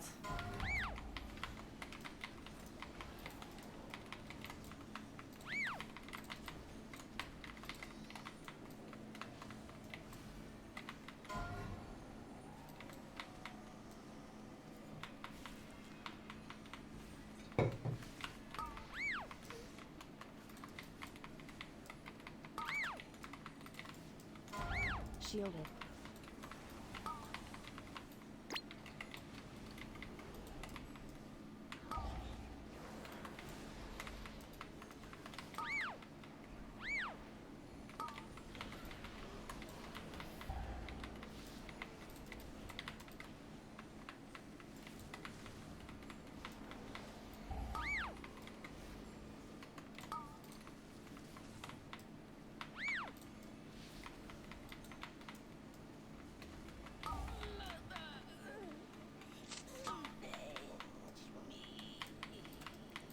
At least my gear isn't red yet. You know what? I won't die anymore this game. I don't have to repair my gear. We're gonna time this and I won't die anymore. Incorporeal.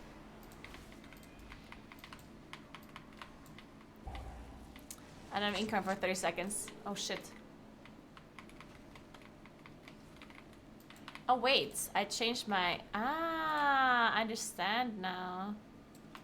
That's Control 5 and Shift T.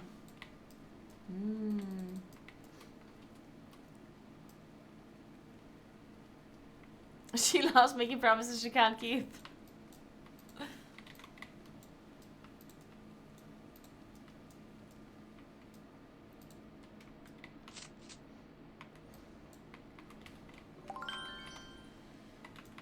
Hey, Train B, thank you so much for the sub. Appreciate that.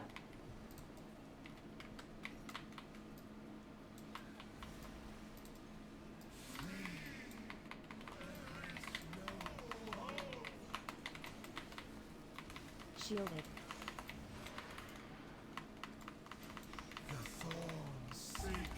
Nice. Love to see that.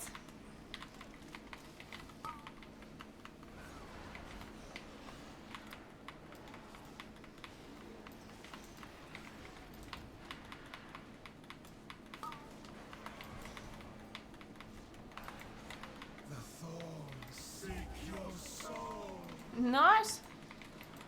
Love to see that too. As long as it's not on me. We're good.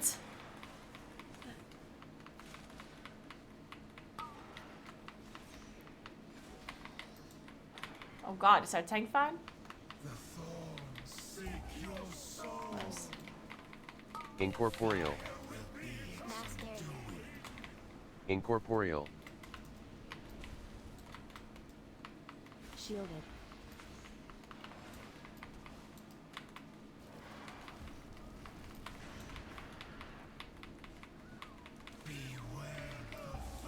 Oh, thank the Lord. Whew. Whew. We're winning right now. We're winning.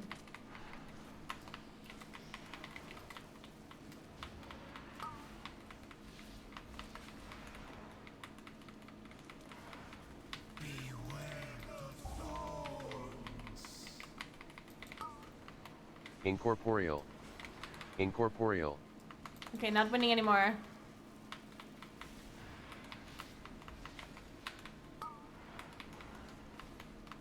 God, that took forever.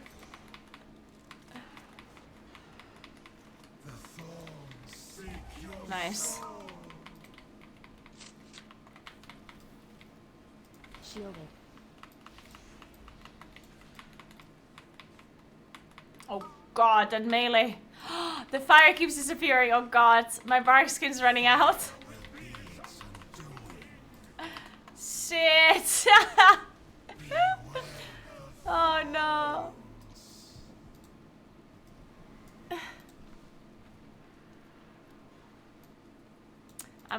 Nah, I'm taking it.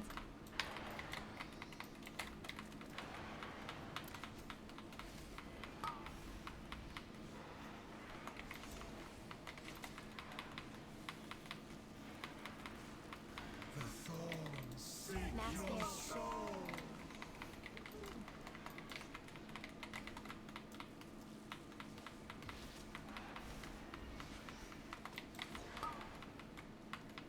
I'm pressing Incarn.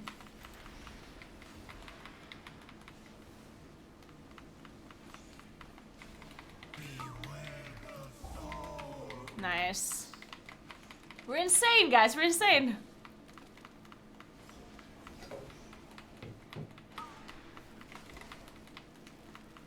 I can't believe I died on this boss when I didn't get a single set of thorns.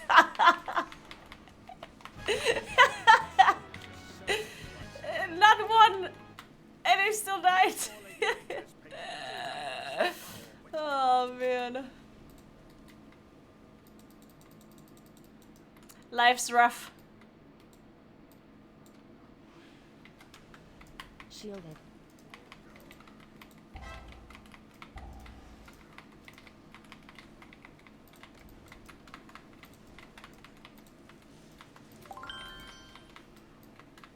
Hey, Bermuda, thank you so much for the sub. Appreciate that. Thank you very much. Welcome, welcome. Incorporeal. Incorporeal. Like the Oh, God.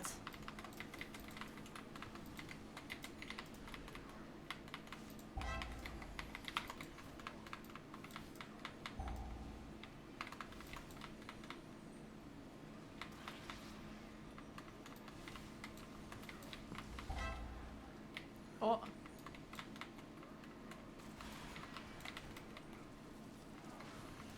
mass barrier.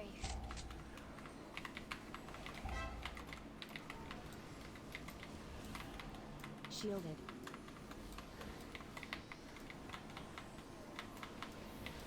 Incorporeal. I'm lying. Incorporeal. Incorporeal.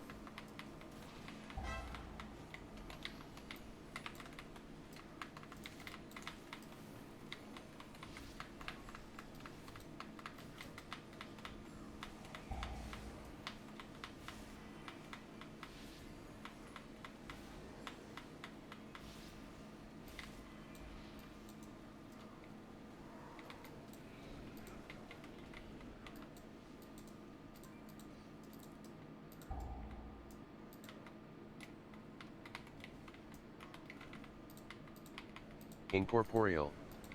Incorporeal.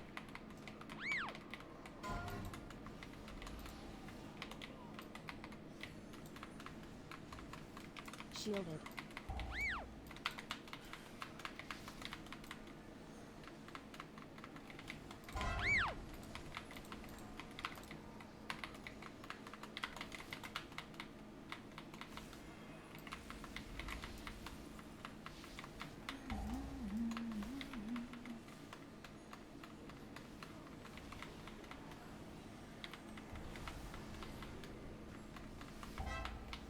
You want to use your spenders at the start of an eclipse usually to stack up your Star Lords.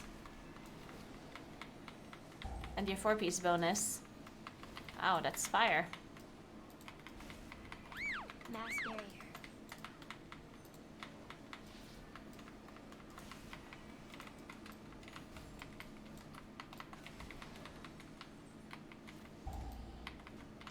Wait, what is going on?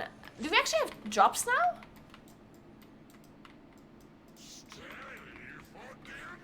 Are there actual Twitch drops happening, or?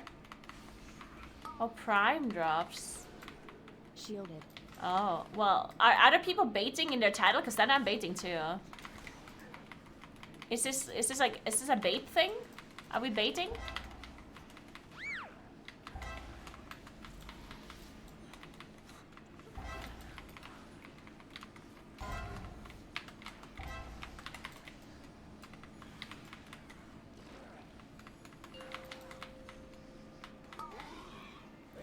I'm not ethical if the other people aren't ethical. Alright. Everyone else ethical? Then I'm ethical too. I only do what the other people do. I cannot think for myself or make decisions for myself.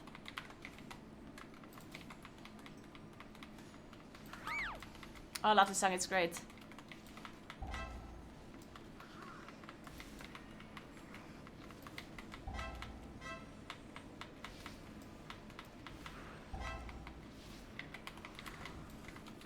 Shielded.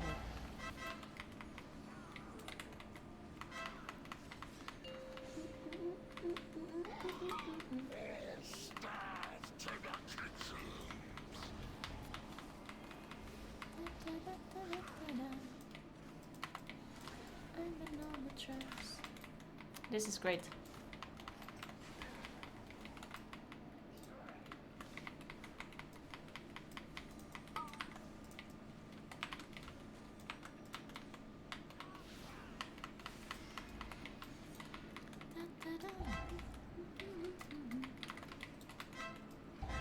No, I was in that.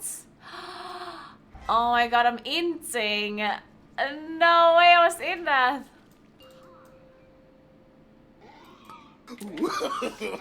No, no, no, no. I almost just died to the rot to expulsion as well. Mass barrier. Shielded.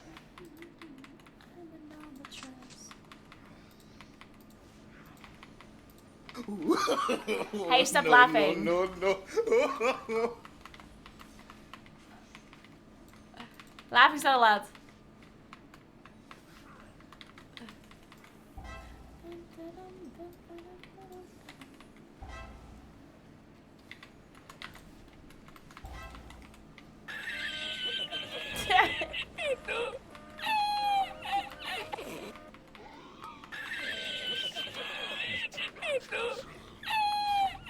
Stop!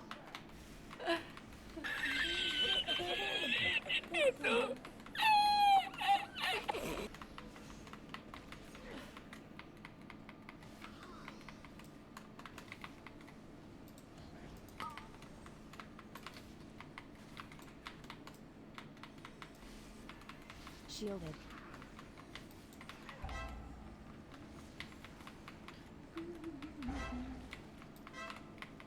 Incorporeal. Incorporeal. Incorporeal. Oh, we get there.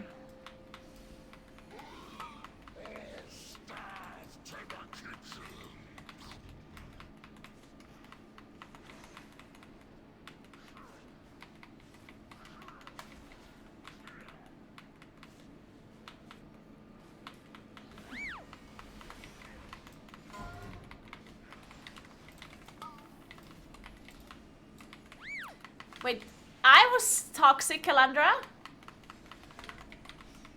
What did I do? Mass barrier. Incorporeal. Incorporeal. Incorporeal. Oh, no, no, no, no. Shielded.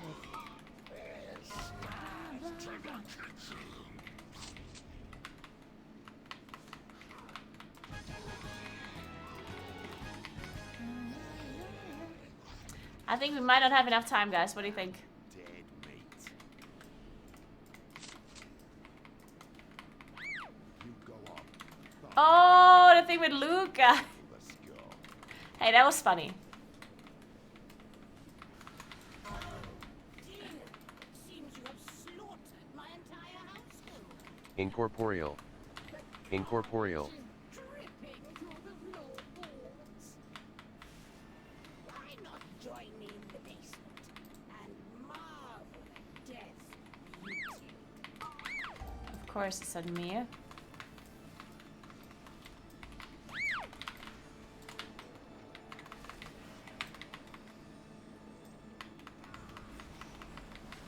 Shielded.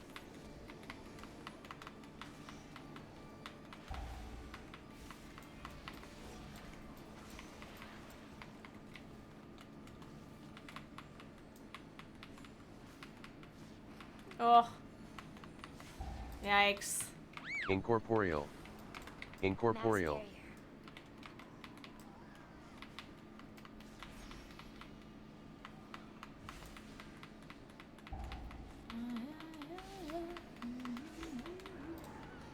Incorporeal.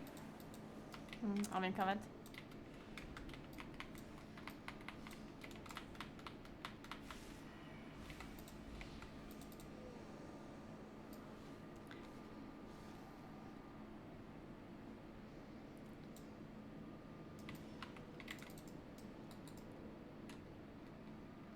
Or can you do this key in 10 minutes? I don't know, how long does the second boss Shield. take?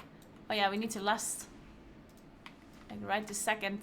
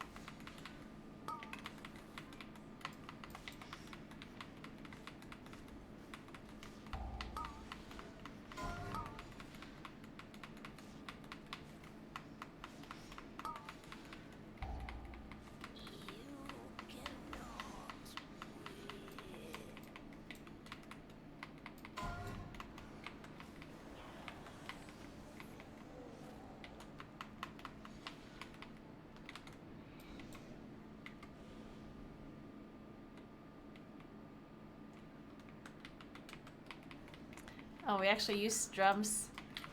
Oh, the mage didn't understand that we needed to last for the timer. The mage wanted to wait for Shielded. the mobs to be stacked. But he didn't look at the dungeon timer. We had to last like literally right that second. So we used drums instead.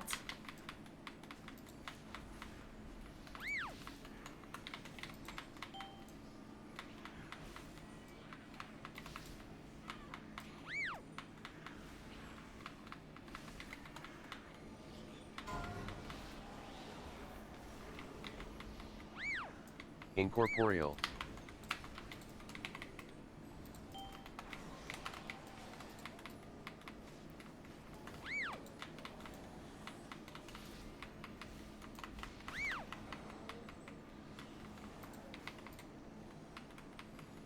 You cannot stop. Oh, look, husband. Your supper has arrived.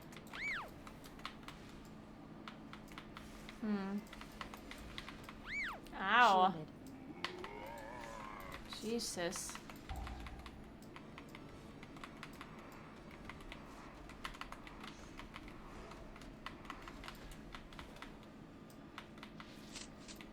Wait, why am I hitting Lady Waycrest? Mass barrier. This is what? Yep.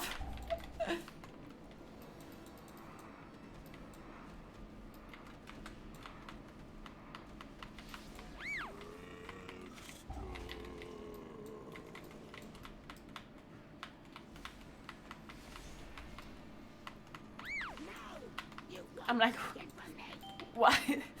Why am I not doing damage? What is happening? Yeah, it's okay, guys. I'm not tired. It's fun. You're tired.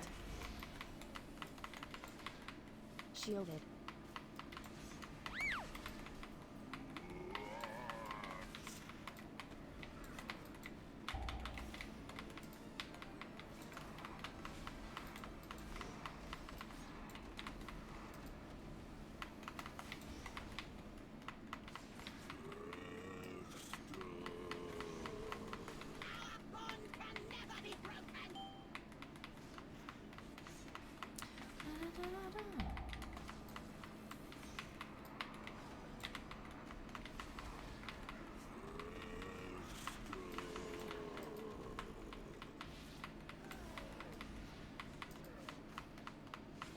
Incorporeal.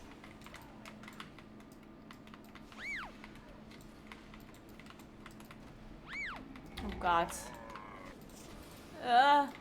Shit. We have a rest though. But how did the DK die? Shielded. Huh. Mass barrier.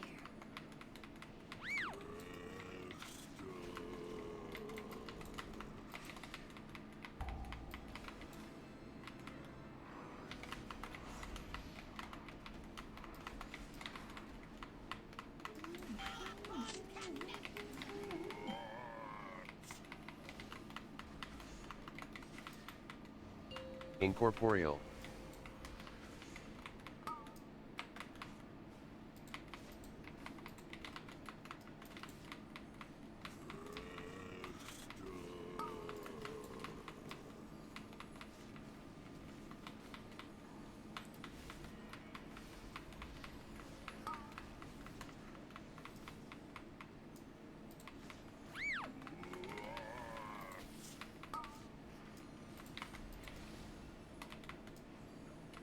I'm in it right now.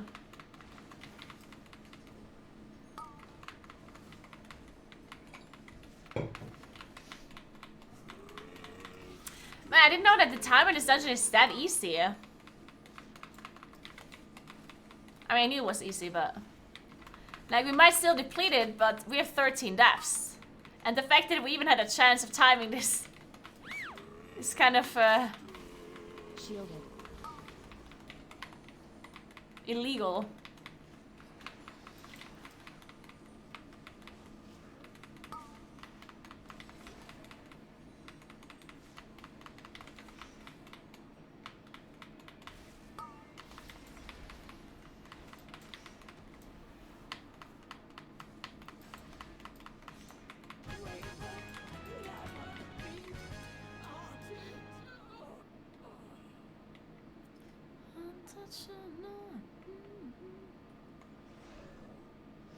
Incorporeal. At long last. Come, mortals. Death awaits you. Death consumes all. Quickly, burn it!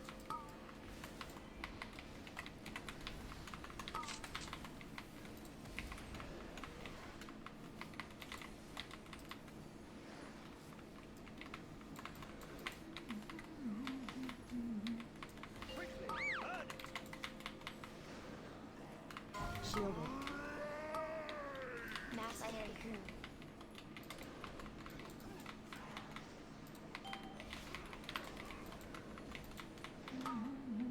Incorporeal.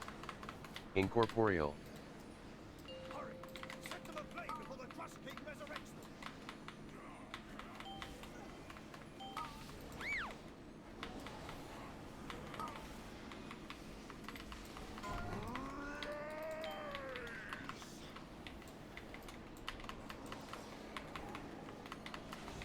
Quickly,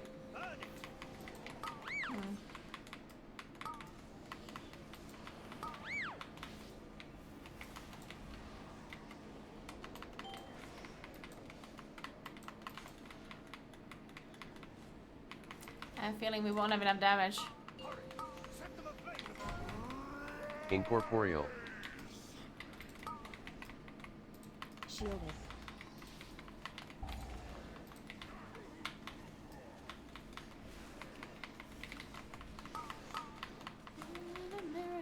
Yeah, I need a fucking miracle, guys.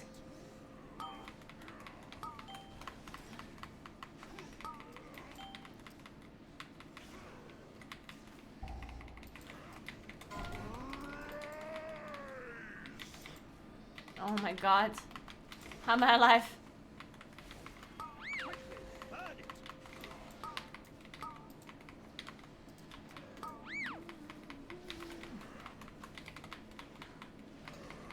Incorporeal.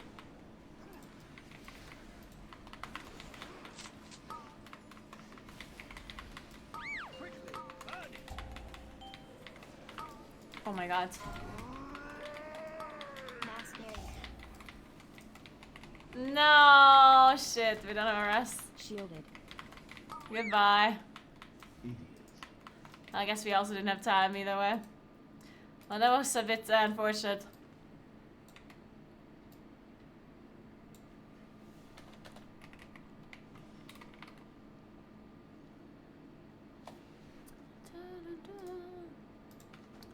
We tried. Total time key so far. Shut up, Brian.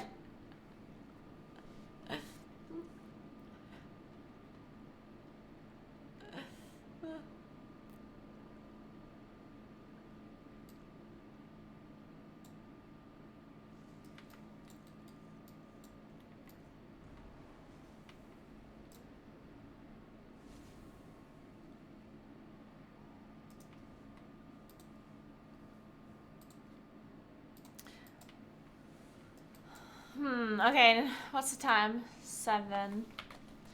Okay, we have more. We can do more keys. And by doing more keys, I mean deplete more keys.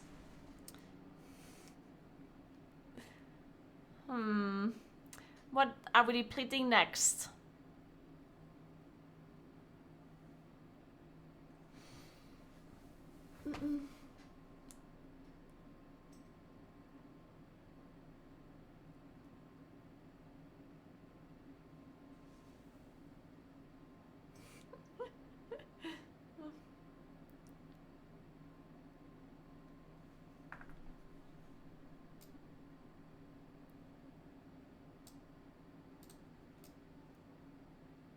Okay, this song is a bit too much. Rage Valley from Knife Party. Okay, I'm gonna give it some time.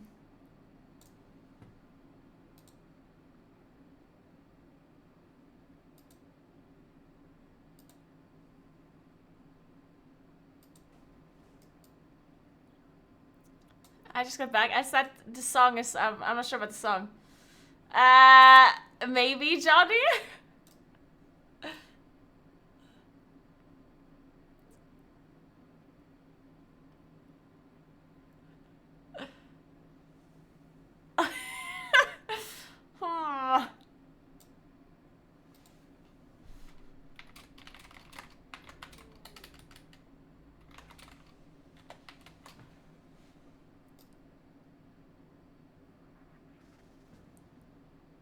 It's the same song, Sam. Next. Oh, I do know this song, of course. Of course I know Promises.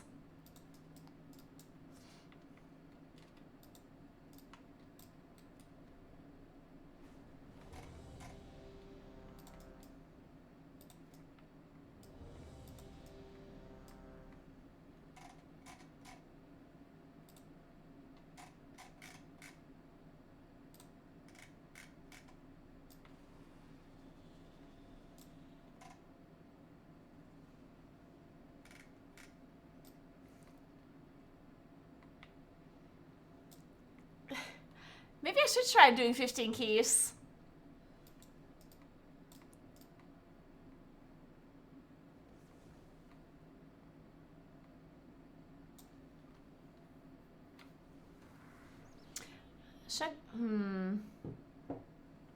I'm gonna wait for an invite and then I'm gonna get a cup of tea. I'm hungry.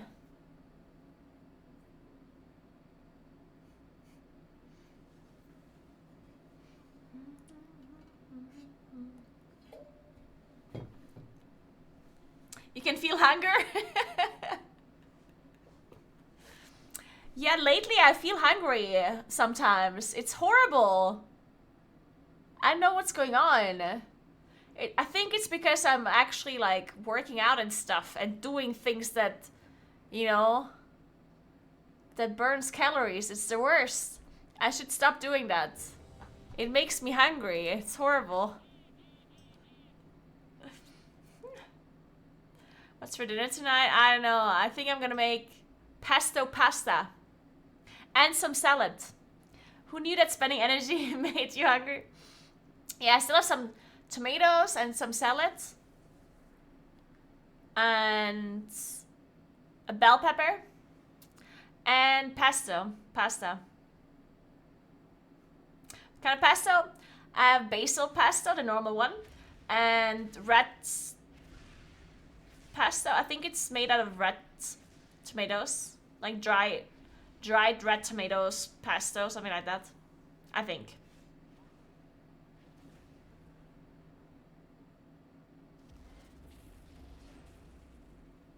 Pasta is tippy toppy, yep.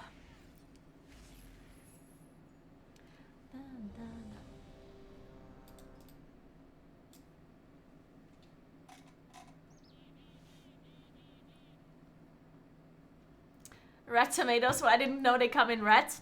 You never stop learning.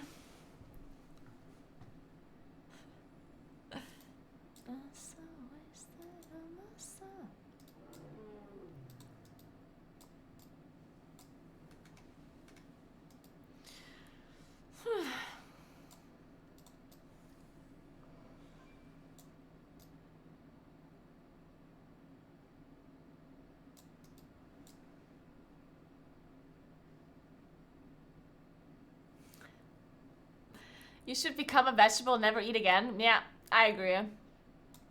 Pasta, if you will. Ooh, did they upload the YouTube video? The not actually fastest run of the MDI?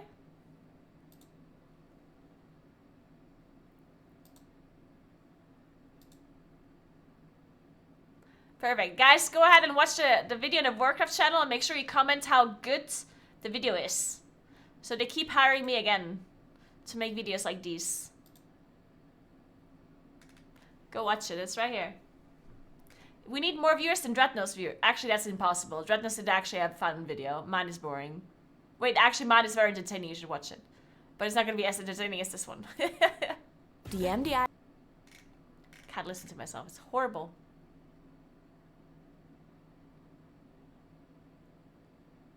What is happening?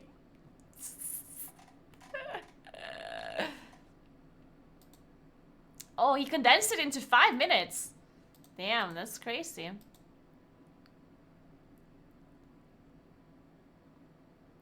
Dreadnought is not... Yeah, Dreadnought's kind of the same height as me, I think. Yeah, Dreadnought's not that tall. I think he's kind of the same height as me. Maybe a bit taller? I don't know. I actually don't know.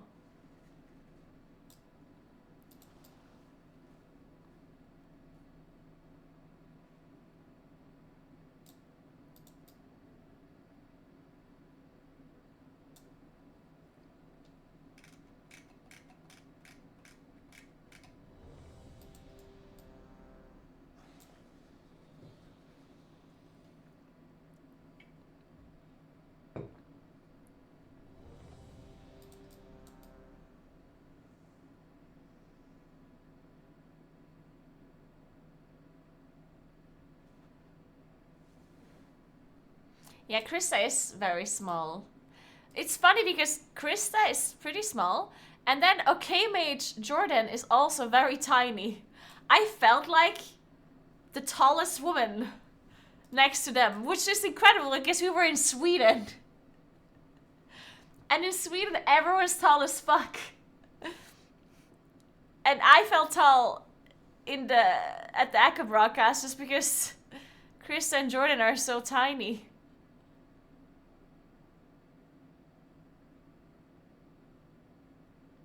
I'm not gonna look at more of the hero talents trees just because I don't like. I feel like I personally only care about the actual substance of the talents, and I don't play other classes currently enough to understand the hero talents for other classes, and therefore I don't really get anything out of it looking at them, and I can't really give any proper commentary for it either because I'm playing other classes, as I said.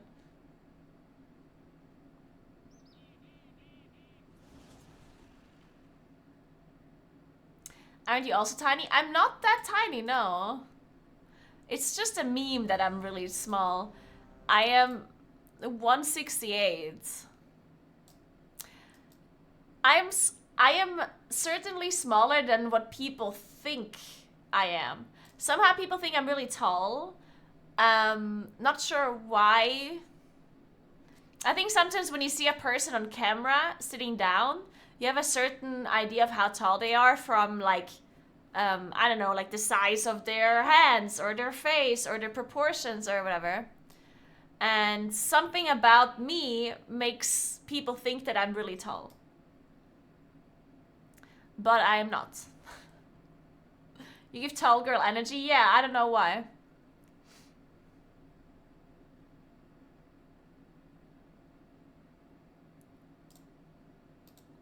But I'm not actually tiny. I'm just not as tall as people think I am.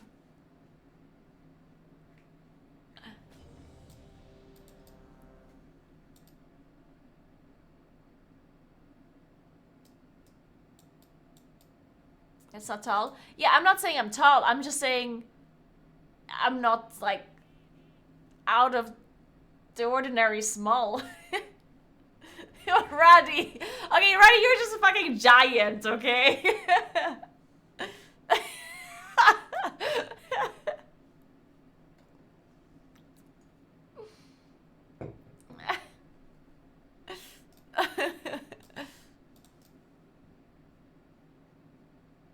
Yeah, Andy is certainly smaller than I am, yeah.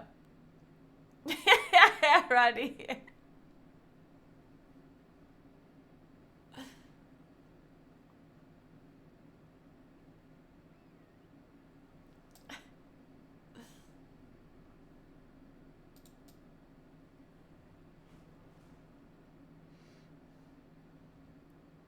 Hey, we're actually not getting invited to anything. What the hell?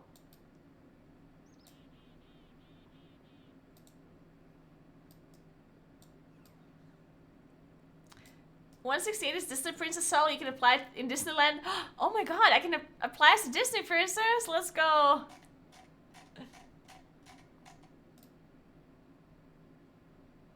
I am new here. Is this the streaming for tiny people? What the fuck, man?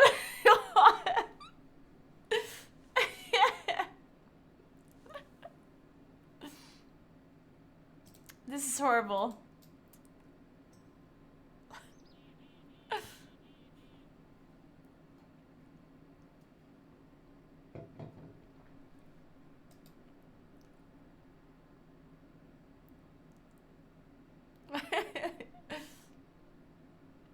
The interesting thing is, because I had this happen before as well, where I met a streamer IRL and I thought they are taller than they actually are. Like, I've had that happen before, right? But the funniest thing is when the opposite happens. When you think someone is smaller, and then they're actually kind of tall. That happened to me with Preach. I thought Preach... Like, I didn't think Preach was, like, super small, but I thought he would be, like average height, and he's certainly above average height. Like, he's pretty tall. And I did not expect that. I don't know why. But he doesn't look as tall as he is. Jack, on the other hand, Jack looks tall, right? Automatic Jack? Like, he looks really tall. And Syra as well. Like, Syra looks tall on camera, and Jack looks tall. Like, I was not surprised when I met them that they're tall. I expected Jack to be average size? Wait, really? I did not expect Jack to be average sized. I thought he would be tall. Dreadnought also looks like Dreadnought looks taller than he is, but a lot of people look taller than they are. Oh, JB also looks taller than he is, yeah. Taliesin, maybe he's a bit taller than I thought, yeah. Honestly, I didn't properly meet him, even though he was at BlizzCon at the same time that I was at BlizzCon, but I somehow met him. I somehow missed him and Avital, like, all of the time. Like, every time they were somewhere, I just arrived there 2 minutes later, and then they were gone, or the other way around. JB looks shorter than he is? No way. What do you mean? How could you possibly think JB looks shorter than he is?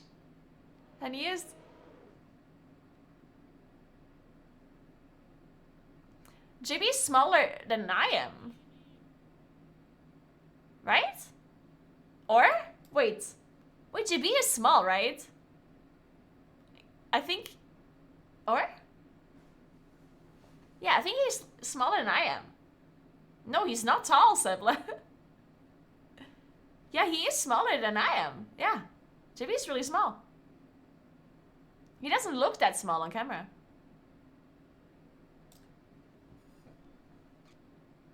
$5'2"? Yeah, maybe... I don't know what 5'2" is in normal people units. Oh, really, Calandra? Yeah, I think Titles, I kind of expect it to be that size as well, yeah. You know who also is smaller than I thought she is? Fendi. I thought Fendi would be a bit taller. But Fendi was also smaller than I am.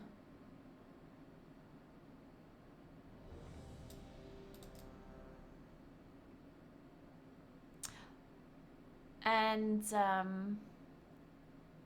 don't know. Who else had different size than I thought? I don't know.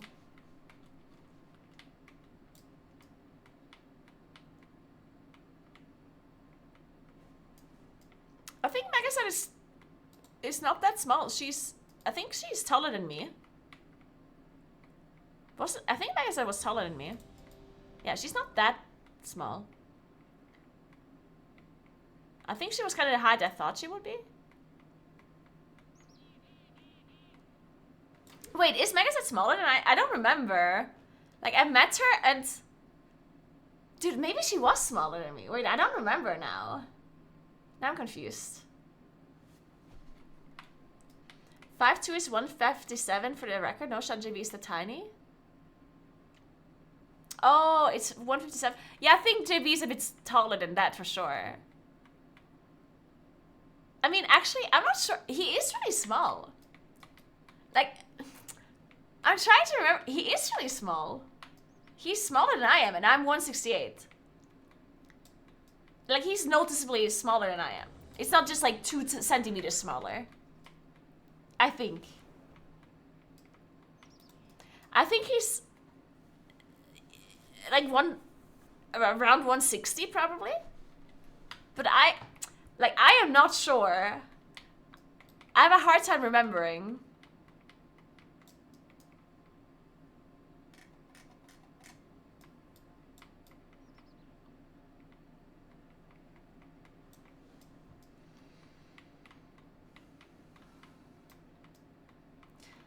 Yeah, Italians are generally a bit smaller. I mean, Southern European countries generally are just smaller people compared to the north, right? I think the average height in Italy is pretty low. Same in Spain, France as well.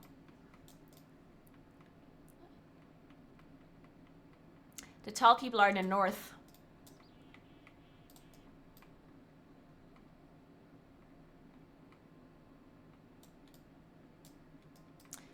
Portugal, people are tall? Are you sure?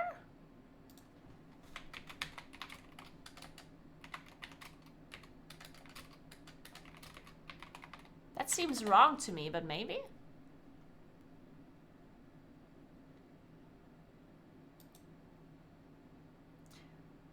No way! We just talked about the average height of a country, and you and when I didn't believe you, you said I'm 6 feet and my dad was 6.1. No shot, you just did that. It is so funny to me. It's like, oh, me and my dad are tall, so the average of my country must be tall. I love that. That is so wholesome. I love that.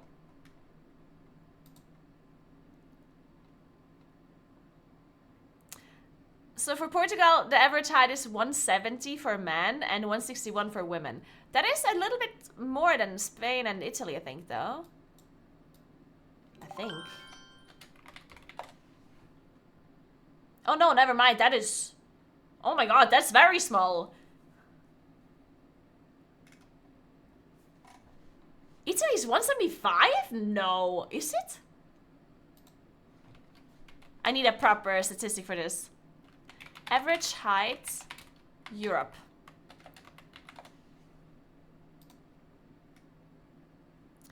Europe countries.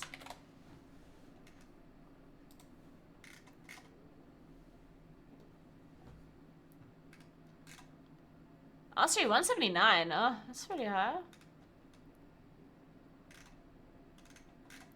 Let's see, where's Italy? Italy. Oh, they actually divided by north and south. That's interesting. So 179, 177. Oh, that's actually more than I thought. 173, okay. Wait, that is actually exceptionally small. And they have no average height for women. Oh no, 161, okay. 171. In Spain? 174, 163, huh?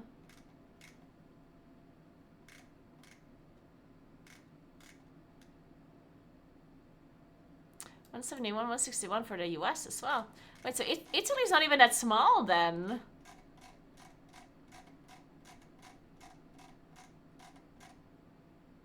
Well, Netherlands is 181 and 168 because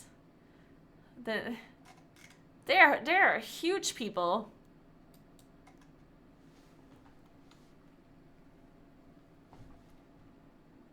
They need to be told to harvest the pasta from the trees. Of course.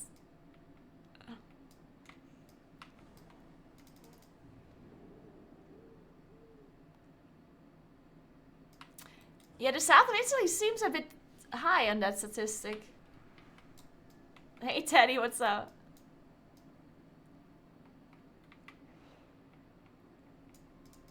Which news report, Johnny? To harvest pasta for trees. Also, thanks for 13 months, Yenny. What's up? Thank you so much.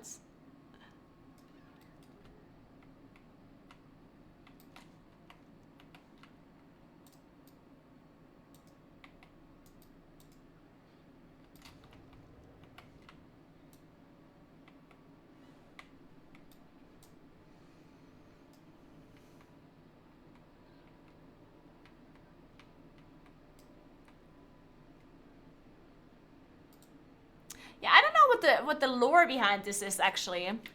I'm sure there's like a proper reason why people are taller on average in like the colder areas. Or is that even true? I'm not sure if that's even true. Or if it's just a thing in Europe. Oh, it's Chalet!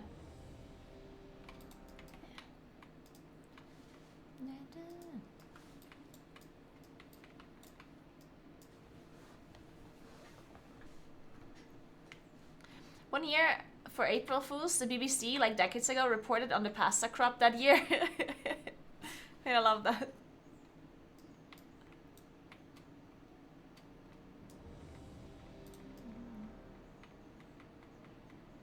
Larger bodies are better adapted to cold weather and vice versa for smaller worm.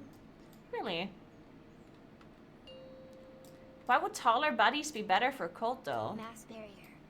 Oh, it's my key, true. Thanks.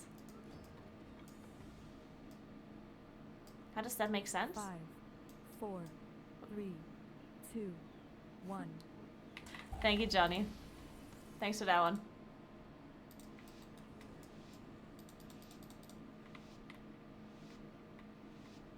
Yeah, Eskimos are not tall. That's why I was thinking about that too.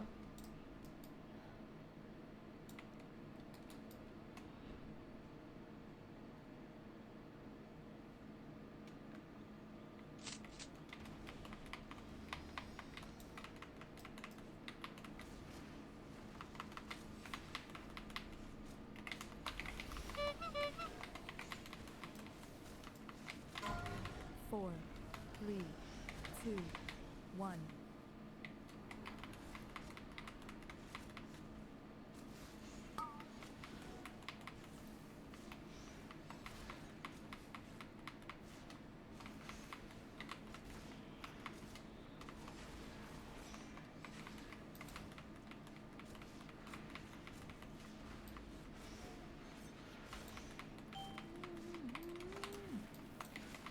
Incorporeal.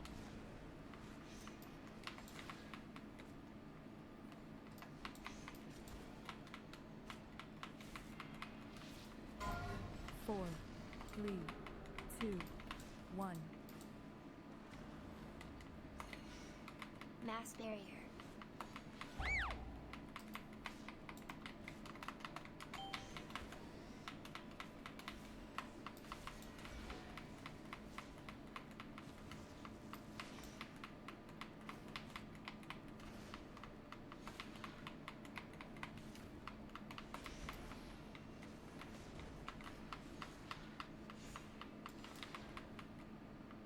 Incorporeal.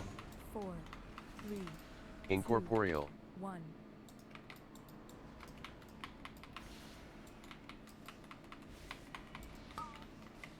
Oh shit. Oh wait, we do want a kite to get the ads, sure.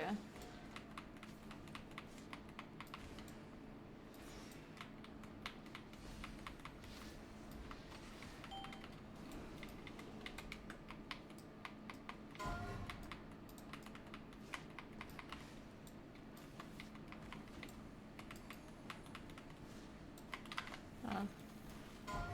4, 3, 2. Incorporeal. Incorporeal.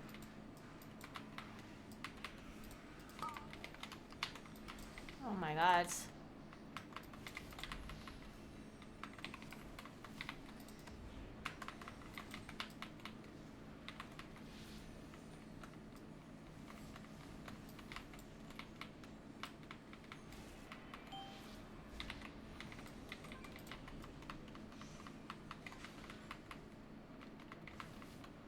Oh. Goodbye. I guess we had a lot of raptors. 4, 3, 2. Where did all of them come from?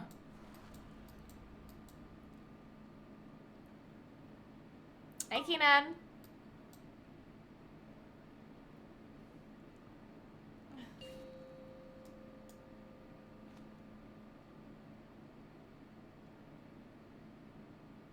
How the keys today? Well, I haven't timed a single key.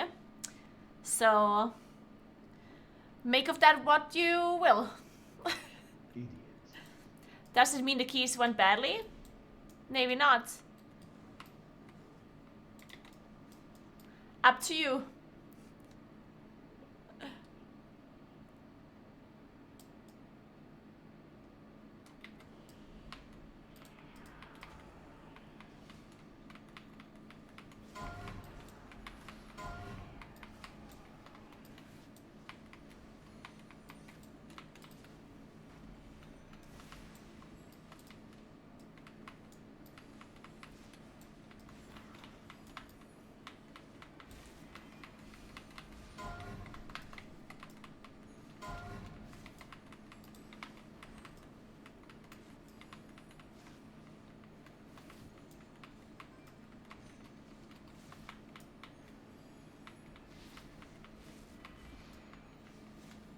Mass barrier.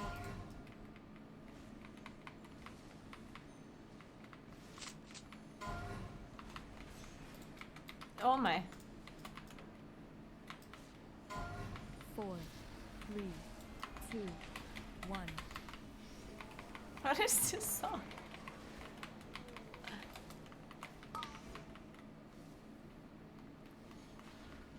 I'll melt for you then. Wow, what the hell? Okay.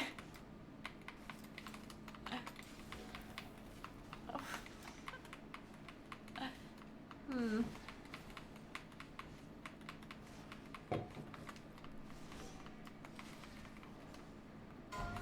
Four. I mean, I melted, but 1. you got eaten like it.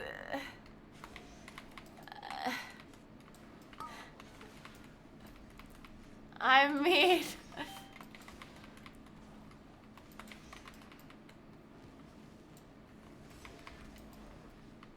Incorporeal. you have to understand I'm a boomer. You need to give me some reaction time. You need to go at least 2 steps away from the boss.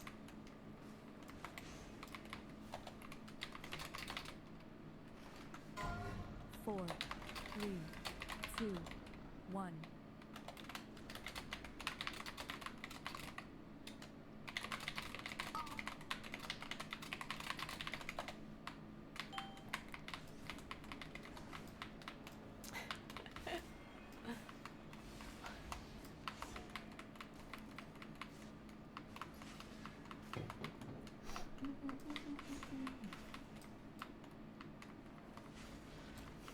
Incorporeal.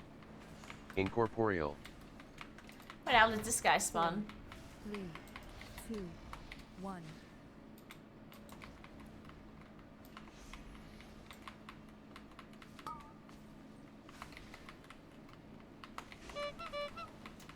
You're so young and agile, though.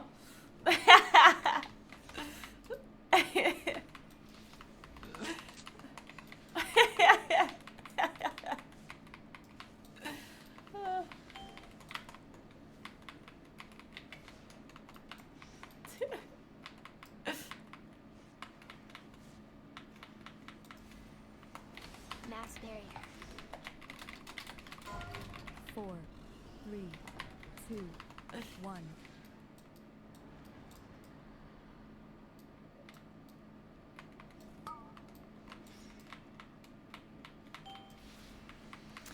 I have a feeling this might be over, I'm not sure. But I don't know. It's an Ataldasar.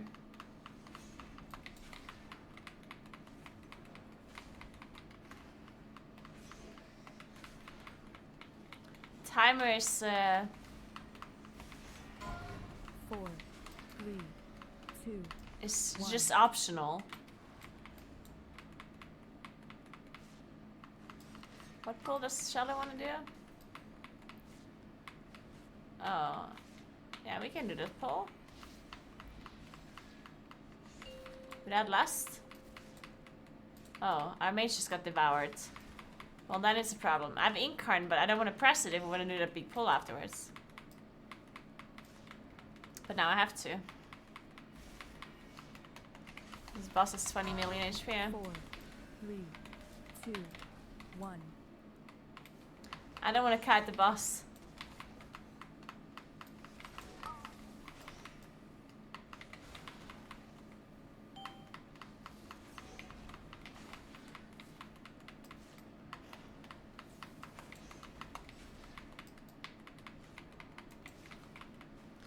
Shadow's cooldown should be enough though for the big pull, I think. Maybe, I don't know.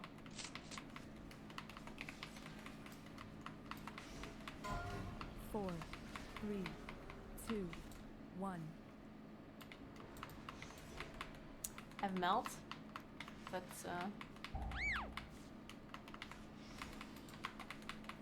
no, I pressed it. I swear. I swear, I pressed melt. Oh god, it's a disaster, guys. 3 devoured deaths. Oh man. Well, it took us 10 minutes to kill Rasan, guys. Seems about right. Do we have anyone that baits even? Who's baiting the charges? Incorporeal.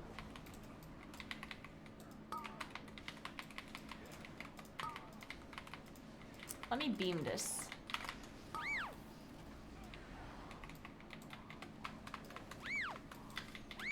Oh, thankfully I didn't melt earlier.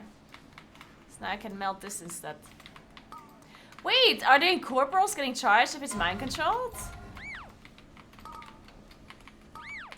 Oh, I'm so glad I managed to get that thing out.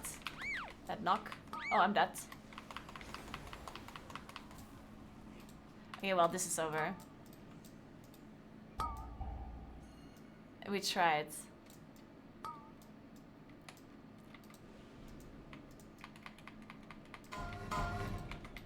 Mass barrier.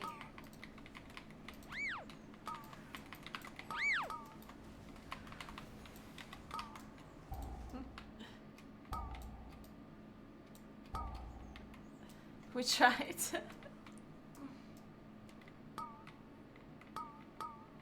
I agree, Stormy. Not sure if this playlist has enough songs, though. 55 songs, do you think that's good enough?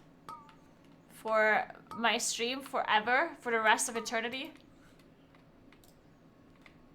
I mean, certainly an improvement from what we had before.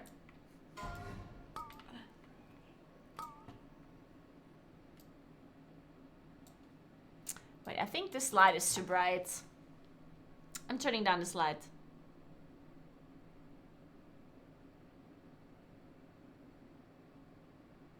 There you go, much better.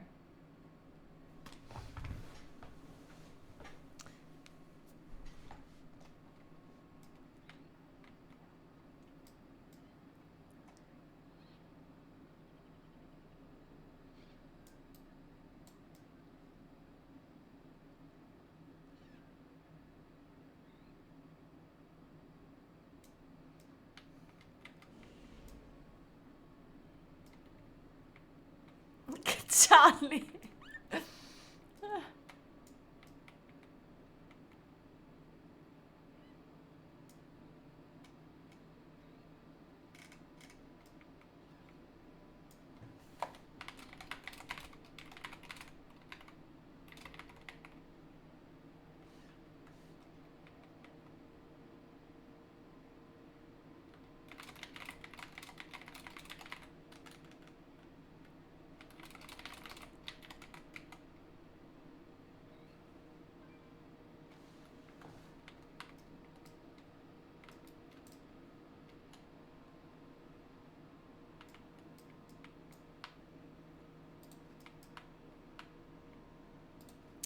Okay, I guess we're doing a 27. What's the time? Do you still have time for this? Wait. I think... Yeah, I think I have time. She said 8:30, right? I think 8:30. Yeah, 8:30.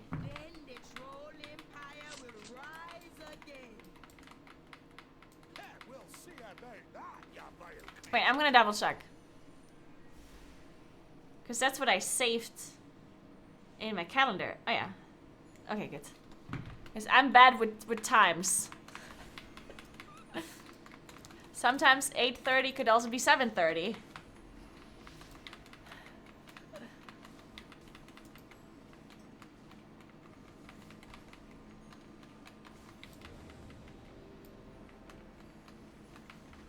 Yes, it's at 8:30, yeah. Yeah, I double checked, it is 8:30. We're all good.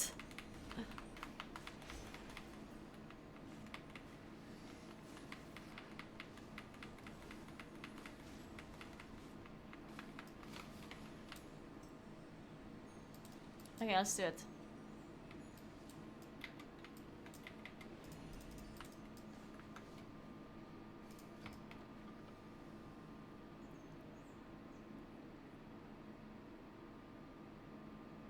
Different time zones in other valleys. Could you imagine?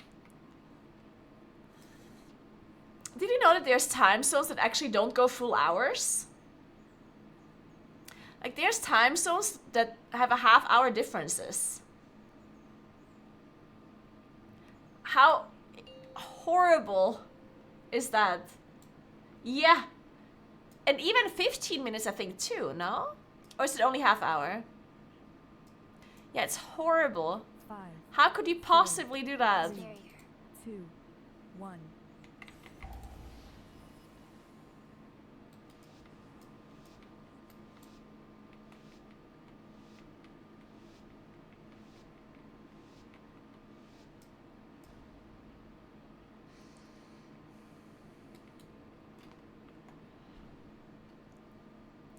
Yeah, it's the same thing. Yeah, America and Europe does the same thing though, yeah? America and Europe does not have daylight savings at the same time. That is very confusing.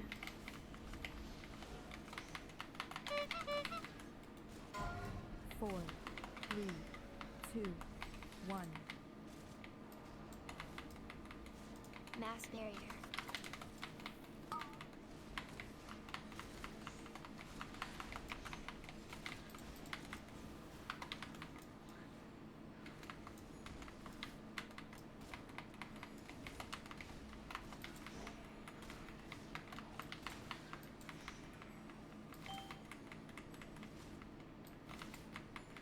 Incorporeal. Incorporeal.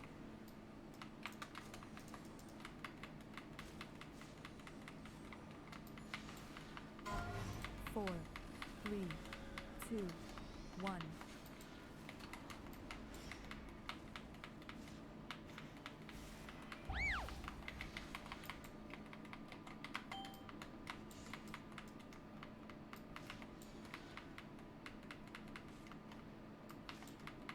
The swords are still average with what's going on.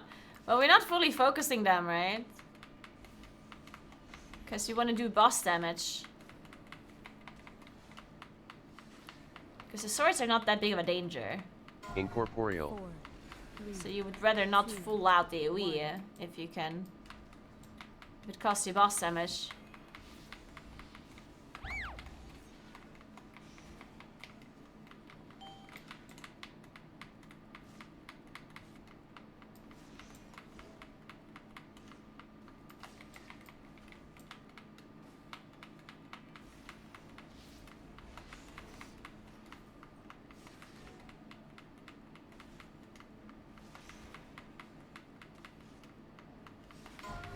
Four, 3, 2, Mass 1. barrier.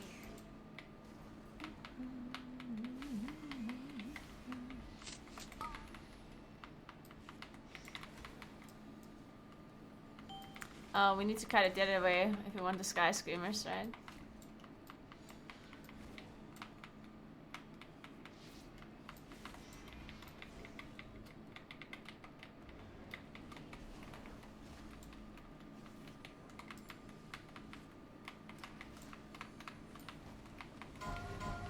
Four, 3, 2, 1.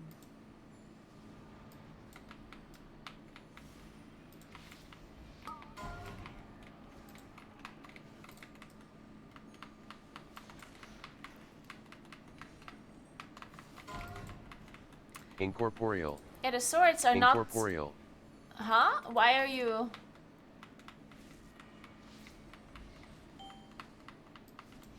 Why are you saying that the swords are? It's a 27 tyrannical key. The swords are not gonna kill anyone if our healer is healing. And Rasan doesn't do anything to the group. There's 0 group damage from Rasan. Nothing. So it's very easy to heal the damage that the swords do. They're not gonna kill you. But if you want to focus the swords, then go ahead. If you think I'm wrong, then go ahead and all out AoE them if you feel like it. Protect the priestess. Let no Mass one barrier. make you Oh.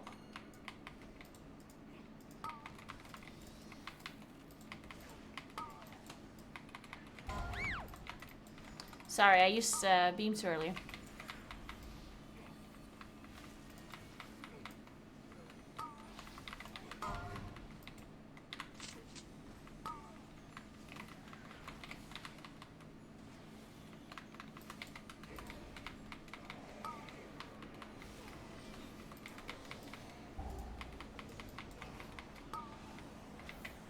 Oh.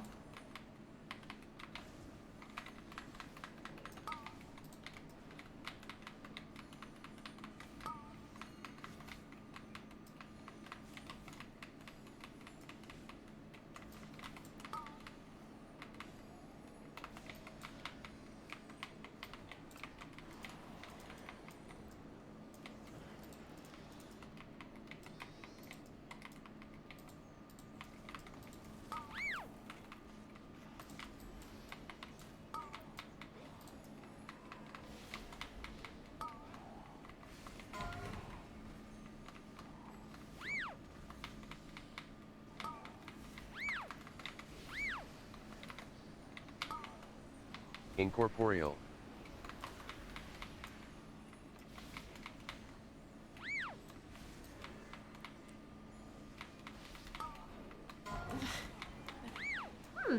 Actually, didn't have a pizza in forever. Man, I really want a Naples pizza. Massberry. I miss Naples pizza.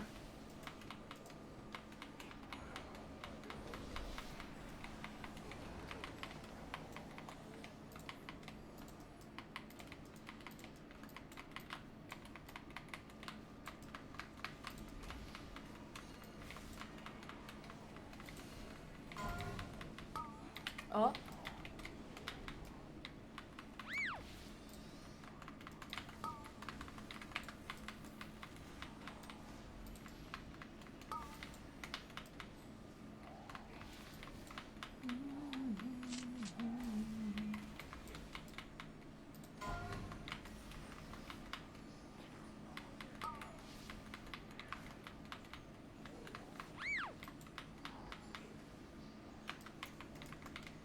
The pizza you had in Echo's warehouse?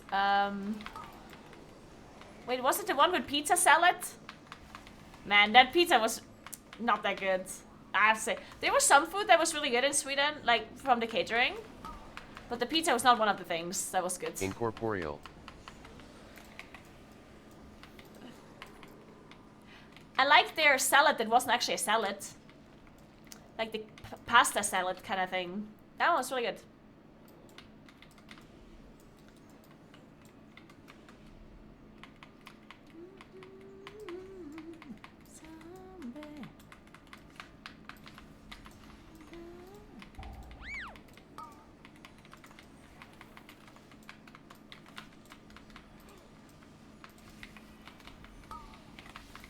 This guy's gonna charge us.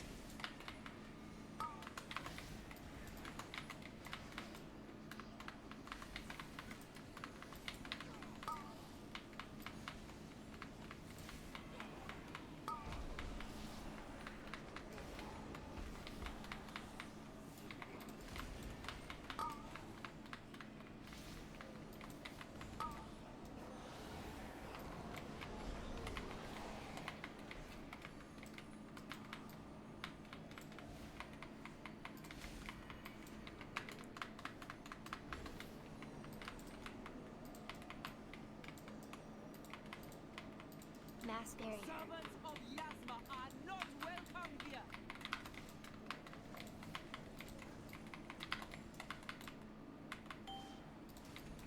My claws will bind your Incorporeal. Incorporeal.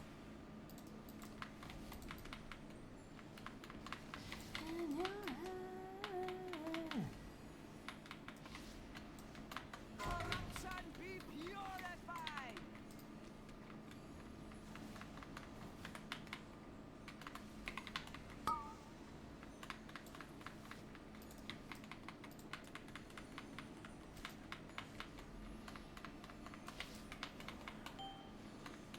My claws will bind your heart.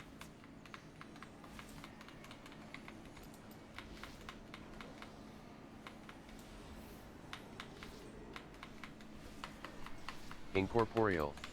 Corruption be purified. Oh shit. Oh? Fuck.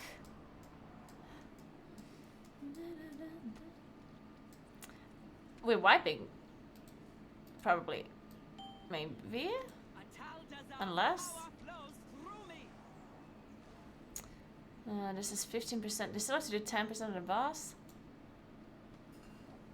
We have a rest. Maybe we should rest before transfusion?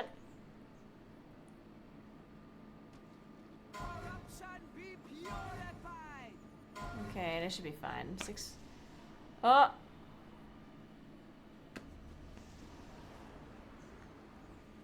Can they do 5% before the next transfusion? Okay, they certainly can. No, no, no, no.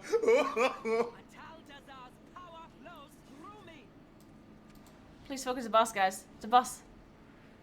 Just kill the boss. Oh god, kill the boss. There we go. My thanks for killing the priestess. You have only succeeded in strengthening my hold on the temple.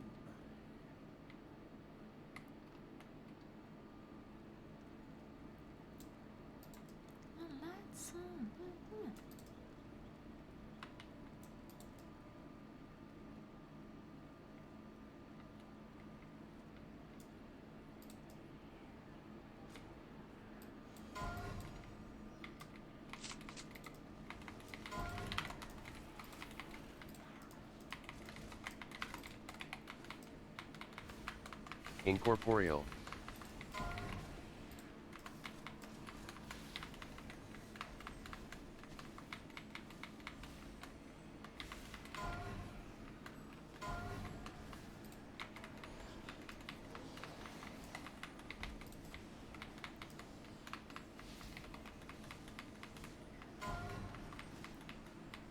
Yeah, I'm not saying that Sweden in general doesn't have good pizza, but the one that we had delivered to us from catering was definitely not that good.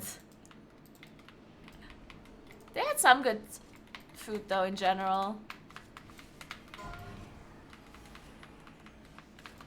I did really like some of their I really like Lincoln, like a lot of people from the other casters and the players really hated the Lincolnberry jam, but that was really good. I liked any kind of oh, we pulled. Oh god. I'm not in combat, but I don't know, do we want to play this or I guess not. I'm not in combat. I'm not in combat.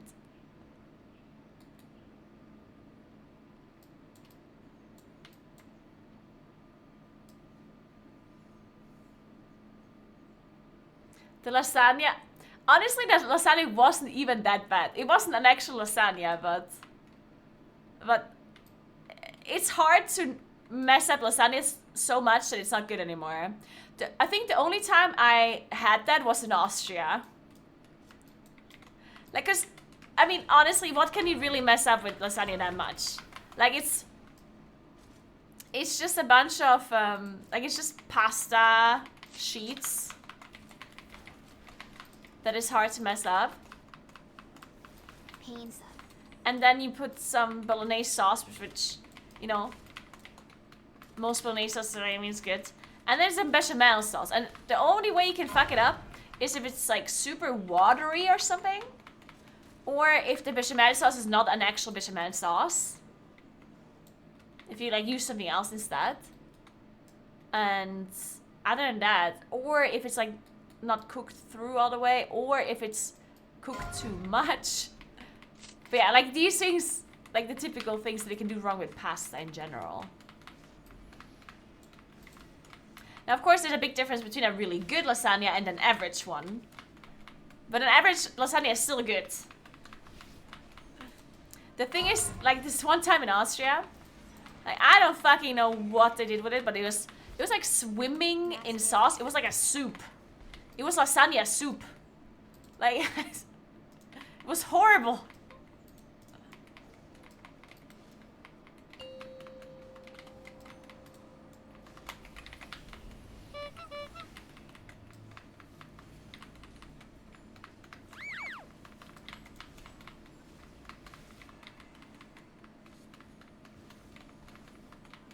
Yeah, estimate. I can totally see that. If you don't play Rita for a while, it can be very confusing. It's pretty overwhelming. Unfortunately.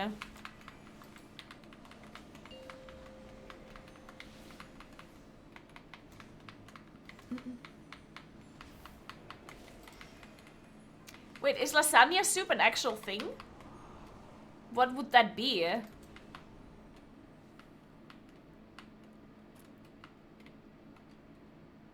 What? Wait, that's not a real thing though, right?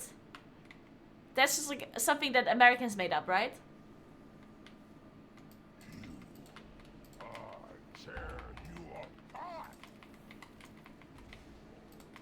Or is it an actual dish? Incorporeal. Incorporeal.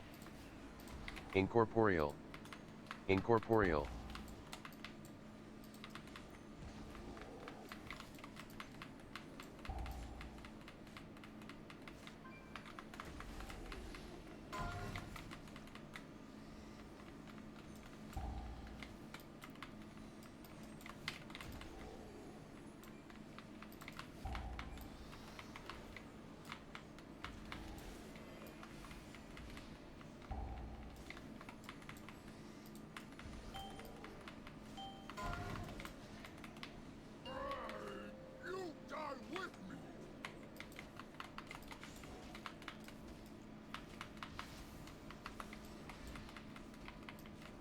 Mass barrier.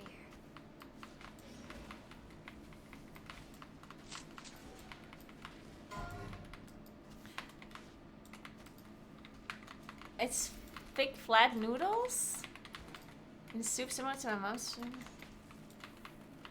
But what does that mean? So it's basically just noodles in tomato soup? Or what? Why would that be called less? Okay, where's the bolognese sauce in this soup? And where's the bechamel sauce in this soup? Why is it called lasagna soup? If it's not all of the ingredients of lasagna in a soup. This already makes me angry. Oh my goodness.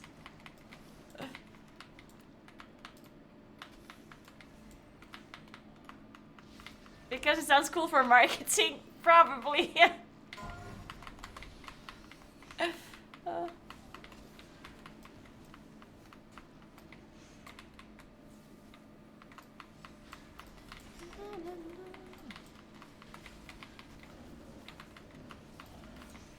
have a, like, the weirdest thing, like, I'm not sure if I'm just saying, if this is like a shared opinion that other people have, but I kind of, like, I really do like soup. Generally, like, all kinds of different soups. Like, I like soup, but I would never order it in a restaurant. Well, I don't want to say never, but very rarely am I like, oh yeah, I'm gonna have the soup. And I'm never gonna make soup myself at home, like, I'm not doing that. So it's like this thing where I kind of like soup, but if I can choose between actually chewing my food or drinking my food, I'd much prefer chewing it, and therefore I'm never actually eating soup, even though I do like it.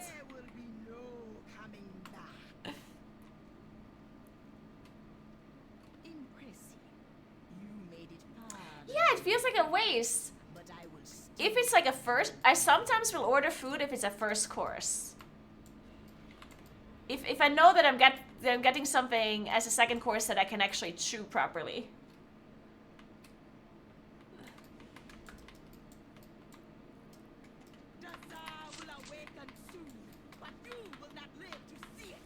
Do you eat or drink soup? That is actually such a good question.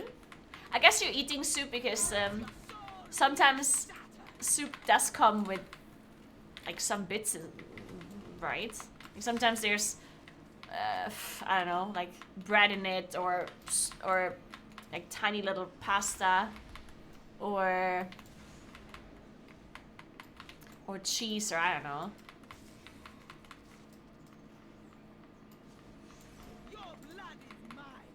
Give her a rest soon.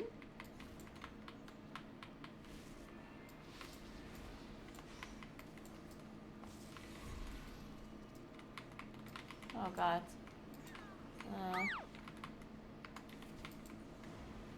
Incorporeal. Mass barrier. I'm dead, I think. Yeah.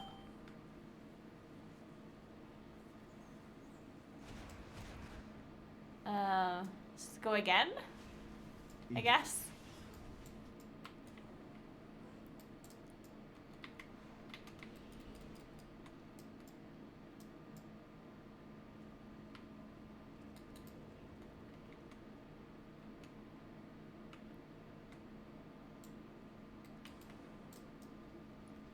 It's not Yasma travels today, it's Yasma travels every day.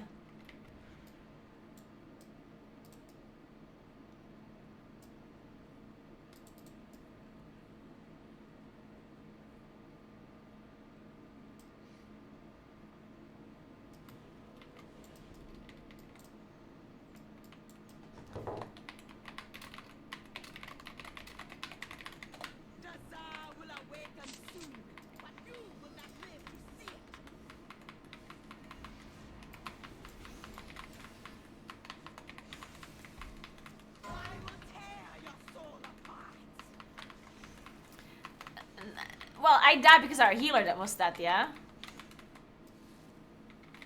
I definitely wouldn't have died if I had a healer with me. Oh shit, don't take it.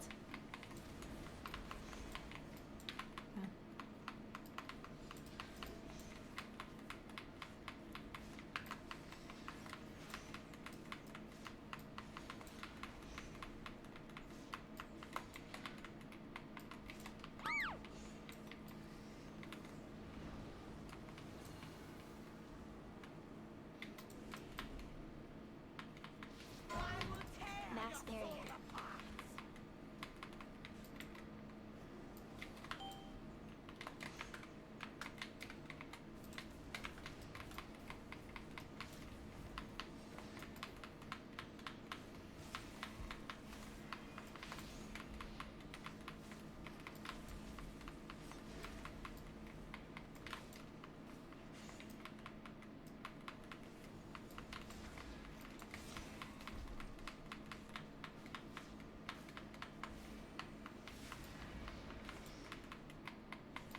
Alright, can we time this dungeon? It's the question. Can we do a Nataldasar?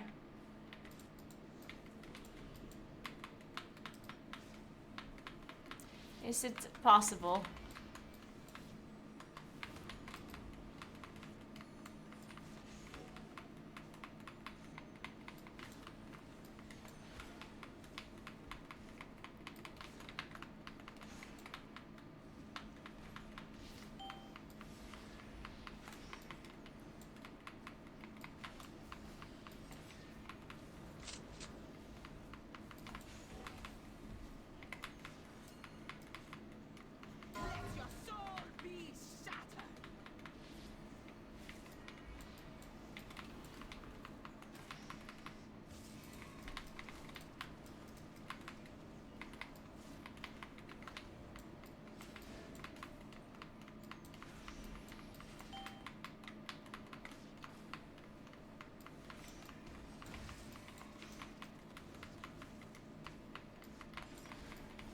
Incorporeal.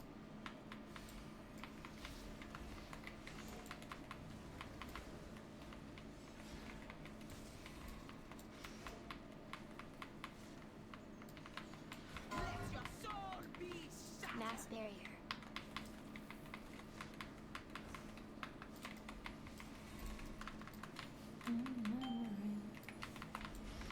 How long does this boss take on a 29?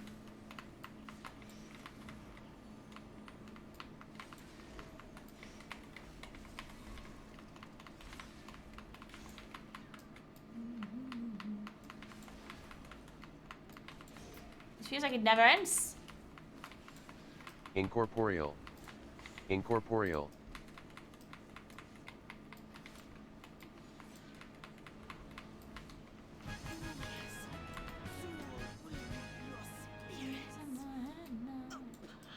We did it! I timed the key, guys!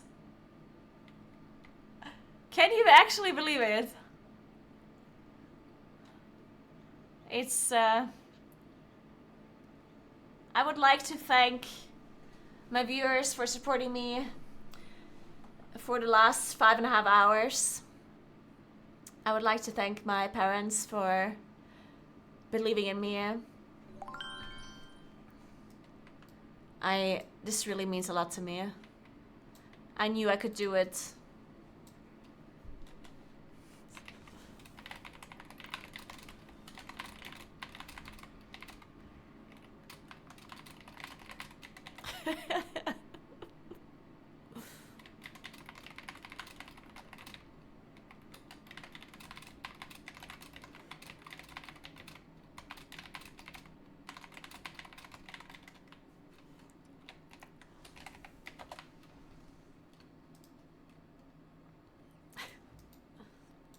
Until next time, adventurers.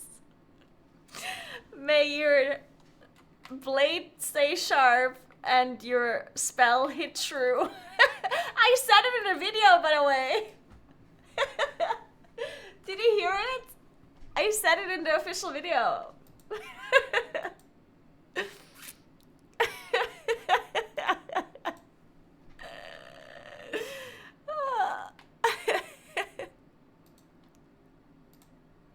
In case some people don't know what happened, so I was writing a script for the Warcraft channel, for the YouTube, Warcraft YouTube, and for fun, I asked Chat GPT to write a script for me, and it wrote a whole thing that was hilarious.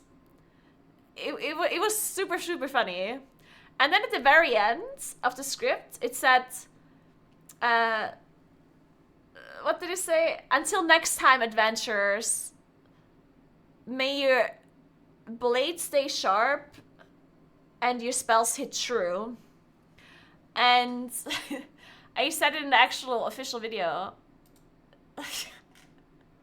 It's a good one, though.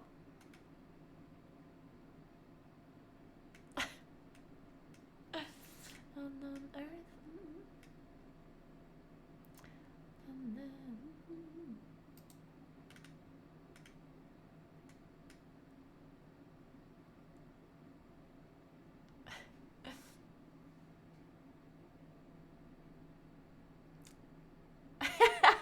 For fun, yeah. I mean, I knew that there's nothing. I knew that ChatGPT is not gonna have a proper thing written. Like, there's absolutely no shot that the MDI is big enough and there's enough content on the internet for it to be written like a proper script, right? I'm not saying that I wouldn't use AI generated content. I would totally do that. Because I hate writing YouTube scripts. If somehow AI would be smart enough to write World of Warcraft in-depth, detailed content, I would totally just take it. But I don't think the technology is there yet.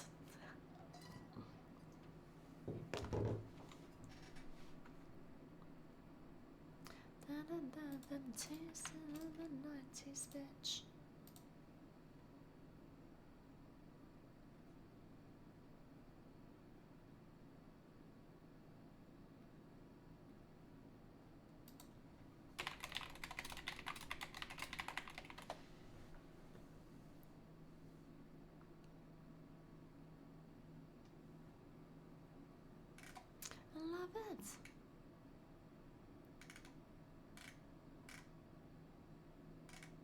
Oops.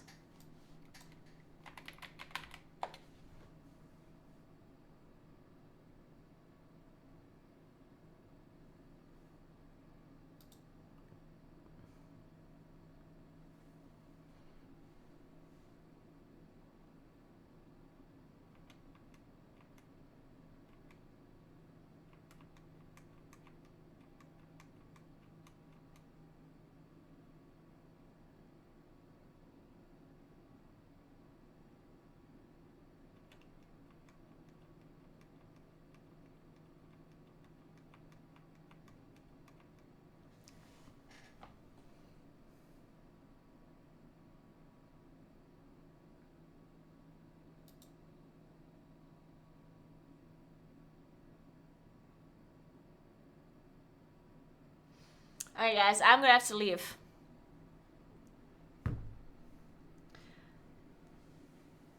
I will see you tomorrow again. Tomorrow? Wait, I think I might actually not be super late tomorrow. It depends how long it takes me to do the Alpine touring thing. But if I start early enough, then it should be fine. Thanks for 49 months, Miss Spank. What's up? Thank you very much. I might be here before noon even. Yeah, maybe. But yeah, thank you so much for watching. Thanks for hanging out. I appreciate that. Sorry for depleting all of the keys today. I'm sure tomorrow we time them all. Tomorrow's going to be a great day. Tomorrow's my Friday, in case you didn't know. So it's going to be amazing.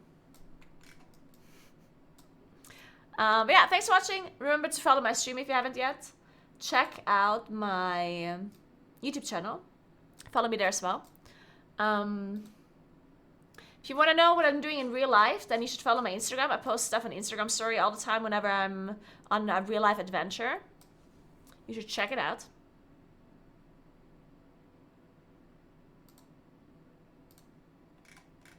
And follow my Twitter, my TikTok, all that stuff, you know. Or don't, I don't care. Do whatever you want.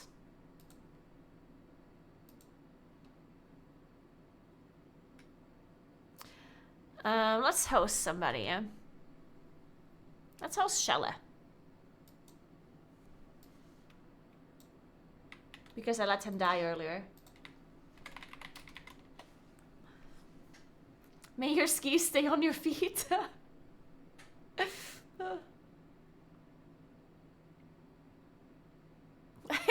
So, local woman missing in fog on a mountain.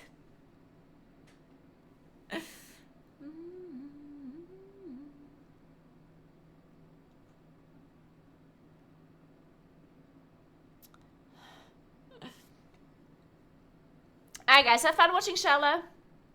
And I see you tomorrow. Thanks for watching. And stay... Until next time, adventurers. May your blades stay sharp and your spells hit